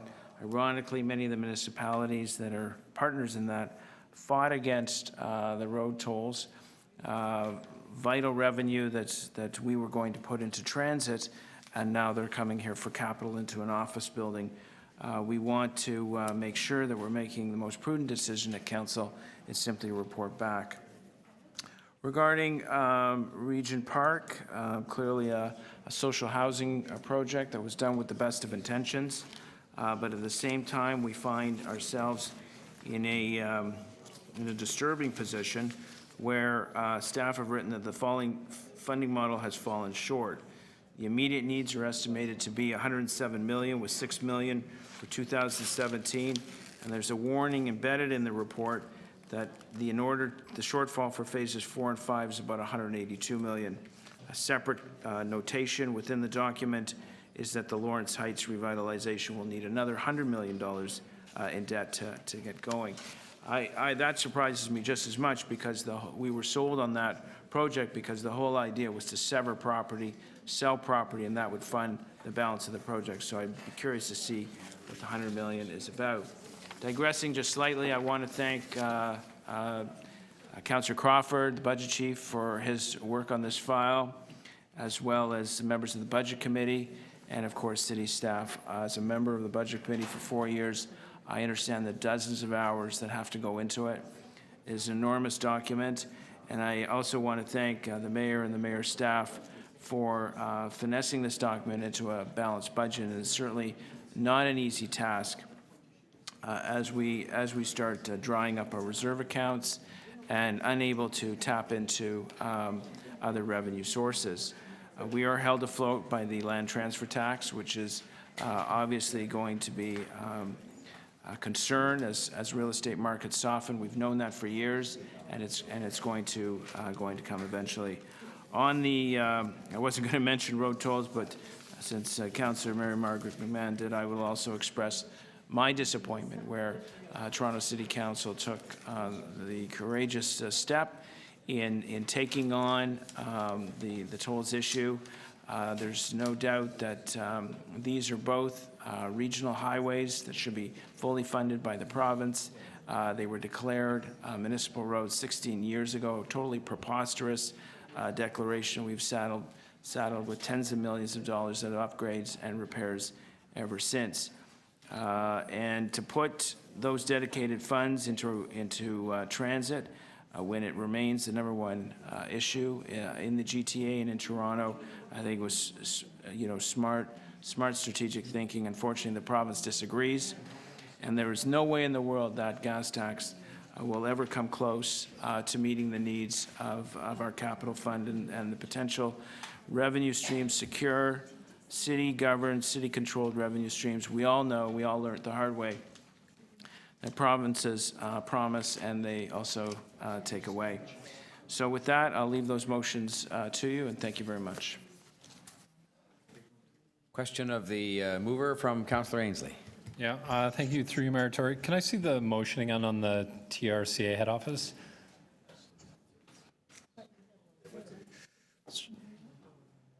So your intention, Councillor Pasternak, is you want to report directly to council on this? Well, I think it's important to get a report before the 15th, or on the 15th, before budget. Okay, and you're no longer on the budget, you were on the budget committee last term, so you understand some of the history about this was referred back, and we asked the TRCA to look at different options for a head office project. All I can tell you is this is a major expenditure, which is almost entirely debt, spread amongst our regional partners. It's very important to take a closer look at the timeline as well as their site selection process and design. I don't see the harm in it. Okay, and have you seen any of the documents of the master plan that the TRCA's done, or this was reviewed a number of different times at Budget Committee? I do not sit on the TRCA, nor did it come in any substantive way to the Budget Committee, and I was there for 4 years. Right, so in this past term, when it was looked at the Budget Committee and this was approved by the Budget Committee, I also don't know if you're familiar with how the TRCA establishes their budget. The majority of the budget is covered by the City of Toronto. I think that's the root problem here, isn't it? Isn't that what we're trying to? We want to take a look at the mandated division and whether there's fairness in that contribution model. I think that's part of what we're looking at here. Well, I think so. The name, I think, speaks to itself. Toronto Region and Conservation Authority. The majority of the area that it looks after is within your questions the have City of nothing to Toronto. do with the motion. With all due respect, Councillor Ainsley. Right. So you weren't at any of the budget committees where this was discussed this term. I don't sit on the Budget Committee, and I wasn't there for TRCA. But as I said, I don't see the harm in taking a sober second look at a $70 million office building funded almost completely by debt, and with Toronto carrying the lion's share once again. Okay, thank you. Thanks, Councillor Ainsley. Any other questions of Councillor Pasternak? Okay, Councillor Shiner. So I have two motions, and then I'll speak to a few items, Mayor Tory. The one is to decrease the 2017 budget is my motion A. Can you start my time when they have the motion? So this is to defer the project on Yonge Street, reimagining Yonge Street from Shepherd to Finch, which is removing 2 lanes of parking on street, putting in a bike lane, narrowing it down to a 2-lane road in each direction instead of 3, and it only goes up to the Bishop TTC station. There's a second EA, which we have to do yet, to take it all the way up to Steeles. I've had concerns about the impact it has on the businesses, and in particular, when you end it at the busiest bus depot in Canada and try and drop the riders into a high occupancy vehicle lane filled with buses, I think it'll be dangerous. So I'm looking to defer the design work itself until we finish that and come back with that next year. The second motion I have is in regards to the TRCA. And it is not to stop the project. I've actually spoken with Councillor Demeermaker, who's there, with Mr. Scambell-Lurie, with our staff. If this was next year we were looking at it and we had our new real estate organization up, we probably would sit with them and see how we could work to accommodate them. But because this started years ago, we really didn't do that. And this is simply an opportunity for us to sit and talk with them between now and council while still moving the project on. And they're very supportive of this, to see if there's any other options before you actually go ahead and spend the $70 million to build it, because an office building of that site could be a real benefit to other lands that we have in the city that need that type of impetus to get it going. But it's probably too late. They're probably too far down the road to be able to change it, and we'd have to have a wonderful case for that. But no one has said that they're opposed to looking at it between now and council and talking about it, and this in no way stops the project. In regard to the third item that I asked questions about, I actually have the agreement on the street lighting from 2005. The confidential one that's away in the archives that I was trying to find, and nowhere in it does it talk about us cost sharing for any of these studies. It simply talks about a sale, an amount of money to go into improving the asset, and then an annual fee which is reviewed on a particular period basis. So I have trouble saying that the asset may have degraded and we have to pay $800,000 for it. That being said, I'm not moving a motion. I'm looking to have some further discussions with staff between now and the council meeting to see if we really should be putting that money in, or that obligation is one that should be totally carried by Toronto Hydro, because that was the deal. There was no deal for us to put in any other money but the ongoing maintenance of it, and I don't like an organization coming back and crying poor and they need $800,000 from us. As far as some other items that are in the budget itself, I think my questions were very well laid out about the TTC. We're doing a great job in funding the Toronto Transit Commission and the capital budget. It may not be the perfect service level that everybody wants, and it may not meet all the needs with a growing city, but the fact that we're not back to the old cost sharing, which was in place by a number of years ago, with 75% of the capital budget and 50% of the operating budget being funded by the province, and the fact that the province is actually having cost sharing in a line on Eglinton and then giving it to the operating cost of the city, just puts tremendous pressure that we can't do. So let's come back to where the money comes from.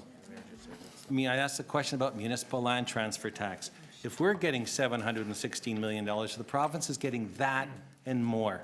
They're getting an excess of most likely of $2 billion.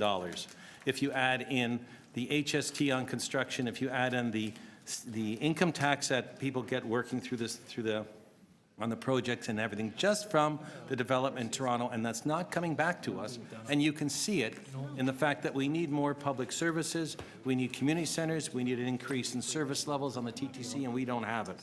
So that's why I asked the question. I really believe the province, if they want to be fair, should pull the roll tolls off of 407 and get some of the traffic off the 401, because the same people that couldn't afford it supposedly on the Gardner and on the Don Valley can't afford it in 407, so they drive on the 401 or Shepherd or Finch or Steeles or York Mills and make these huge traffic, or Bayview, and make these, Leslie, or right across the city, make huge traffic jams in the city. It's time that if you want to be fair, be fair. And I really do want to thank the budget chief. I know how difficult it is to work through such a large budget and deal with these items. I support the initiatives that you have and how we're trying to work with the child care issues and the others that we have, and I appreciate that. And Mayor Tory, there's just a couple of items, or there's one item in particular, you know, the bin, the reduction in the solid waste rebates. I just asked for a separate vote because I've never supported the reduction in the rebates based on the fact that initially it was tax dollars and people will get that back through a rebate on the system. So I'd like a separate vote on that if I could have it at that time. And otherwise, thank you all for all the great work you've done on the budget. Thanks, Councillor Schreiner.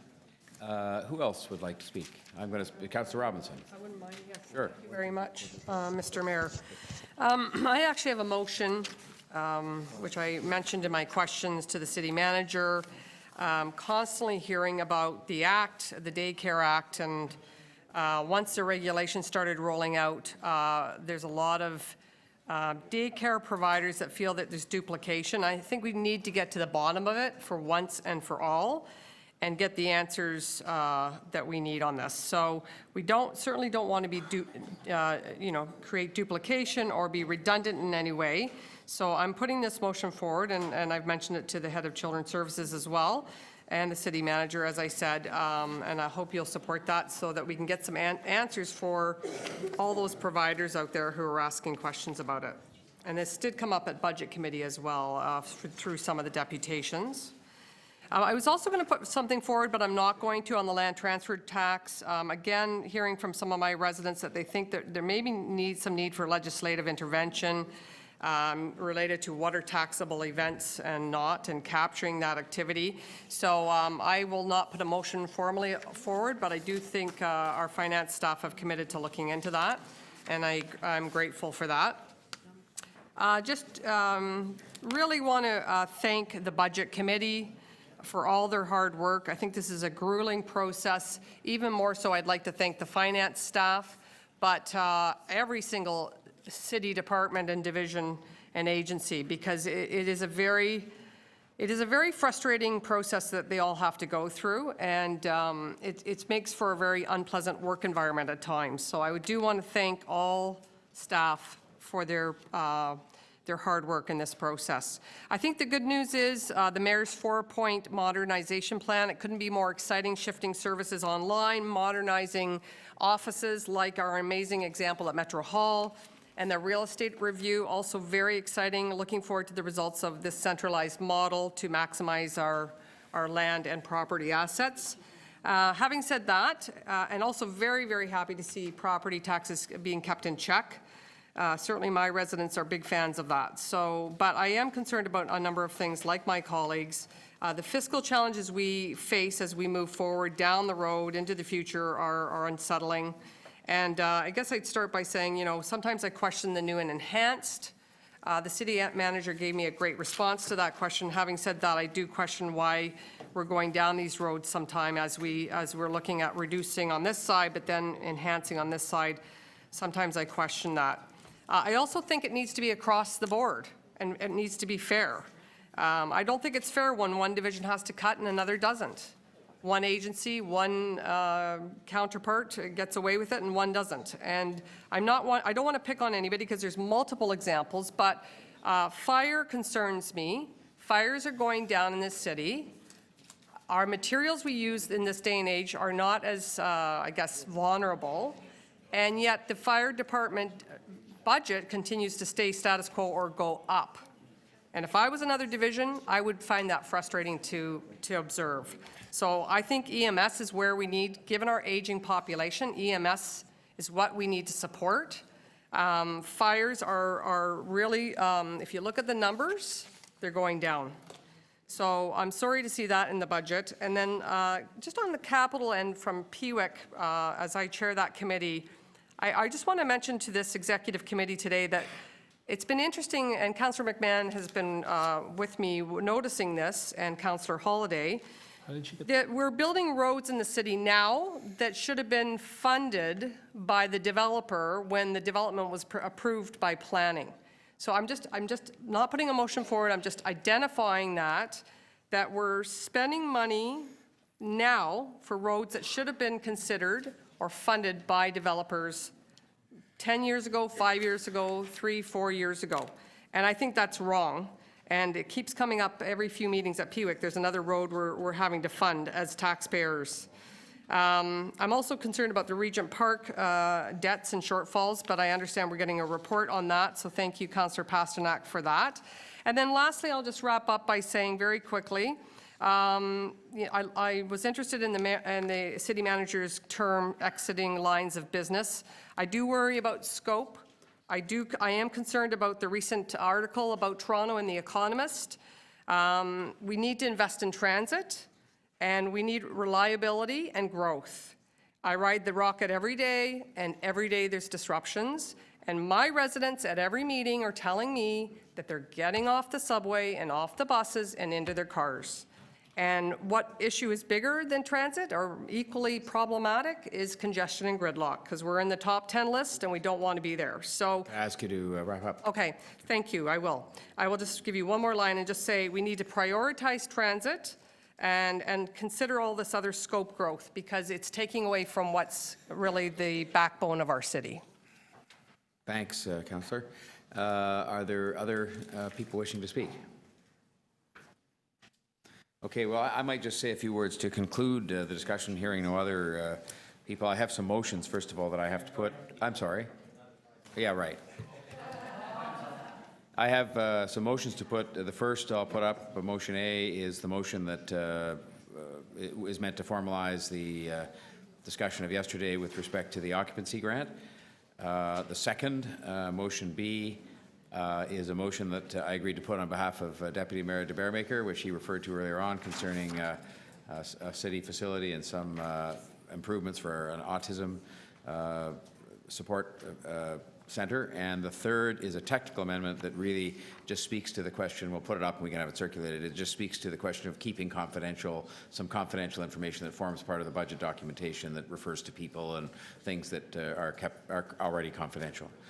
May I just say, first of all, thank you to everybody. I've thanked them a number of times, and others have quite properly, our staff and the Budget Committee, and in particular Budget Chair Crawford. And I want to extend one more to a member of my team in the office, Sophia Arvanitis, who works on the budget and spends a good part of the year doing that and helps a lot. Well, Michael Thompson's giving her some applause, which is richly deserved. I come at this and you know, I listen to the discussion, and I find it unfortunate sometimes when these things get personalized. It's been pretty good today and in the last little while. But is this budget to everybody's liking? No, of course it isn't. Is it perfect? No, it's not. I'm not sure there's such a thing as a perfect budget. But I think we've done quite well at achieving a balance. You know, when Councillor Cressy refers to the priorities and vision and commitment to the people that we serve and to make the city fair and livable, we all share that objective. Not one person in this room, on the council or otherwise, that doesn't share that objective. But the challenge is that is how do you do as much of the right things as we can? Because it is not unlimited, one's ability to do as much of the right things. You either end up in a situation where you're trying to take too much from the people we serve through the mechanisms we have, and we tried to create other mechanisms and we're told we couldn't. You know, and that's one thing that you can do. Or you end up saying, well, we're really going to sort of do a lot over there, allocate a lot over there, and then somebody else within the sort of the different range of things we have to fund says, well, you're doing too much over there and not enough over here. And so there's always going to be dissent on this, and I sort of apply the test. Are we doing as much of the right things as we can? And I don't think after this examination we've gone through, and I, by the way, without apology and with pride, point to what we did with respect to the 2.6. The number doesn't matter. It was just a number that was picked based on some kind of mathematical calculation of what was needed to fill the hole, but it forced us to go through a discipline of looking at our spending and finding some things that we could perhaps do without or do better, and there were lots and lots and lots, tens and tens of millions of dollars of things that were found solely because of that exercise. And I think that in turn allowed us to make the investments we are making in childcare and transit. And again, we can go on having this endless debate, and you know, Councillor Perks, I could list a whole bunch of bus routes on which there have been improvements made to off-peak service, which was the #1 thing the TTC said they should do in the interest of their customers, and I could have read an equally long list. And I also heard the answer from Mr. Roto earlier on, who said those changes, I can't speak to your list and whether it's exactly the right list or whether it's all accurate, but let's say there were changes made on all those bus routes. He spoke earlier and said those did not have to do with the budget process. They had to do with assessments they make on an ongoing basis, day after day, week after week, as any enterprise would, about where the demand is and where the need is, and they make adjustments accordingly. And I could have read a long list of bus services that have been enhanced and other services that have been enhanced in the TTC, because the bottom line remains the same. And you heard it confirmed by people in this room. And that was that we are making the biggest investment we've made in recent history in the TTC. We're making the biggest investment made in recent history in the Toronto Community Housing. We're making substantial improvements in childcare, student nutrition. We are not cutting the libraries. In fact, the budget is increasing. And is it enough to solve every problem or have everybody feel that we've done everything that anybody could ever list? Of course not. But that can never be the test, because otherwise we will never have a budget that satisfies that test. I even think of the newcomer reference made by Councillor Cressy. I went to the shelter last week that we've just opened for refugees. And I would tell you that anybody in this room, anybody in this city could be proud of what we have going on there and the staffing levels. There is no shortchanging of those people that just arrived, and here they are 2 weeks after they arrived in this country in that shelter being cared for by very capable, compassionate staff paid for by money that we allocated. And so I would just say that I would hope that as opposed to this kind of echo chamber that we have going on in here, including all kinds of people, not limited to councillors, we might start focusing the attention where it really needs to be focused.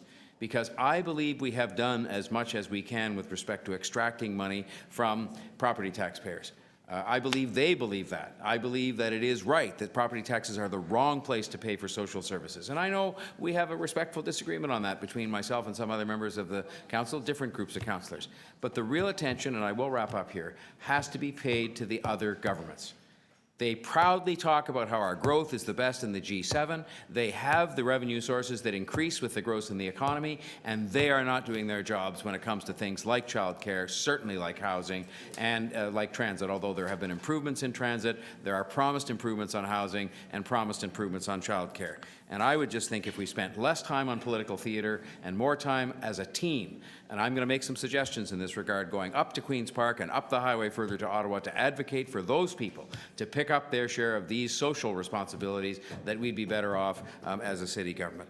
So again, I will just say thank you to all those involved. I think we've done as good a job at achieving that balance as anybody could reasonably expect. We will go on to have a further discussion at City Council, but I hope that the members of the committee today will vote to support the budget and motions as they see appropriate. Thank you very much. Sorry for the 1 minute.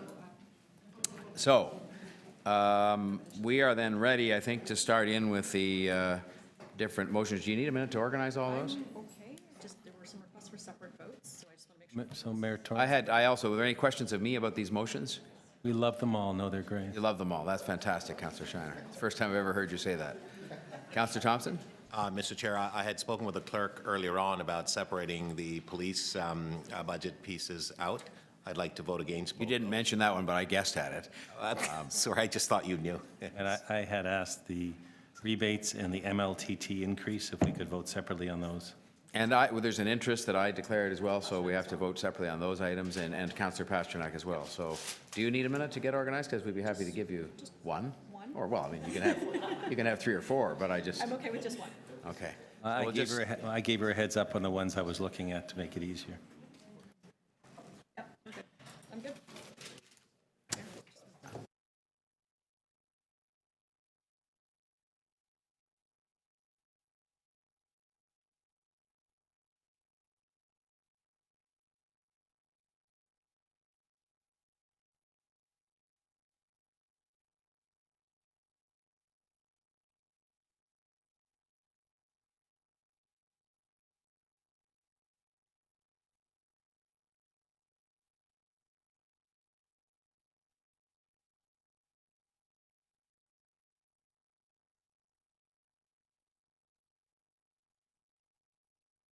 All right, I think we're ready to go here, and with the clerk's assistance, and thanks to her as always, we'll start with Councillor Crawford's motions, which we'll put up, motions 1A, 1B, and 1C.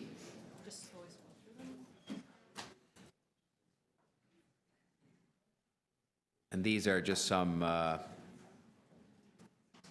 call them motions, housekeeping motions that were done at the beginning of the deliberations today. So I'll call the question. Sorry, did you have a question or you want to vote? You're just eager to vote? All right. On motion 1A, all those in favor? Opposed? Carried. Motion 1B, in favor? John Street? Opposed? Carried. And motion 1C, which has to do with Public Transit Infrastructure Fund, all those in favor? Opposed? Carried. The next motion is motion number 2, moved by Councillor Palacio, to do with some additional information on childcare spaces. Councillor Palacio would like a recorded vote. On motion 2 by Councillor Palacio, all those in favor, Councillor Ainsley, Councillor Bailao, Councillor Crawford, Councillor DeGiorgio, Councillor McMahon, Mayor Tory, Councillor Palacio, Councillor Pasternak, Councillor Shiner, and Councillor Thompson. All those opposed? Councillor Burnside and Councillor Robinson. Motion 2 carries.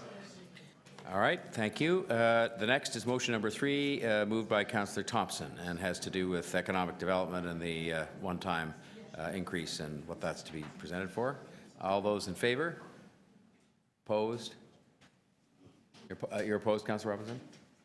Sorry, I was paying time. Councillor Thompson would like a recorded vote. On motion 4 by Councillor Thompson, all those in favor, Councillor Ainsley, Councillor Bailao, Councillor Burnside, Councillor Crawford, Councillor DeGiorgio, Councillor McMahon, Mayor Tory, Councillor Palacio, Councillor Pasternak, Councillor Robinson, Councillor Shiner, and Councillor Thompson. Motion 4 carries unanimously. All right, and then we have motion 4 concerning the pool, moved by Councillor McMahon. Okay. And do we want a recorded vote on that, or just a recorded vote then, and the clerk will do it, items 1 and 2 separately?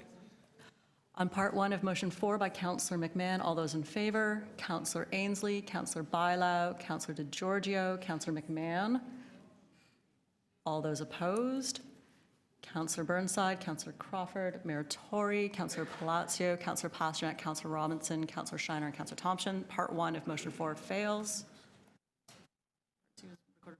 Yes, I think we'll have a recorded vote on both. On part 2 of motion 4 by Councillor McMahon, all those in favor, Councillor Ainsley, Councillor Bailao, Councillor Burnside, Councillor Crawford, Councillor DeGiorgio, Councillor McMahon, Mayor Tory, Councillor Palacio, Councillor Pasternak, Councillor Robinson, Councillor Shiner, and Councillor Thompson. Part 2 of motion 4 carries. Thank you. Motions 5A and 5B, moved by Councillor Pasternak. 5A dealing with the TRCA building, and a report back for the City Council meeting. Recorded vote? All right. That's 5A. 5A? Yeah. On motion 5A by Councillor Pasternak, all those in favor? Councillor Burns. On motion 5A by Councillor Pasternak, all those in favor? Councillor Bailao, Councillor Burnside, Mayor Tory, Councillor Palacio, Councillor Pasternak, Councillor Robinson, Councillor Shiner, and Councillor Thompson. All those opposed? Councillor Ainsley, Councillor Crawford, Councillor DeGiorgio, and Councillor McMahon. Motion 5A carries. 5B. Is there a desire for a recorded vote or a recorded vote? On motion 5B by Councillor Pasternak, all those in favor? Councillor Bailao, Councillor Ainsley, Councillor Bailao, Councillor Burnside, Councillor Crawford, Councillor DeGiorgio, Councillor McMahon, Mayor Tory, Councillor Palacio, Councillor Pasternak, Councillor Robinson, Councillor Shiner, and Councillor Thompson. Motion 5B carries unanimously. Thank you. Motions 6A and 6B, moved by Councillor Shiner. The first being the deferral of the Yonge Street reimagining allocation in the capital budget for 2017 cash flow. Deferral of that. All those in favor? Opposed? Sorry. So it's carried. Then we have 5B, which is a meeting, I'm sorry, 6B, which is a meeting between Build Toronto and TRCA to explore options and so on to do with the TRCA head office building, and report back to council on the 15th. All those in favor? Opposed? Carried. Motion number 7 from Councillor Robinson to do with overlapping services provided by the City of Toronto and the Province of Ontario in childcare areas. All those in favor? Opposed? Carried. And then the motions that I moved, 8A being the occupancy cost reinstatement. All those in favor? Opposed? Carried. 8B is the $150,000 for the autism center. Moved on behalf of Deputy Mayor DeBaker. All those in favor? Opposed? Carried. And then 8C is the technical amendment to do with the confidentiality of information. All those in favor? Opposed?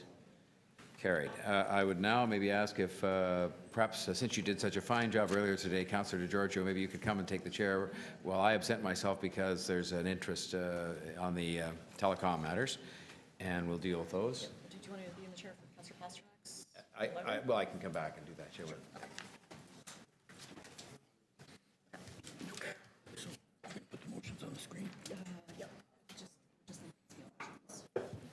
moved by. It's just that the item is adopted.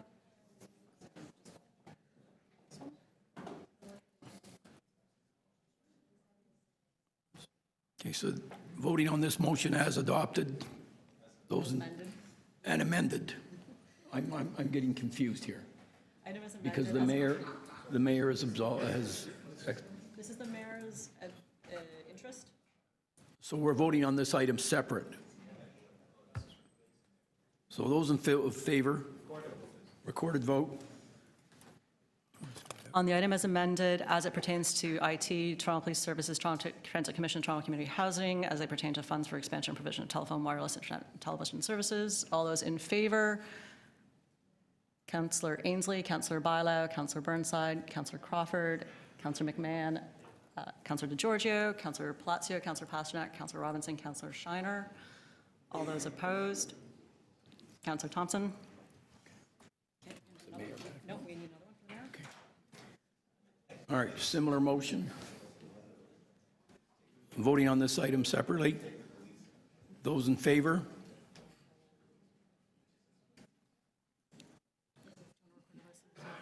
No recorded vote.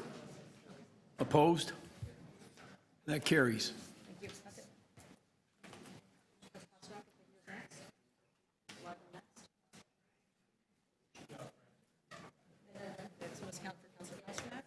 They kept that moving along, Councillor DeGiorgio. Thank you very much. Councillor Pasternak has absented himself, so we can deal with the library budget. And there you see the motion A up on the screen, the library budget 2017 and the 2017-26 capital budget and plan be adopted. All those in favor? Opposed? Carried. You're in favor? Your hand just went up a bit late. That's right. Okay, Councillor Pasternak, you can return. And now we move to some of the separate, I think there's a couple of separate votes people wanted to have for a variety of reasons. And so first we have, at the request of Councillor Shiner, we're going to vote on the adjustments to the solid waste rebates recommendations 276, 277, and 278, that those adjustments be adopted as recommended in the budget papers. So I'll call the question. Recorded vote. Recorded vote. On the adjustments to the solid waste rebates, as they're outlined to recommendation 276, 77, 278, all those in favor? Councillor Bilow, Councillor Burnside, Councillor Crawford, Councillor DeGiorgio, Councillor McMahon, Mayor Tory, Councillor Pasternak, Councillor Robinson, Councillor Thompson, all those opposed, Councillor Ainsley, Councillor Palacio, and Councillor Shiner. Next is the changes to the municipal land transfer tax recommendation 272, that those be adopted as presented in the budget documents. And a recorded vote, please, Mayor Tory. Recorded vote. On the changes to the municipal land transfer taxes outlined in recommendation 272, all those in favor, Councillor Ainsley, Councillor Bilow, Councillor Burnside, Councillor Crawford, Councillor DeGiorgio, Councillor McMahon, Mayor Tory, Councillor Pasternak, Councillor Robinson, Councillor Thompson, all those opposed, Councillor Palacio, Councillor Shiner. It's carried. And then finally, the police services budget as amended be adopted as presented as amended in the documents. We're going to have a recorded vote on that. Obviously, Councillor Thompson would like one. Recorded vote? Yeah, okay. On For the police budget. the budgets for the Toronto Police Services, all those in On the budgets for the Toronto Police Services, all those in favor, Councillor Ainsley, Councillor Bilow, Councillor Burnside, Councillor Crawford, Councillor DeGiorgio, Councillor McMahon, Mayor Tory, Councillor Palacio, Councillor Pasternak, Councillor Shiner, all those opposed, Councillor Robinson, and Councillor Thompson. Okay, and then we have to do the balance as amended, as it were. The balance as amended, the balance of all the items contained in both the capital, the operating and the capital budgets. So we'll have a recorded vote on this. On the balance of the 2017 operating and capital budgets, all those in favor, Councillor Ainsley, Councillor Bilow, Councillor Burnside, Councillor Crawford, Councillor DeGiorgio, Councillor McMahon, Mayor Tory, Councillor Palacio, Councillor Pasternak, Councillor Robinson, Councillor Shiner, and Councillor Thompson. The balance carries unanimously. That's carried unanimously. And is there any other business today? Nope. All right, did we deal with those other items that were adopted this morning? Correct, okay. Very good. Thank you very much again to all concerned in this entire exercise. One more leg to go, and we will see you at council, if not before. Meeting's adjourned.